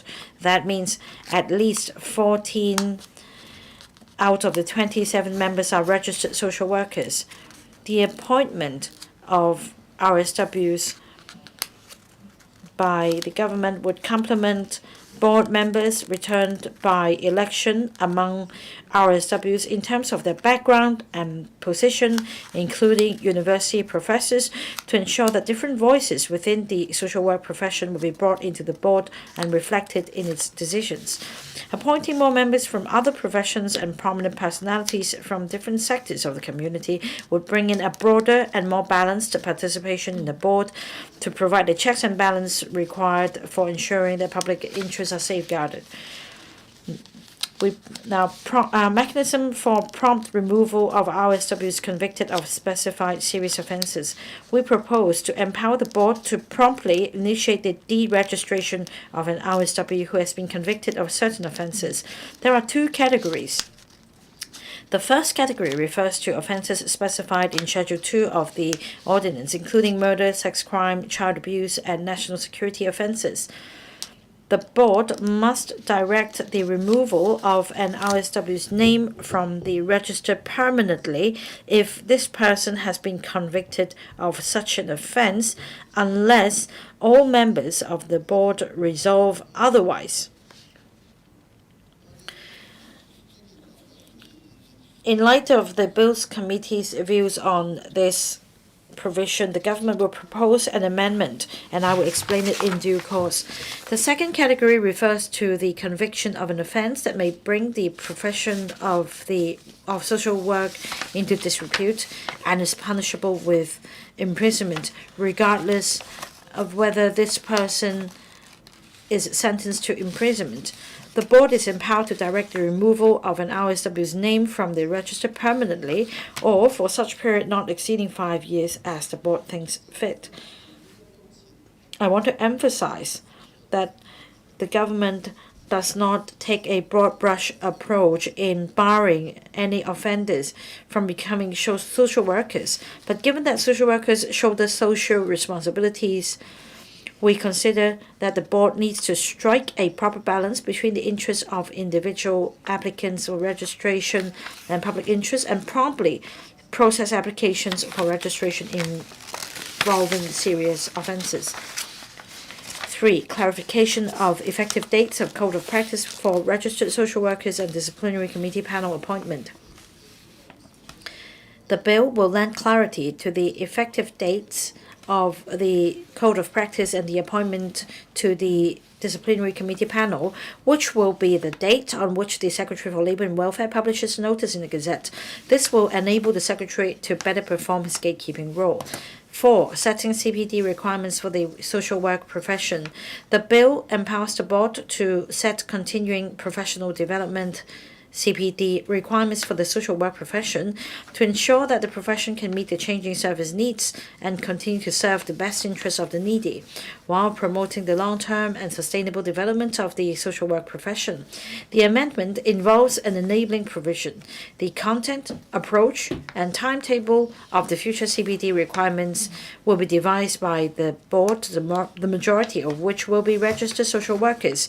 I believe that the board will consult the sector in taking forward the work on this front in a pragmatic and orderly manner. E. Introduction of oath-taking requirement. All board members elected or appointed must sign and return a written oath before the assumption of office, affirming that they will uphold the Basic Law and bear allegiance to the Hong Kong Special Administrative Region of the People's Republic of China. A person must not take up the office or continue to hold the office as a member of the board if he or she declines or neglects to take the oath, or if the Secretary for Labour and Welfare is satisfied that the person does not genuinely and truthfully take the oath. In addition, the breach of the oath will be a valid ground for the Chief Executive to declare a board member's office to be vacant. The Bills Committee has conducted in-depth deliberations on the provisions and given a lot of invaluable views. Upon careful consideration, the administration has agreed to adopt members' suggestions. We are going to move the following amendments. 1. Members consider as chairperson is responsible for supervising the board and presiding at its meetings, the chairperson and their deputy should be appointed by the chief executive to ensure that the board performs its statutory functions in a fair and impartial manner. The administration accepts the view and proposes to empower the chief executive to appoint the chairperson and deputy chairperson of the board. Second, members have expressed grave concern that the use of a written oath will make it difficult to ascertain whether the oath taker has engaged in misconduct by means of conduct, words, attire, or paraphernalia, and whether the oath taker genuinely and truthfully intends to uphold the Basic Law and bear allegiance to the Hong Kong SAR. Members have suggested altering the format of oath-taking such that a board member will be required to take the board member oath under the administration of a government official. The administration accepts this suggestion and proposes to alter the format from a written oath to an oath taken before the secretary or a person authorized by the secretary to administer the oath. 3. Members consider that given the nature of a national security offence is different from that of other Schedule 2 offences, a person convicted of a national security offence should not be allowed to be registered as an RSW or continue to be one, even with the unanimous support of the board. The administration accepts members' suggestion to carve out an offence endangering national security from Schedule 2 to the ordinance and move it to the new Schedule 2A. In other words, if a registered social worker is convicted of an offence endangering national security, the board must immediately initiate the mechanism and direct that the name of the RSW be removed from the register permanently. We will also move some technical amendments to the bill. I will further explain them at the committee stage.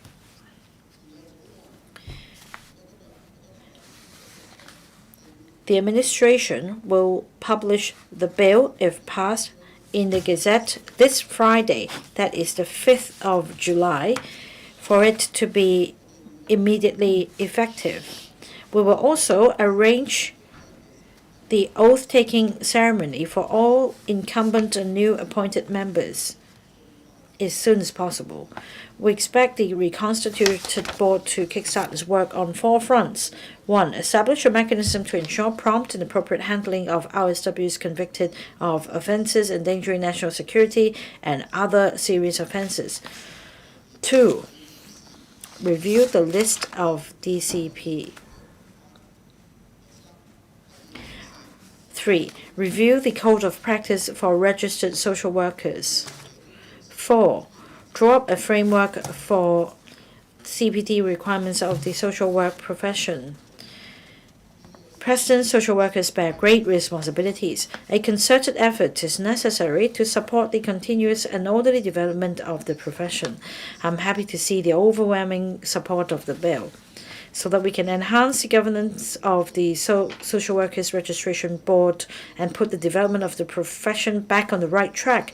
Adhering to the spirit of the ordinance, the social work profession will have the overall social interest as their priority at all times, which will safeguard and enhance the professionalism and credibility of social workers for the public. I urge members to support and pass the bill. President, I so submit. And now put the question to you that the Social Workers Registration Amendment Bill 2024 be read the second time. Will those in favor please raise your hands? Those against, please raise their hands. I believe that the question is agreed by a majority of the members present. I declare the motion passed. Social Workers Registration Amendment Bill 2024. This council now becomes Committee of the Whole Council to consider the Social Workers Registration Amendment Bill 2024. Members may refer to the appendix to the script for the debate and voting arrangements for the bill. Members have been informed that the committee will conduct a joint debate on the clauses and amendments, including the new clauses. I now propose the question to you that the following clauses stand part of the bill. Clauses 1 to 26. Secretary for Labor and Welfare will move amendments to amend various clauses and add new clauses 13A and 25A. Members may refer to the appendix to the script for details of the amendments. Members may now proceed to a joint debate on the clauses and amendments. I will first call upon the Secretary for Labor and Welfare to speak, but he is not required to move the amendments at this stage. Then I will call upon members to speak. Upon the conclusion of the joint debate, the committee will first vote on the clauses with no amendments standing part of the bill, and then deal with the amendments according to the arrangement set out in the appendix to the script. Secretary for Labor and Welfare. Chairman, I move to amend Social Workers Registration Amendment Bill 2024, Clauses 3, 4, 5, 6, 7, 10, 15, 16, 23, and 26, and to add Clauses 13A and 25A. Details of the amendments are set out in the papers issued to members.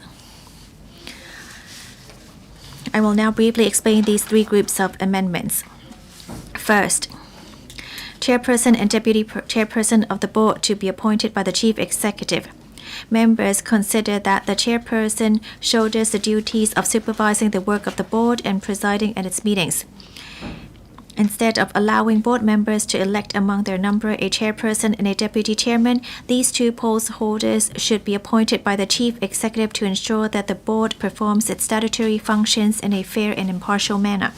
We accept this view and propose to amend clauses 3, 4, 10, and 26 to provide that the chairperson and deputy chairperson of the board are to be appointed by the chief executive. Specifically, the definitions of chairperson and deputy chairperson in Section 2(1) of Social Workers Registration Ordinance will be amended to provide that the chairperson and deputy chairperson are to be appointed according to Section 4(5). 2. Section 4(5) will be amended to provide that the chairperson and deputy chairperson of the board are to be appointed from the board members of the board by the chief executive.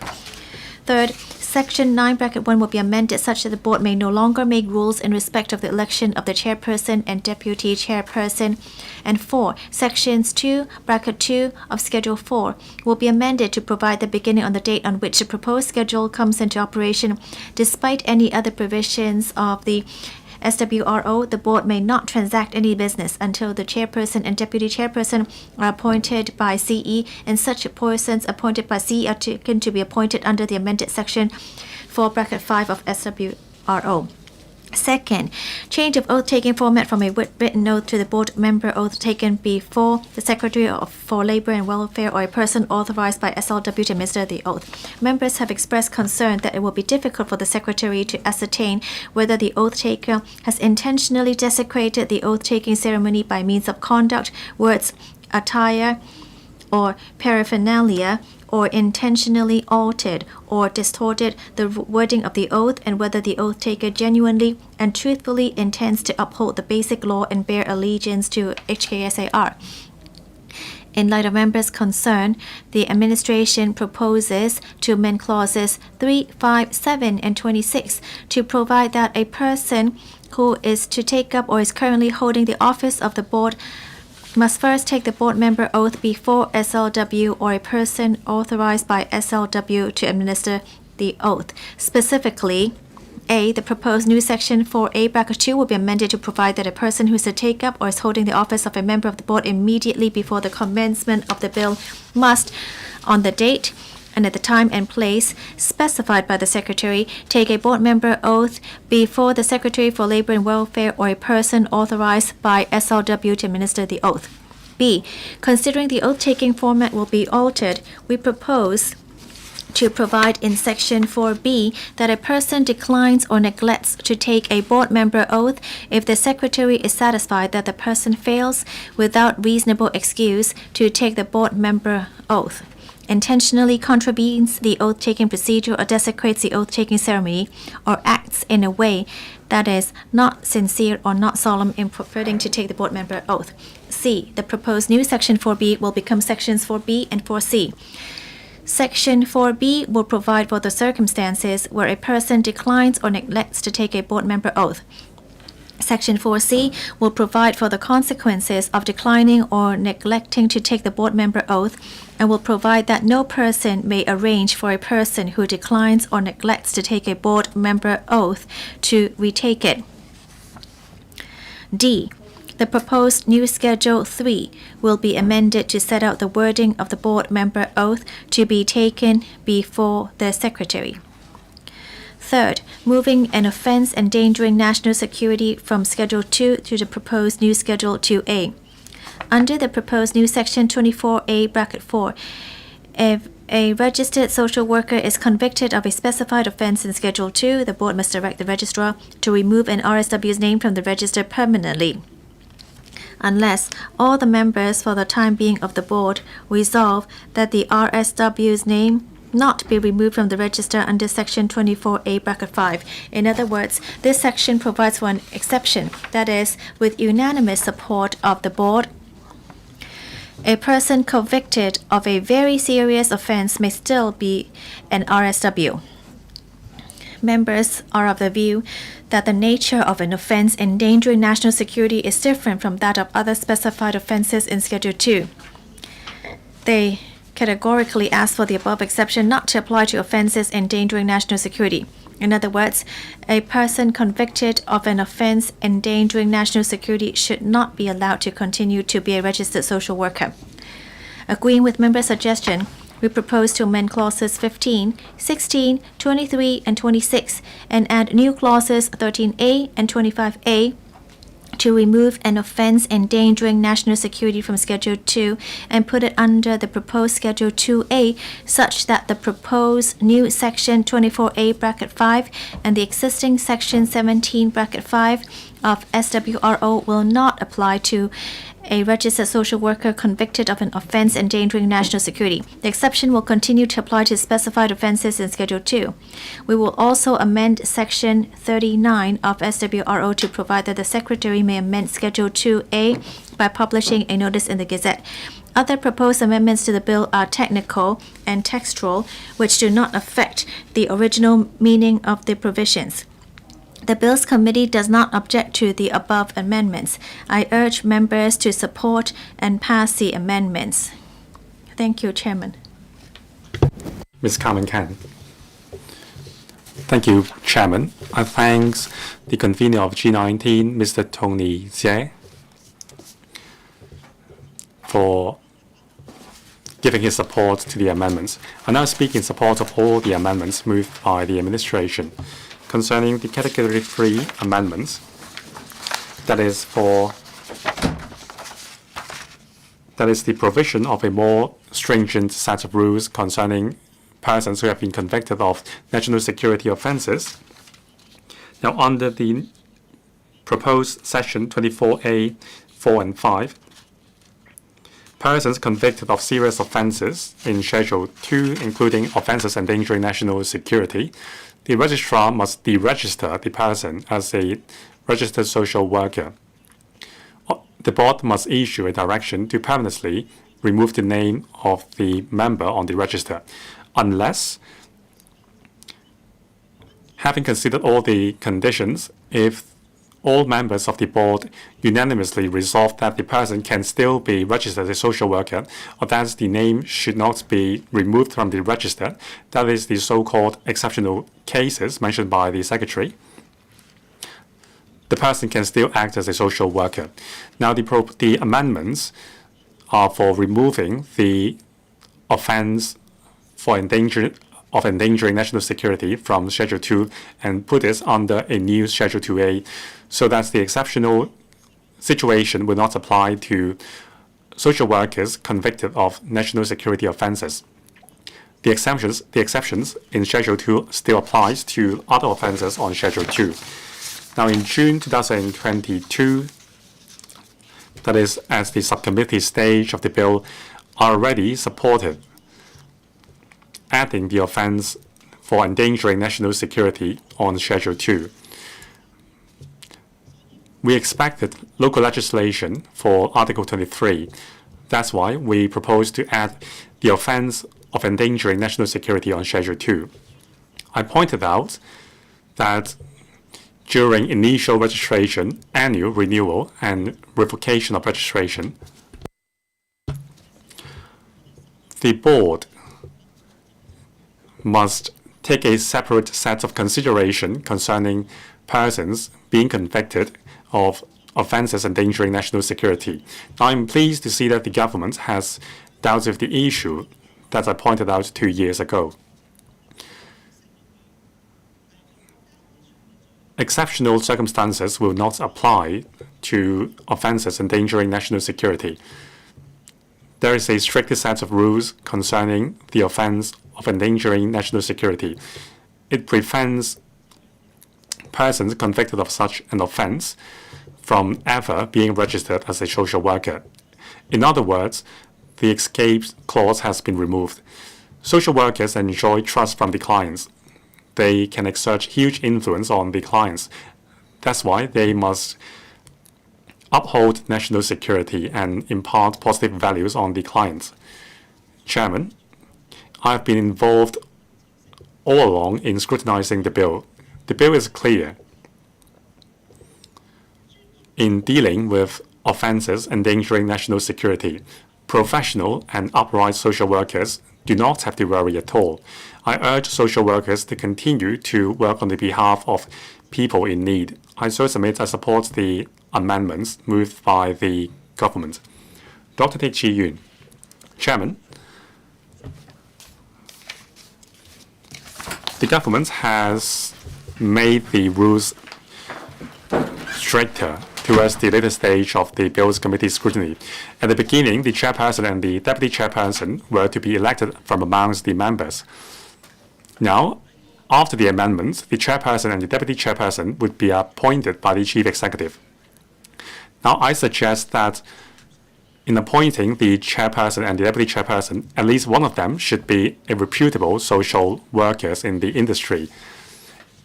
It will ensure that the perspective taken by the chairperson would be that from the social work profession.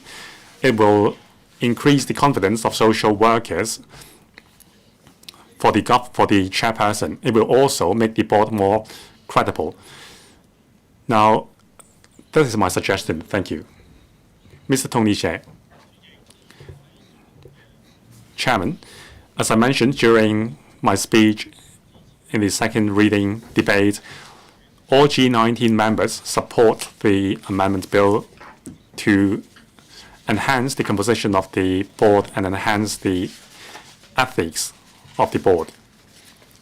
And during the scrutiny process, we raised many suggestions to the administration. I'm pleased to see that the administration has taken on board most of our recommendations to ensure that the board can strike a balance between effective operation and safeguarding national security. First of all, the composition and how the members of the board are returned. Now, the membership will be increased to 27. 8 members will still be elected from amongst members. They are social workers. The remaining ones will be appointed by the chief executive. The revamped membership. Under the revamped board, social workers will still take up more than half of the membership of the board. Now, originally, the government proposed that the chairperson and deputy chairperson should be elected from amongst members. However, we think that since the burden on the chairperson is huge, which include presiding over meetings, in other public bodies, for example, the real estate the PMSA, which I had chaired, and also the FRC, the chairperson and the deputy chairpersons are appointed by the chief executive. I don't see why the Social Workers Registration Board should be an exception. Having considered members' views, the secretary moved an amendment so that the chairperson and the deputy chairperson will be appointed by the chief executive. I think that is a better approach which aligns with the modern standard. Also, all members are required to take an oath to uphold the basic law and bear allegiance to the Hong Kong SAR.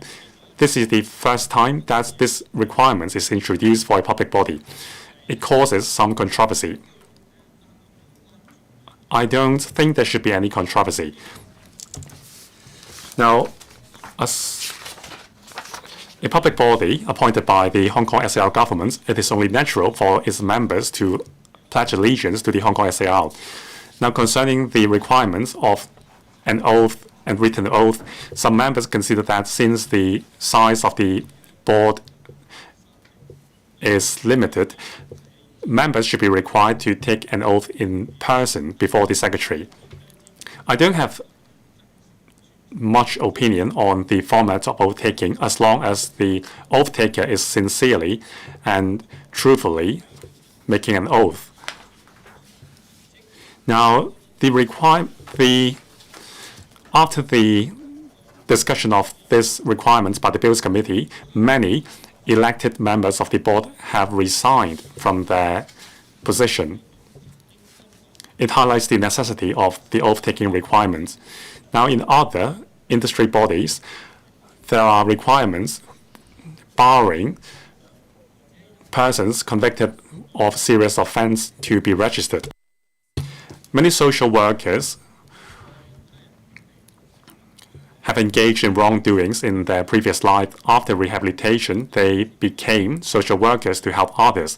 That's why under the Social Workers Registration Ordinance, there is an escape clause that if all members of the board so resolve,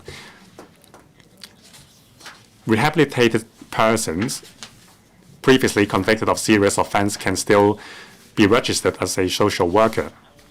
However, for social workers who have been convicted of national security offense, members of the Bills Committee unanimously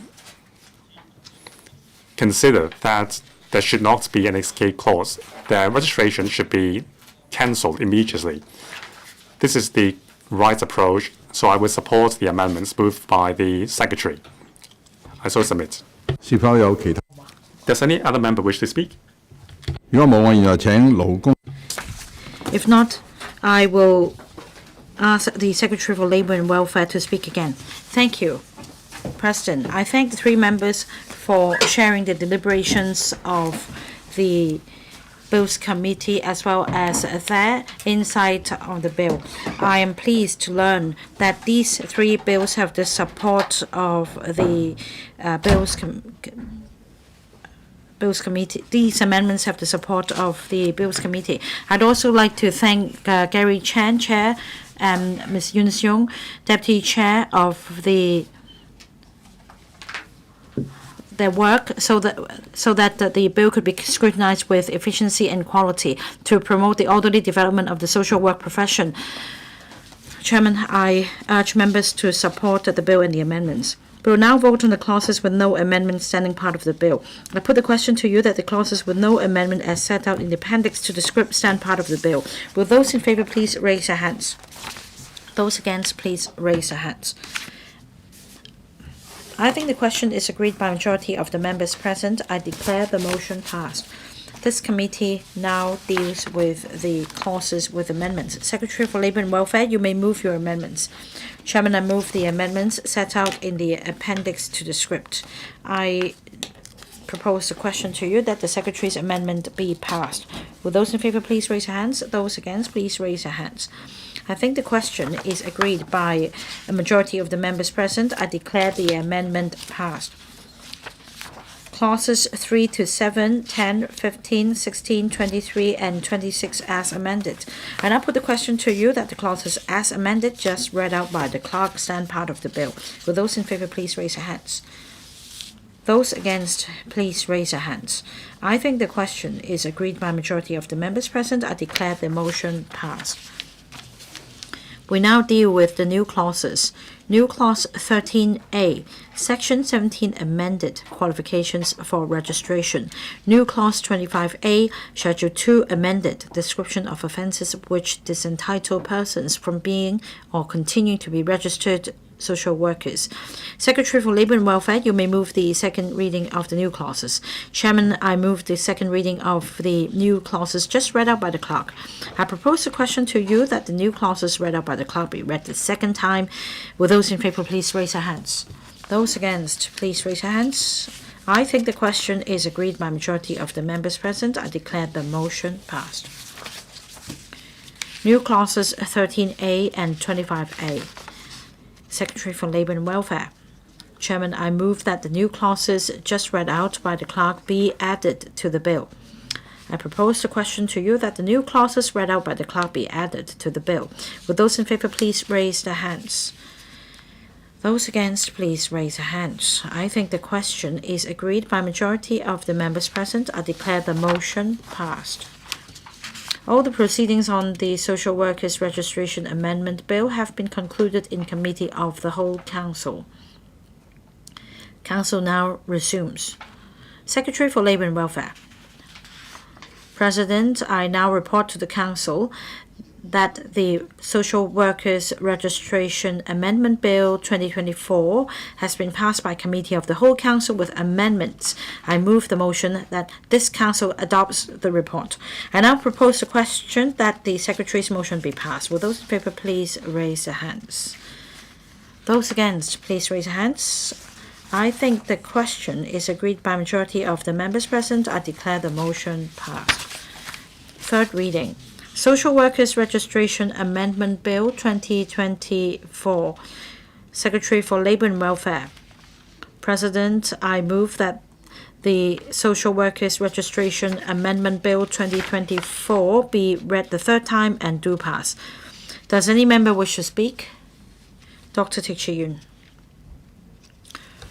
President, on the 16th of May,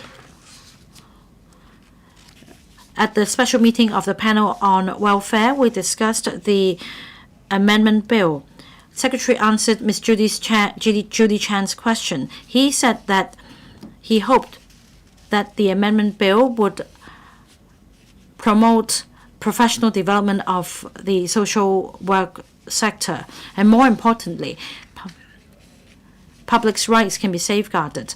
When the Secretary moved the second reading of the bill on the 20th of May at the Council meeting, he said that the object of the bill is to enhance the governance of the board so that the board will have the best interests of the public as priority at all times and to promote orderly development of the social work profession.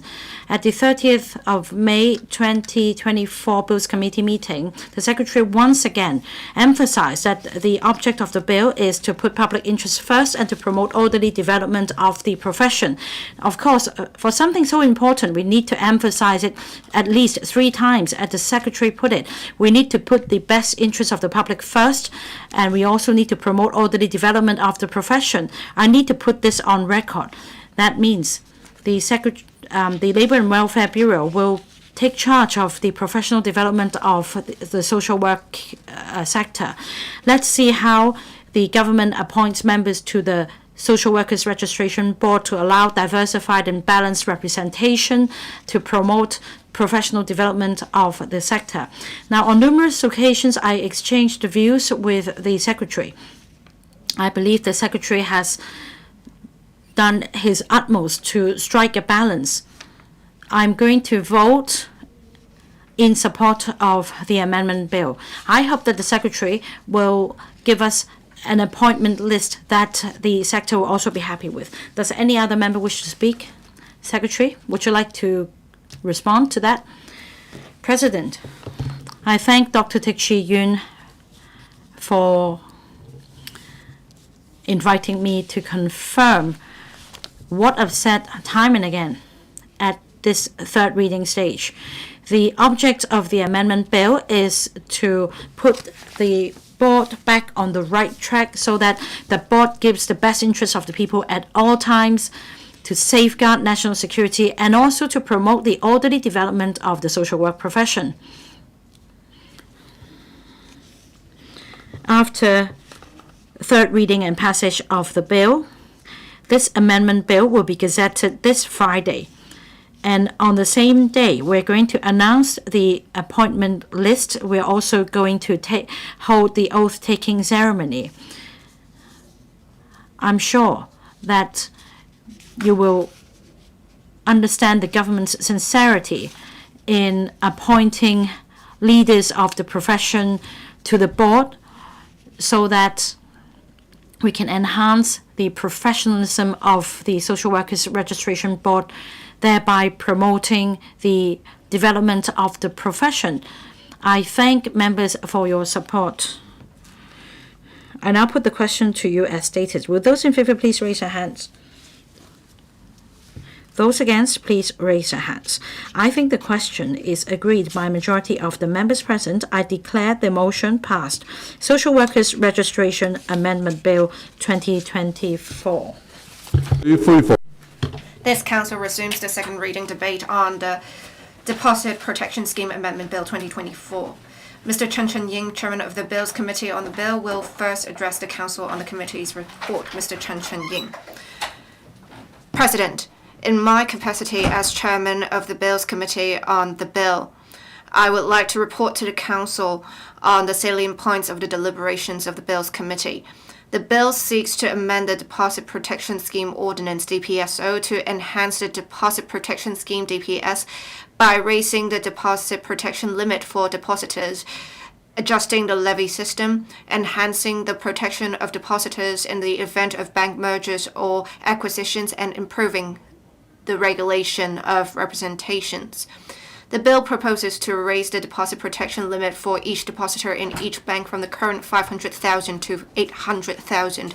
Given that this new protection limit is lower than that for depositors of banks in the United Kingdom and the United States, members have inquired whether the level of protection that it will provide is adequate, and the reason that with this limit, the percentage of total protected deposits will only be 25%, far lower than the 67% to 79% in other jurisdictions. The administration has advised that the protection limit of 800,000 is set having regard to the fact that the coverage ratio of depositors will rise to about 92%, which complies with the standard of 90% as recommended by the IADI, International Association of Deposit Insurers.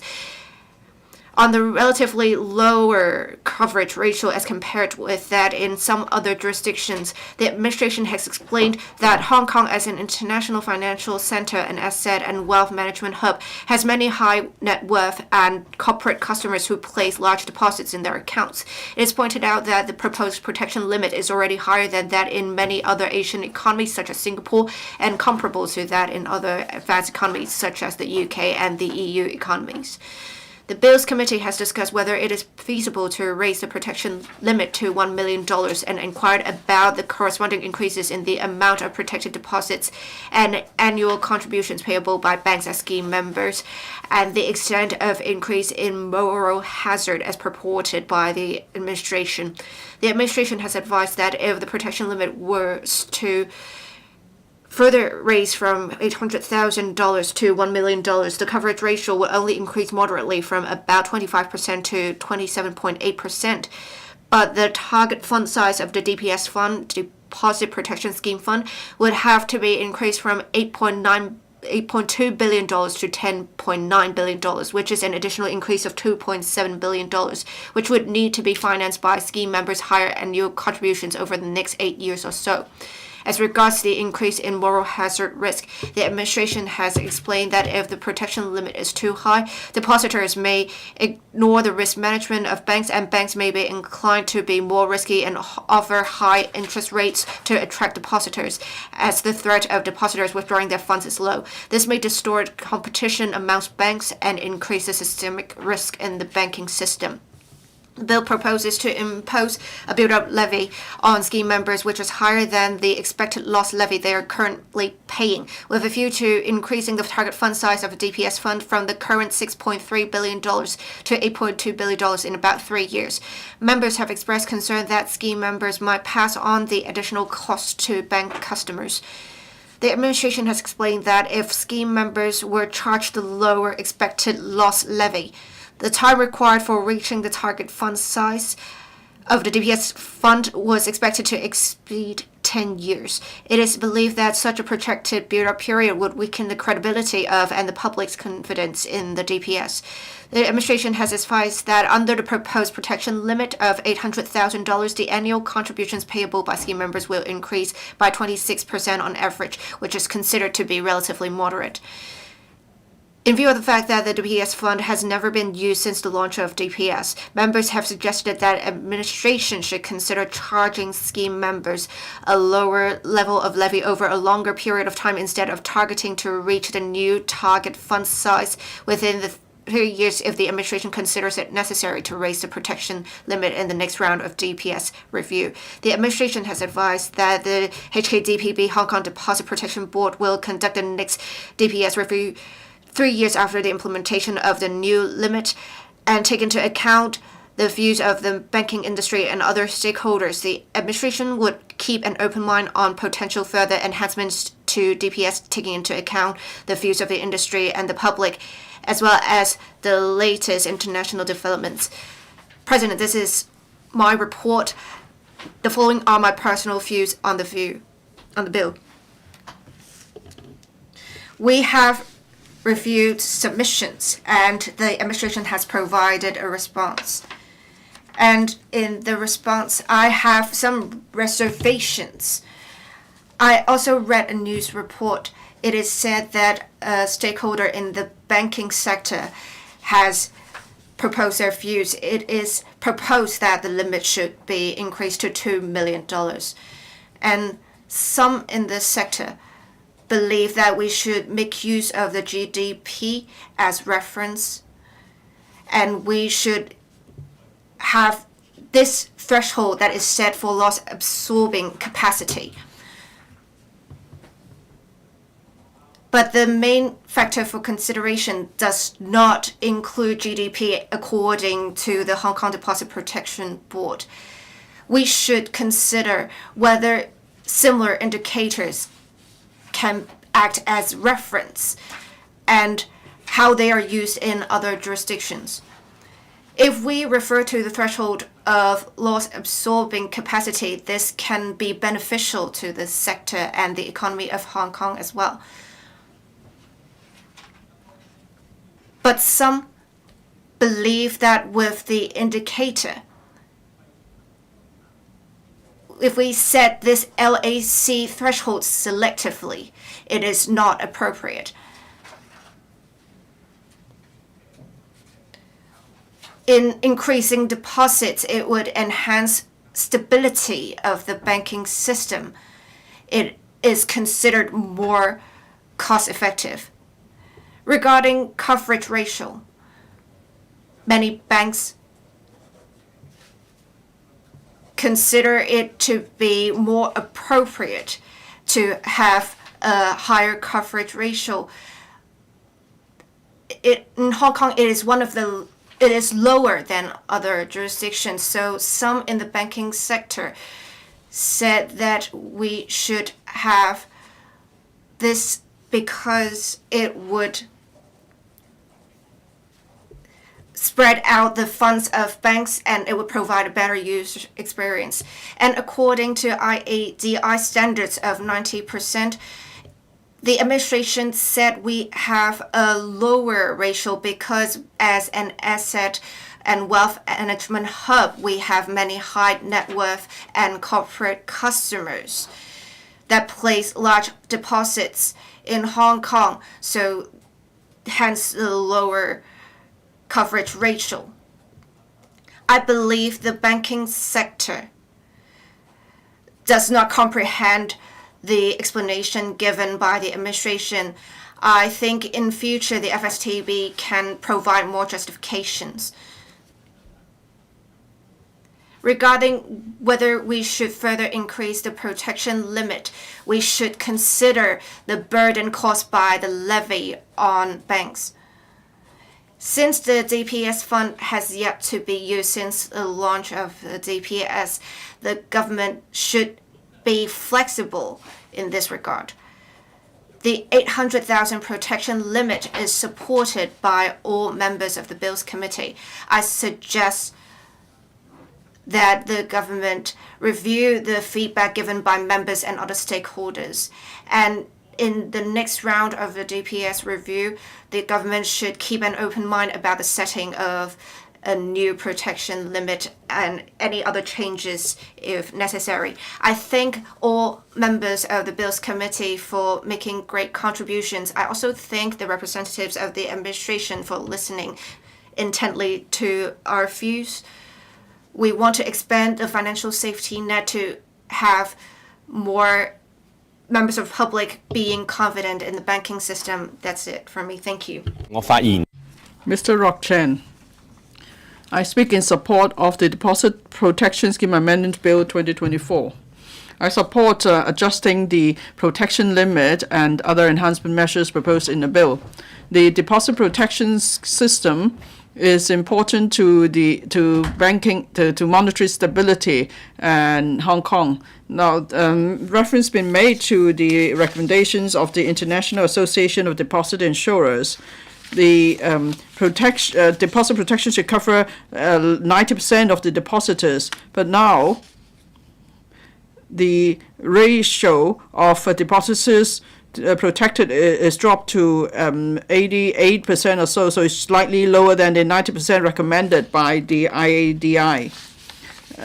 Many countries have also got a protection limit below the recommended ratio. For example, in the U.S., they have raised the deposit protection limit to $250,000. UK, the the protection limit is about 800,000 Hong Kong dollars. In Hong Kong, so the protection limit does not meet public aspiration. That's why the administration is now proposing to increase the limit from $500,000 to $800,000. That is in line with the standards recommended by IADI. It could also enhance the stability of the banking system. So there is a suggestion of raising the limit to $1 million. The additional cost actually is within control. If we raise the limit to $1 million, there would be positive impact on the public. It far exceeds the additional cost that will be incurred. The Hong Kong Association of Banks has proposed to either raise the limit to $1 million one go in stages, and I support that. Now, the administration believes the currently proposed limit of $800,000 is more appropriate because it strikes a balance between offering additional protection while controlling cost. But at the same time, we have to consider the needs of the public and the banking sector. We need to provide better protection to depositors. At the same time, we have to consider the impact on small to medium-sized banks with additional cost. And then banks may also need to make additional levy because of the increase in the protection limit, and we have to consider whether the cost will then be transferred to the depositors. And then we shouldn't wait too long for another review. We should do the review in 3 months and complete it in 3 years and complete the review in 5 years. We have to keep tab of the latest developments in the banking industry. We need to make sure that our protection limit is enough to ensure public confidence in the banking system. So as we offer sufficient protection to depositors, we must also enhance the competitiveness of our banks. So I speak in support of the bill. Mr. Robert Lee. Thank you. I speak in support of the Deposit Protection Scheme Amendment Bill 2024. The bill proposes to increase the protection limit, deposit protection limit from $500,000 to $800,000. This is to enhance protection to depositors and confidence in the banking system. I'd like to make 2 points. One, there's a need to explain further the difference in the deposit protection limit in Hong Kong compared to that in other countries. And second point, for policies on protection offered to non-investment deposits and so on, the policy should be aligned. Now, the bill proposes a deposit protection limit of $800,000. So the coverage ratio of those who will have full protection will be increased from 88 to 89% to 92%. That's in line with the 90% recommended by the International Association of Deposit Insurers. But if we compare ourselves to other markets, for example, the US, our deposit protection limit is still on the low side. The FDIC of the USA offers $250,000 of a protection limit, so about 1.95 million Hong Kong dollars. And then for securities investors, the protection limit is as much as half a million US dollars, or about 3.9 million Hong Kong dollars. The reason why they have a higher protection limit is because they have more cases of bank failures. And so that's why there's a higher systemic risk in the banking system. Now, from statistics, we know that between 2023 and 24, there were 6 cases of bank failure in the U.S. The 2 larger banks that failed were the First Republic Bank and Silicon Valley Bank. The total assets was some $209 billion in each case, US dollars, that is. And then whereas in Hong Kong, our banking system is relatively robust and there is a lower risk with deposits. So that's why the deposit protection limit needs not be too high. So I would suggest that the government explain this clearly to other markets, so as well as the public. So the public see the reason why there is this difference in the protection limit in Hong Kong compared to other places. Second point, we need to ensure the consistency of our policies. Now,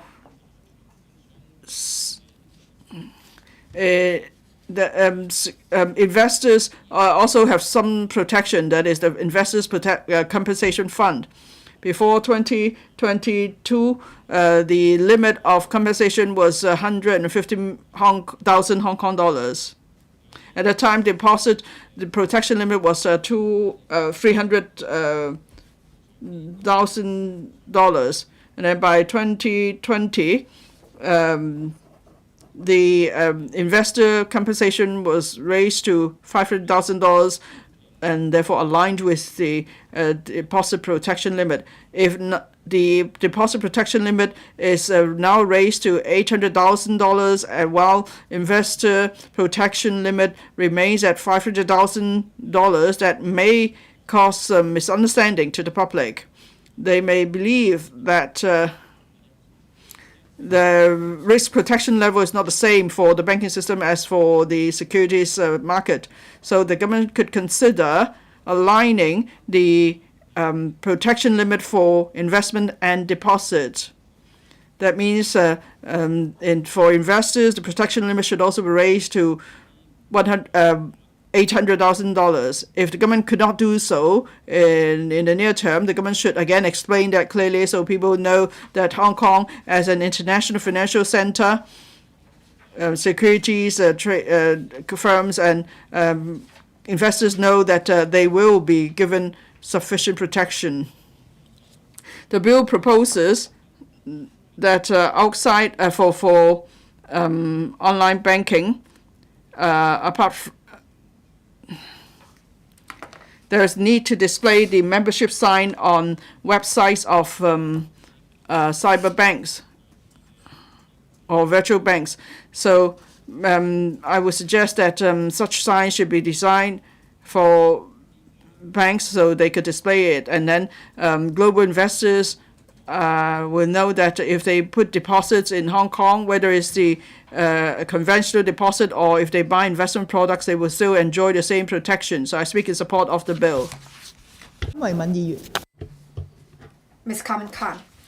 Thank you, Deputy President. I would like to declare that the institution that I serve is a member of the Deposit Protection Scheme. Regarding the bill, the Deposit Protection Board first promulgated the Deposit Protection Scheme under the Deposit Protection Scheme Ordinance Chapter 581. For protected deposits, that is, deposits stored with the scheme members, up to the protection limit, the amount of deposits will be protected. So under the bill, there are several amendments. One, raising the deposit protection limit from $500,000 to $800,000. Two, adjusting the build-up levy mechanism. Three, enhancing the protection of depositors in the event of bank mergers or acquisitions. And four, improving the regulation of representations. As a member of the Bills Committee, I will talk about all four aspects briefly. As depositors' income increases over the years, we have the ratio of protected deposits lowering to 88 to 89%. It is lower than the standard recommended by the IEDI, that is 90%. Therefore, it is proposed to raise the deposit protection limit from 500,000 to 800,000 Hong Kong dollars so as to increase the coverage ratio to 92%. But this is still lower than that of the UK and the US. And the total ratio for protected deposits, it is 20% It is much lower than the 60% in other jurisdictions. So some have questioned whether this is adequate and whether we should further raise the limit to $1 million. Why did the government consider it not cost effective and increase the moral hazard risk? We discussed this at length in the discussion of the Bills Committee. Hong Kong is also an open economy. It is said that many corporate customers and high net worth customers will place large deposits. That's why we have a lower ratio of protected deposits. It is said that it is a characteristic of the economy of Hong Kong. If we are to raise the limit to $1 million, the administration advised that we would only increase the protected deposits by a meager 1.3%, but the target fund size would have to increase from $6.3 billion to $10.9 billion. The administration considered it not cost effective. And it is said that with moral hazard risk, with a higher protection limit, depositors may engage in more risky behavior, and banks as well. They may offer higher rates to customers. This may distort competition and increase the systemic risk of the banking system. Deputy President, I accept the explanation given by the administration. I understand why they have not increased the limit further, but I just hope the administration can do more publicity to allay the concerns of the public and stakeholders.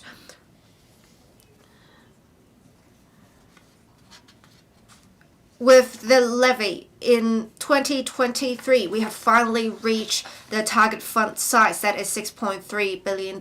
And scheme members, starting from this year, they only need to pay the lower expected loss levy. As the limit is proposed to be increased to $800,000, the target fund size will increase from $6.3 billion to $8.2 billion. In existing legislation, The build-up levy will only be payable by a scheme member again if the specified percentage is amended. Once the target fund size has been reached, if the specified percentage of 0.25% is not changed, if we want to reach the increased target fund size within 3 years, it is not possible. That's why it is proposed that the build-up levy should be adjusted and the relevant provisions amended. If we are to charge the build-up levy, some have questioned whether the burden is too heavy on scheme members, and will the scheme members, that is the banks, transfer the additional cost to customers. It is considered by the administration that the increase in the annual contributions payable to be 26%. It is considered relatively moderate. We have yet to use the DPS fund since the launch of the DPS. I suggest that we can spread out the levy period. We do not need to reach the new target fund size within 3 years, if the circumstances permit. I am glad to see that the administration is keeping an open mind and has taken into account the views of the industry and the public, as well as the latest developments. Third, regarding enhancing the protection of depositors in the event of bank mergers or acquisitions, if depositors have both deposits in both the transferor and the resulting scheme member, deposits at both banks will be protected. And in the bill, it is proposed that there will be a 6-month period of enhanced protection upon the arrangement of transfer or protected deposits. And it could be lengthened if a time deposit is involved. So basically, a depositor will be entitled to up to $1.6 million in protection. Deputy President, I consider this arrangement to be beneficial. The administration suggested this is to come into effect later on 1st of January 2025. But the other provisions are to come into operation on 1st of October 2024. I suggest the administration make good use of illustrations to explain to the public the new arrangements. 4. On the improved regulation of representations. Basically, the bill proposes that for private banking customers, scheme members would only need to make a one-off negative disclosure and issue annual reminders to customers to say the products are not protected by the scheme. It is said that the administration referred to overseas examples. While negative disclosure is made often in other jurisdictions, they would only need to make it when an account is being opened. In Singapore, in fact, there is no such disclosure arrangements at all. So I think this amendment will be welcomed by the sector. So I support this amendment. I'm very glad that the administration has taken on board many suggestions of the members of Bills Committee. I would hope that the amendments would instill confidence in the banking system and consolidate Hong Kong's position as an international financial center. I so submit, Deputy President. Mr. Benson Look. Thank you. I speak in support of the bill. I am also a member of the Bills Committee and have participated in the discussion of the Bills Committee. The bill seeks to amend the DPSO and its subsidiary legislation to enhance the DPS it includes raising the deposit protection limit for depositors from $500,000 to $800,000, adjusting the build-up levy mechanism, enhancing the protection of depositors in the event of bank mergers or acquisitions, etc. Since 2011, the limit of $500,000 was imposed as the deposits in the banking system have increased. We have now the coverage ratio of 88 to 89%. It is lower than the standard stipulated by the IADI, which is 90%. Having considered the cumulative inflation in recent years, IADI's comments and overseas examples, the bill proposes to raise the deposit protection limit to $800,000. The $800,000 limit will catch up with the cumulative inflation from 2011 to 2023. It will also help us catch up to the coverage ratio to 92%, which is higher than the standard of the IADI. It should provide adequate protection for the public. During the Bills Committee's deliberations, I, as a representative of the sector, have spoken for the sector. Deposit protection is one of the things that incoming talents would think about. And in fact, Hong Kong Association of Banks, HKAB, has received differing views from the banking industry. Some consider that the limit should be further increased to $1 million. And it is said by the HKDPB, with the raising of the limit from $500,000 to $800,000, the coverage ratio would increase 5%. But if we increase from 800,000 to 1 million, it would only be a minor increase. So it is believed that this figure has struck a balance in providing protection and the costs on the banking system. The BPA and I therefore support the bill. It is said that in 2027, 3 years after the implementation of the new limit, a new round of DPS review will be conducted, which will take into account the latest developments in the world, and it says that it will take into account the views of the banking industry and stakeholders. Thank you. Mr. Edmund Wong.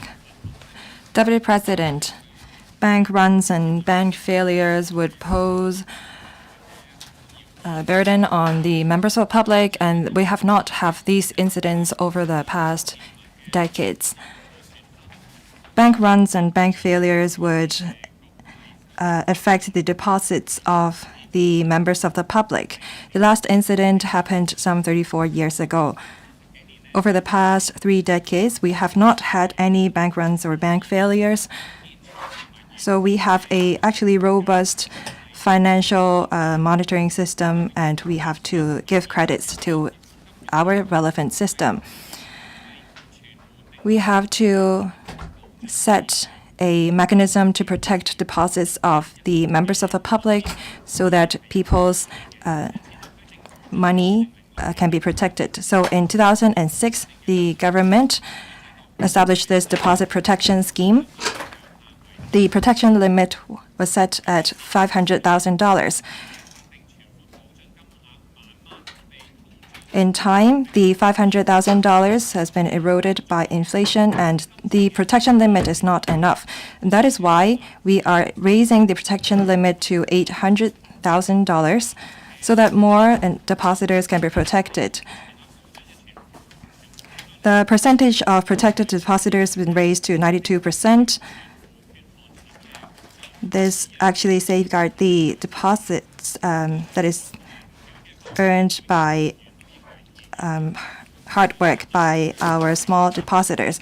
But Although the increase in protection limit to $800,000 would increase the percentage of fully protected depositors to 92%, but only 25% of the total protection, 20% of the protected of the deposits can be protected, which is far lower than other jurisdictions. So I hope that the government will raise the protection limit to $1 million to enhance protection to members of the public, and this will also boost confidence in our robust financial system. The administration said that we, as the International Financial Center, have a lot of high net worth individuals who place large deposits in our banks. And as a result, the percentage of total protected deposits is lower than other places. I think that we should be glad to hear that because we have so many large corporations and high net worth individuals in Hong Kong. Now, we raise the protection limit to $800,000. Our limit may be higher than some jurisdictions, and if we raise it further to $1 million, then the target fund size will be raised from $6.3 billion to $10.9 billion. Comparing to our existing target of $8.2 billion, the target fund size would have to have an extra $2.7 billion injected, and we have to increase the annual contributions of the scheme members in order for us to reach the relevant fund size. I understand the administration's reasons, because if we raise the limit to $1 million, this will pose burden to the banking sector, and it takes a longer time for us to reach the target fund size. But I think it's important for us to enhance protection to small depositors, and we have to create this peace of mind among depositors in Hong Kong. This is the responsibility of the banking sector and the electrical members. I note that the government said that they will review the limit in 3 years' time. I thank them for that, and I hope that the administration, the monetary authority, and the banking sector will start implementing the enhancement of protection limit as soon as possible so that we can raise the limit to $1 million in the future to protect each and every dollar of our members of the public. I speak in support of the bill. Mr. Tan Kapio. Thank you, Deputy President. I'm the only member from the FTU at the panel on financial affairs, so I have to express my views on the bill. We fully support the bill. We have two reasons for that. Now, the deposit protection limit has been raised from $500,000 to $800,000. Regarding this figure, some groups and individuals think that we should raise it further. Some think that we should lower it. In fact, we have not made use of the DPS funds since its establishment. I think that the administration should have regards to the deposits made by members of the public.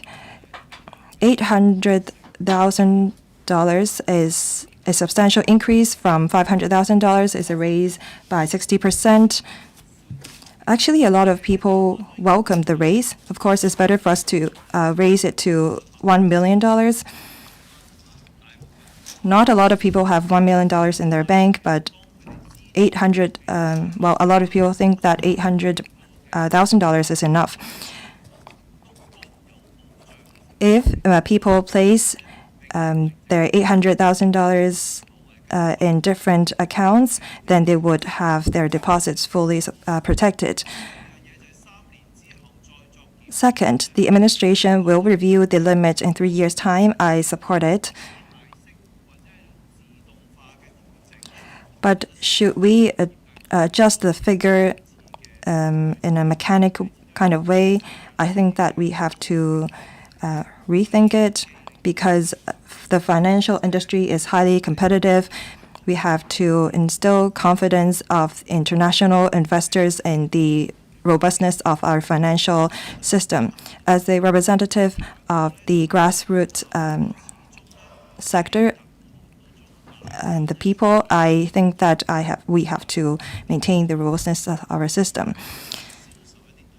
Some banks proactively sell their investment products. Some products is called structural deposits. We all know that structural deposits or structured deposits is not what it sounds. It's not fully protected. Also, some offshore deposits or foreign currency deposits are not protected. I hope that the regulators would look into it and monitor the virtual banks and traditional banks that sell non-protected investment products. And if they name it in a way that mislead people into thinking that these deposits are protected, the regulators should take action so that people would not be misled. Against such background of not having invoked the DPS over the past years, I hope that the administration would enhance confidence of people in our system. Thank you. Mr. Jeffrey Lam, thank you. Hong Kong is an international financial center. We need to maintain the stability of the banking system is of crucial importance. Deposit protection is an important cornerstone for the financial safety net. It helps to maintain financial stability. More importantly, it will maintain the confidence of depositors in our banking system.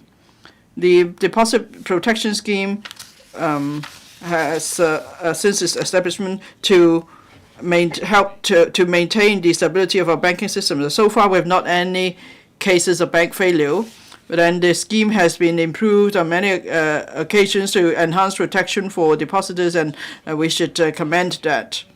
This amendment bill seeks to increase the deposit protection limit from $500,000 to $800,000.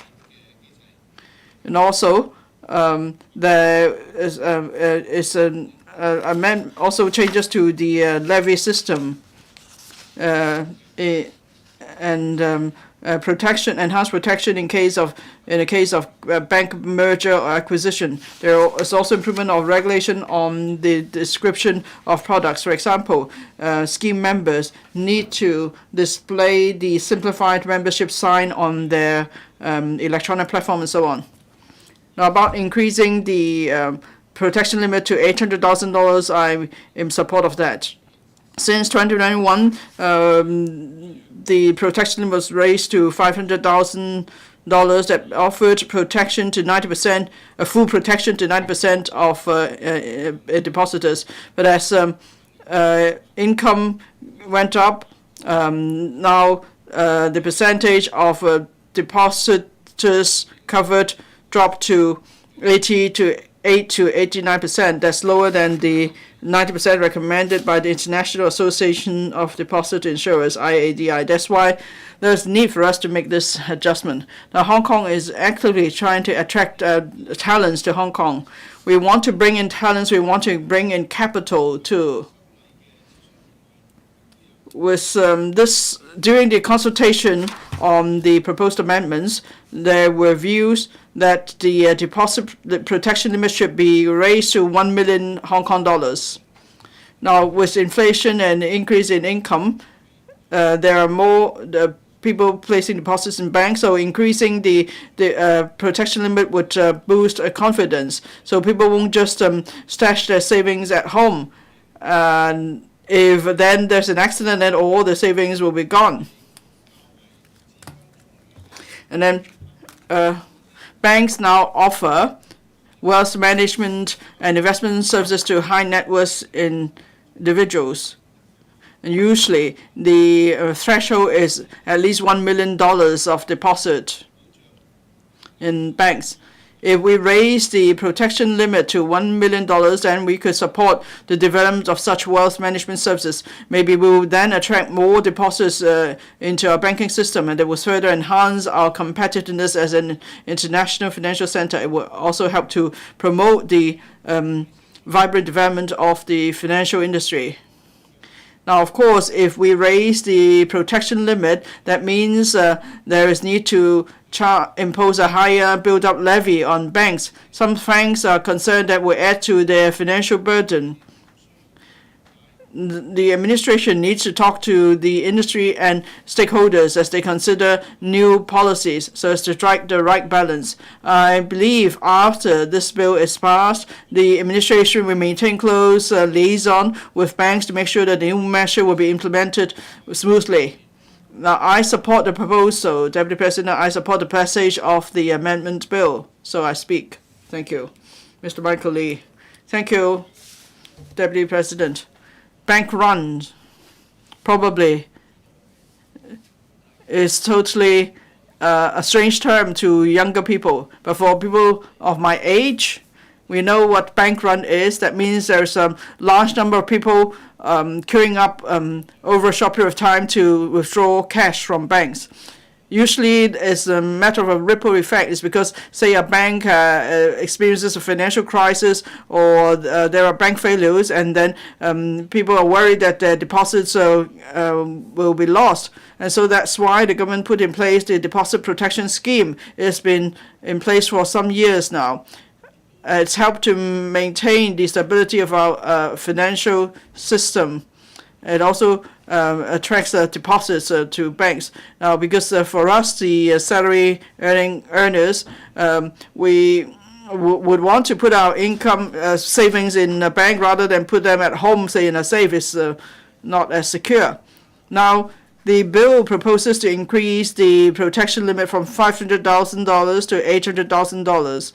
I believe the government must have done much to achieve that, because already this increase will lead to 26% of increase in the financial burden of banks. So why don't we raise the limit to $1 million? Because then that means the cost will be high for banks, and maybe depositors will end up paying more for other services and so on. In any case, if we raise the protection limit to $800,000, we are able to meet the 90% recommendation of the International Association of Deposit Insurers. So that's why I think the administration's proposal it has struck the right balance, because we could offer more protection, and also it's affordable to banks. Now, virtual banks are becoming popular. I understand virtual banks are like any physical banks.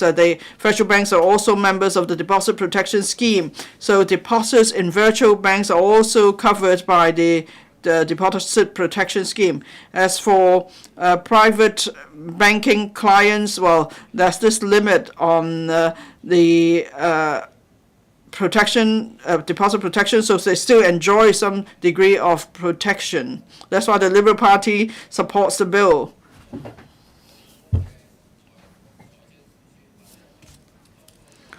Now, when there is more confidence in banks, we hope the administration will consider raising the protection limit to $1 million. So I hope after 3 years, when the government conducts a review, it will look at the practices in other jurisdictions. For example, Singapore is 91%, and US is 98 or even 99% coverage. So please follow the latest development and report back to us in a timely manner. Thank you. Does any other member wish to speak? If not, I now call upon the Secretary for Financial Services and the Treasury to reply, then the debate will come to a close. Secretary. President, first and foremost, I am grateful to the 9 members who have expressed their views and support for the Deposit Protection Scheme Amendment Bill 2024, the bill in short, during the second reading debate. I would also like to take this opportunity to thank Mr. Chan Chen-ying, Chairman of the Bills Committee, other members, and the Electrical Secretariat for their efforts, which have facilitated the smooth completion of the scrutiny of the bill. The primary objective of the bill is to enhance the protection offered by the Deposit Protection Scheme to depositors, maintain the stability of the banking system, and keep pace with international standards and the latest developments in Hong Kong by amending the Deposit Protection Scheme Ordinance and its subsidiary legislation. Since its full implementation in 2006, the DPS has aimed to promote the stability of the banking and overall financial system by protecting small depositors. With the concerted efforts of the government, regulators, and the industry, Hong Kong's banking sector has been operating smoothly, and the DPS has never been triggered since its inception. The current protection limit of $500,000 per depositor per bank has been in place since 2011, over 13 years ago. In view of the industry's development and following the guidance of the International Associations of Deposit Insurers, the Hong Kong Deposit Protection Board reviews the design and operation of DPS regularly. As I mentioned during the motion for the second reading, the latest review conducted by the board in 2021 concluded that the overall design and key aspects of the DPS remained appropriate and comparable to the protection offered in other regions, recommending 5 enhancement measures.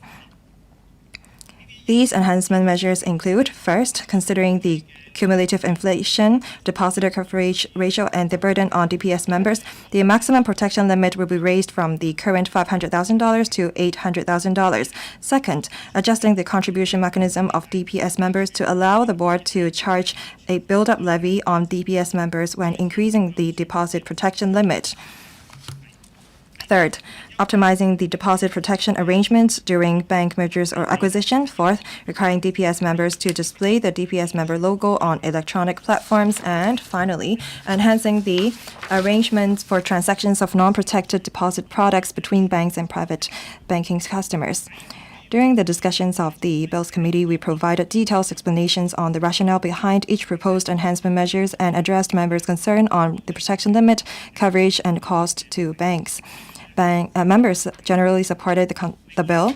Additionally, some organizations submitted views to the Bills Committee on the proposed increase in the protection limit. We've responded in detail to these views, allowing the public to better understand the government's policy intentions and arrangements.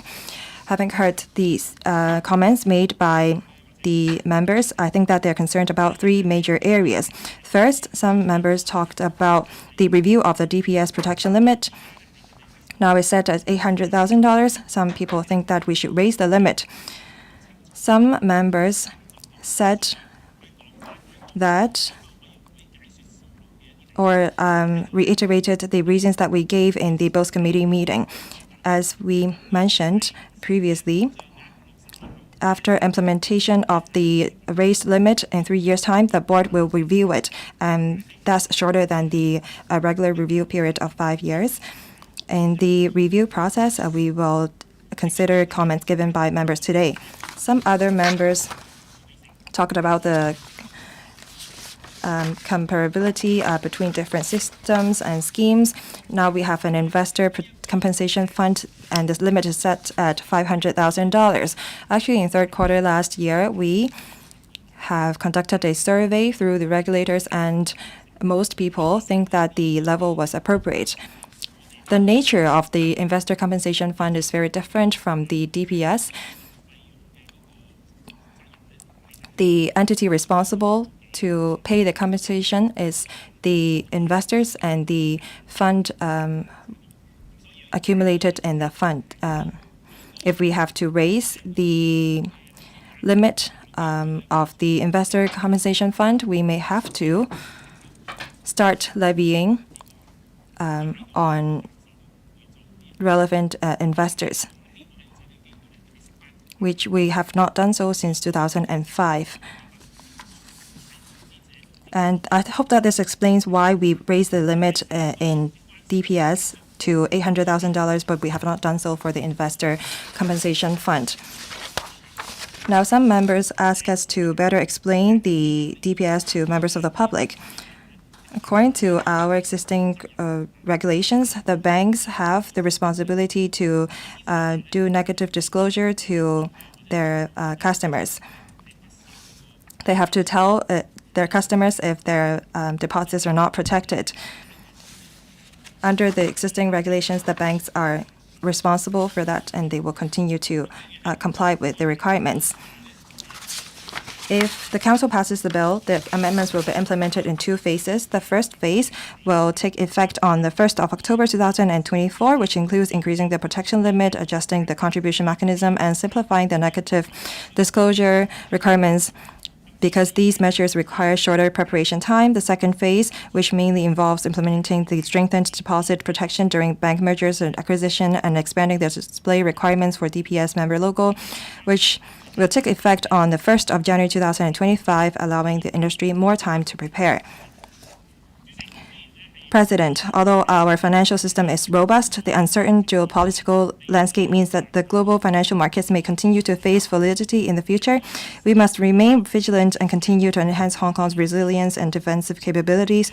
Therefore, I urge the Council to pass the second reading of the bill to optimize the deposit protection scheme, strengthen depositor confidence, promote the stability of the banking system, and consolidate Hong Kong's status as an international financial center. Thank you, President. So submit. I now put a question to you that the Deposit Protection Scheme Amendments Bill 2024 be read the second time. Will those in favour please raise their hands? Those against, please raise their hands. I think the question is agreed by a majority of the members present. I declare the motion passed. Deposit Protection Scheme Amendments Bill 2024. This Council now becomes Committee of the Whole Council to consider the Deposit Protection Scheme Amendments Bill 2024. And I'll propose a question to you that the following clauses stand part of the bill. Clauses 1 to 24. Does any member wish to speak? If not, we now proceed with the voting. I put will those in favour please raise their hands? Those against, please raise their hands. I think the question is agreed by a majority of the members present. I declare the motion passed. All the proceedings on the Deposit Protection Scheme Amendment Bill 2024 have been concluded in Committee of the Whole Council. Council now resumes. Secretary for Financial Services and the Treasury. President, I now report to the Council that the Deposit Protection Scheme Amendments Bill 2024 has been passed by Committee of the Whole Council without amendment. I move the motion that this Council adopts the report. I now propose a question to you that the Secretary's motion be passed. Will those in favour please raise their hands? Mr. Chen Kim-po, do you wish to claim a division? Those against, please raise their hands. I think the question is agreed by a majority of the members present. I declare the motion passed. Third reading, Deposit Protection Scheme Amendments Bill 2024. Secretary for Financial Services and the Treasury. President, I move that the Deposit Protection Scheme Amendments Bill 2024 be read the third time and do pass.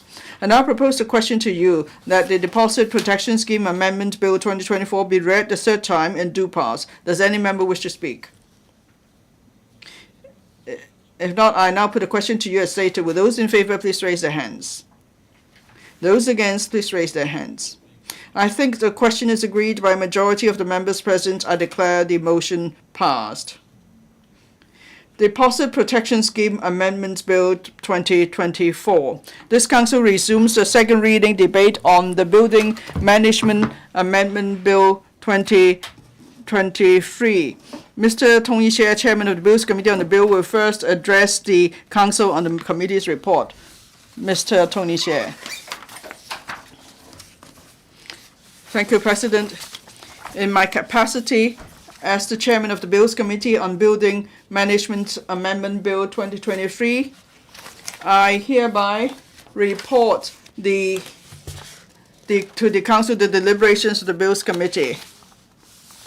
The bill seeks primarily to amend the Building Management Ordinance Cap 344 or in short BMO, to impose certain new requirements on high-value procurement, including procurements for large-scale maintenance for buildings and other procurements related to building management. The bill also imposes or adjusts certain requirements in relation to the financial statements and other accounting documents of owners' corporations, and also on meeting procedures concerning building management.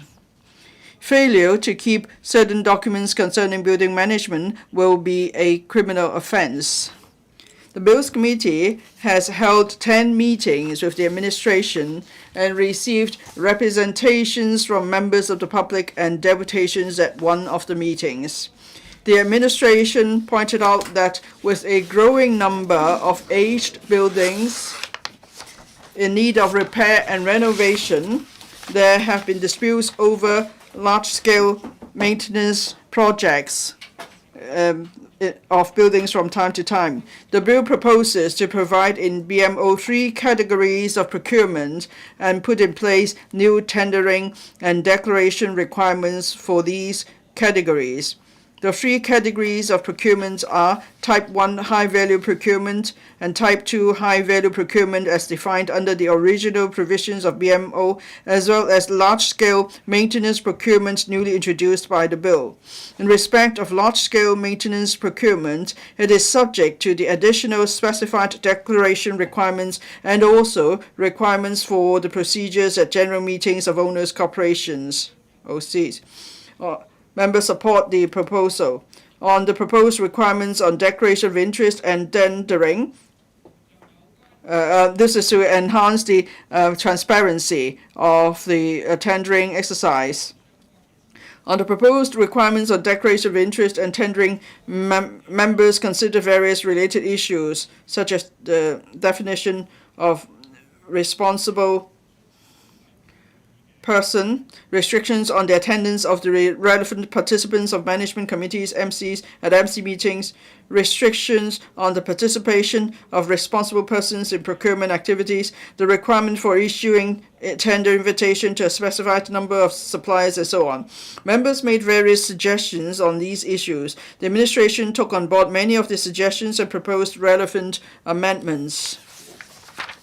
The bill proposes that the financial statements of buildings with total annual income and expenditure exceeding $500 must be audited regardless of the number of flats.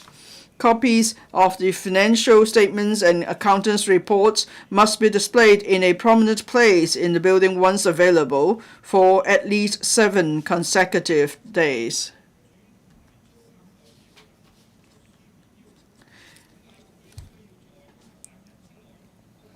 Copies must be supplied to owners and tenants' representatives within 28 days after the date on which a written request for such copies is made. All members support this proposal. In the course of deliberation, members expressed concerns about the proposal in the bill to create criminal offences in relation to the failure to keep certain documents concerning building management. Upon conviction, each MC participant is liable to a fine at level 4. Some members expressed support for the proposal to achieve a greater deterrent effect. Other members, however, expressed worries that the criminal liability would affect the motivation of owners to take up building management duties. Having considered members' views, the administration agreed to narrow the scope of regulation and propose an amendment to impose existing criminal liability in BMO and the proposed liability in the bill on the accountable MC participants only instead of each MC participant. Moreover, the administration pointed out that the bill will provide a statutory defense for the offenses. The threshold of statutory defense will be lowered so that the defendant only has to adduce sufficient evidence to raise an issue, and the prosecution has to disprove the defendant's defense beyond reasonable doubt. The administration took on board another of members' suggestions to amend the existing Section 29A of BMO and extend the protection of not being personally liable for acts done in good faith and in a reasonable manner to secretaries and treasurers of MCs who are not MC members. Members support the amendment. I must mention specifically the concerns of the Bills Committee that the bill has yet to cover all issues of concern to stakeholders, including instruments for the appointment of a proxy and the powers of the authority under BMO. The administration advised that it will adopt the approach of dealing with simpler issues first before tackling the more difficult ones. It will follow up on the more complicated and controversial issues after the passage of the bill. The administration will keep an open mind as it seeks views from a broad spectrum of stakeholders. President, that concludes my report on the work of the Bills Committee. I now turn to my personal views on the bill. President, I'm in the real estate business for years. I have, strong feeling. I have much experience with the building management ordinance. Initially, the ordinance was to provide a legal framework so owners could set up owners' corporations. The powers, the duties, and the meeting procedures of OCs are provided for in the bill. This provides reference to owners as they operate OCs. Then they're able to better manage their own buildings or estate. Then after the ordinance has been in place for some years, room was identified for improvement. And so that's why the administration consulted the sector and the general public on a number of occasions to amend the ordinance. But then some of the issues are rather complicated and controversial. So it would take a relatively long time to deal with those issues. As the administration pointed out, they're adopting the approach of first dealing with the simpler issues. So for the less controversial issues, the administration has proposed amendments. If the bill is passed, I hope the administration will then move on to deal with the more complicated and controversial issues and come up with proposals as soon as possible and amend the ordinance. This amendment bill is about setting various restrictions on large-scale maintenance works and large-value procurement. This will promote more participation by owners, and also is to prevent bid rigging, the risk or lower the risk of bid rigging. And then the owners could use the smart tender building rehabilitation facilitation service, and as they invite tenders on the works. Now on how that's in short the smart tenders service. Now there are various issues for owners who try to make improvement to their buildings. This is about the threshold of voting and the composition of management committees and so on. The Home Affairs Department needs to step up its effort in helping buildings. In the past years, the HAD has not been doing a good job in helping 3 new buildings to set up owners' corporations. Well, owners should be encouraged to take a more active part in the day-to-day management of the buildings as well as the repair and maintenance works of the buildings. But there's still much room for improvement in this respect. Now, with the mandatory building inspection scheme, owners have been asked to carry out repair and maintenance. But then we've seen many press reports that the cost of repair is too high, probably because there is a bid rigging and so on. And so that's government step up enforcement and penalize those who break the law. But at the same time, owners need to get more involved. They have to, and then property management companies and contractors should be required to provide a good service. And of course, the service quality of property management companies varies. Now, we have the Property Management Services Authority. Now, PMCs have to be licensed, and so there should be continuous improvement to the quality of PMCs. But then, if buildings don't have OCs, it's difficult for them to replace the PMC that performs poorly. That's why there's been continuous call for amendment to the ordinance. There should be reasonable cap on property management fees.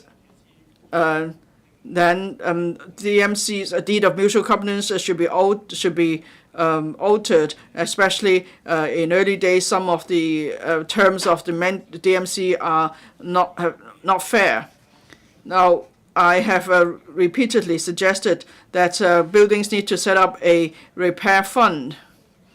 Each month, a small portion of the management fee should be set aside for the repair reserve, so that could be used for regular repairs and maintenance works of the buildings.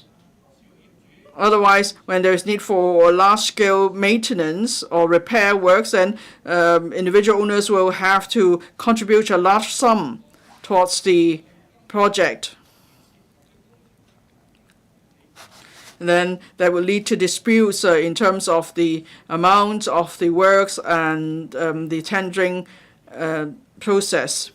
So that's why it's difficult to actually successfully implement repair work, large-scale maintenance works, and then it will also be difficult to carry out preventive works.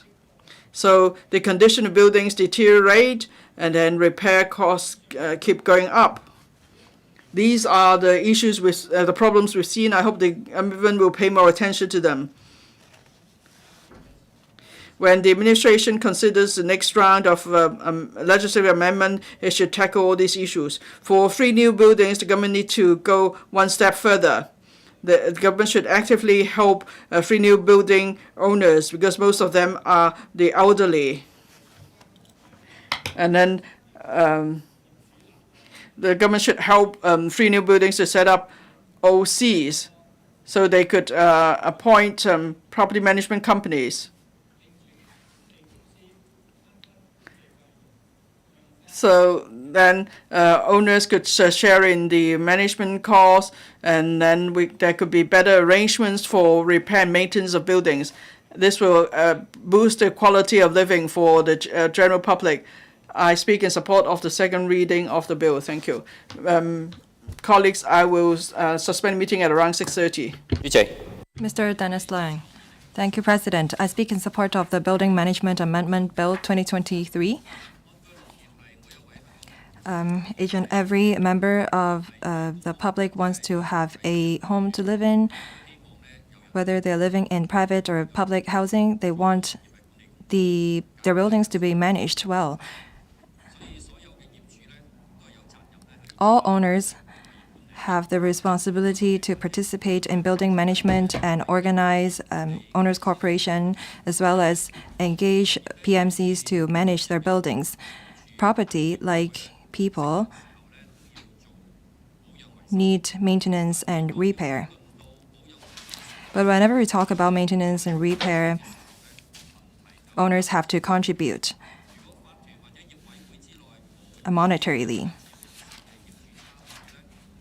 Without PMCs, owners' corporation and management companies may not be too familiar with the procurement procedures and the cost of maintenance and repair.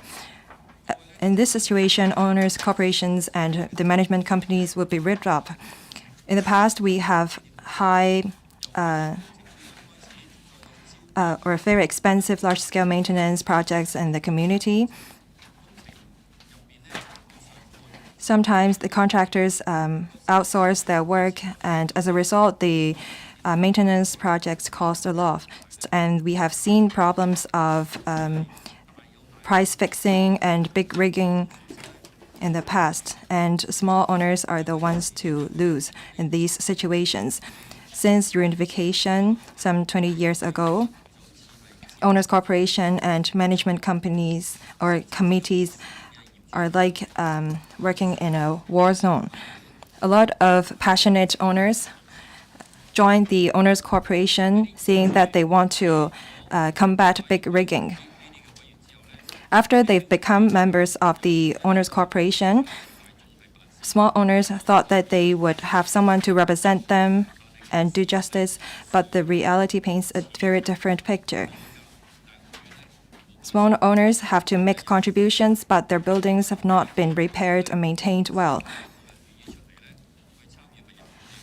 And I'm worried that in the future, no one wants to participate in building management. A lot of owners don't want to be involved in court cases, and there's been cases of bullying that deter passionate owners from participating in building management.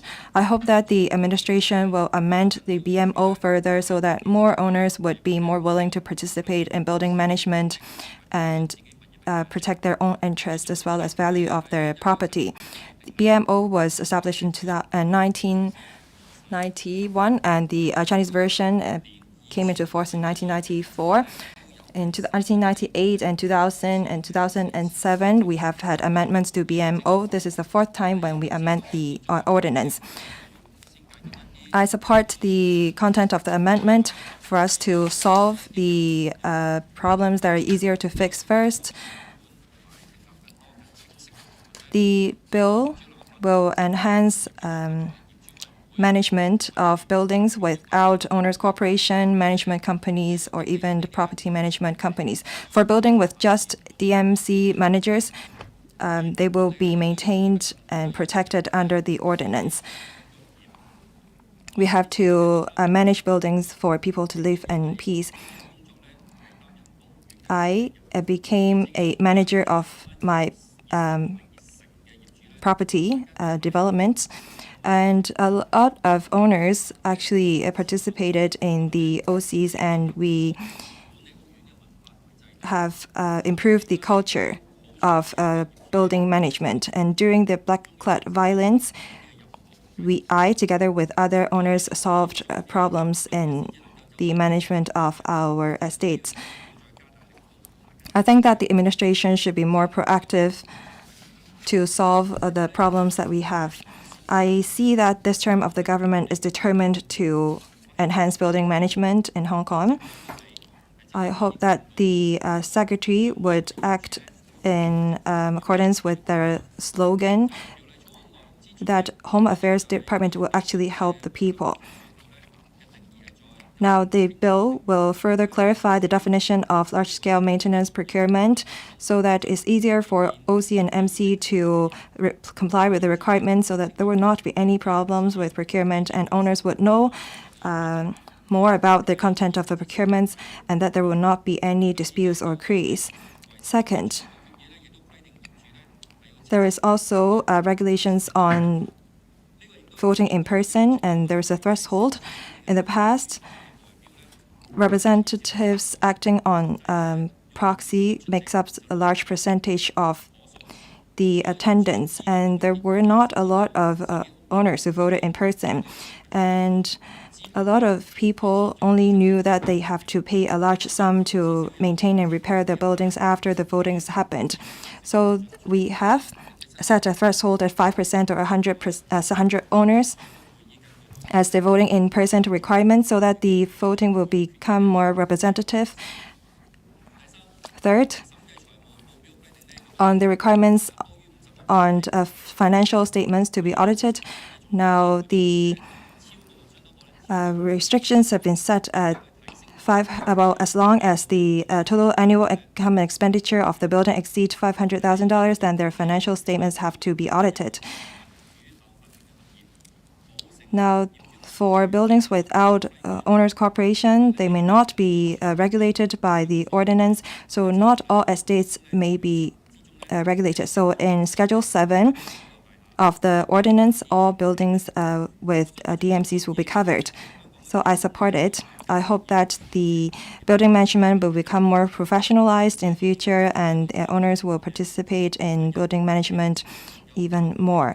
First, I hope that the government will enhance training on building management so that more owners would know more about CAP 344, that is the BMO.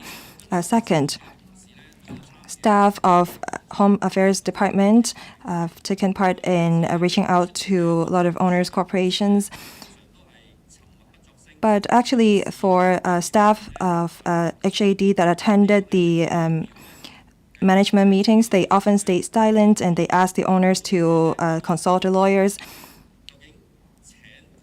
So a lot of actually owners' corporations wonder if they should invite representatives of HAD to attend their general meetings. So I hope that the administration will train up the HAD staff so that they will actually be able to answer queries put by owners. Third, I think that the government should formulate guidelines so that owners would know more about the ordinance to better manage their buildings. Fourth, I hope that the HAD would organize more exchange sessions so that owners of different developments can exchange their views on building management and share their experience. I hope that the administration will actually implement the content of the bill, and I hope that the HAD would adjust and enhance support to owners and owners corporation. Now we have Patriots administering Hong Kong. We have a good soil to work on. I hope that the administration will further enhance the BMO to solve the disputes that we have so that buildings will be maintained and repaired and that our people can live in ease or in peace. The council is adjourned until 9 a.m. tomorrow.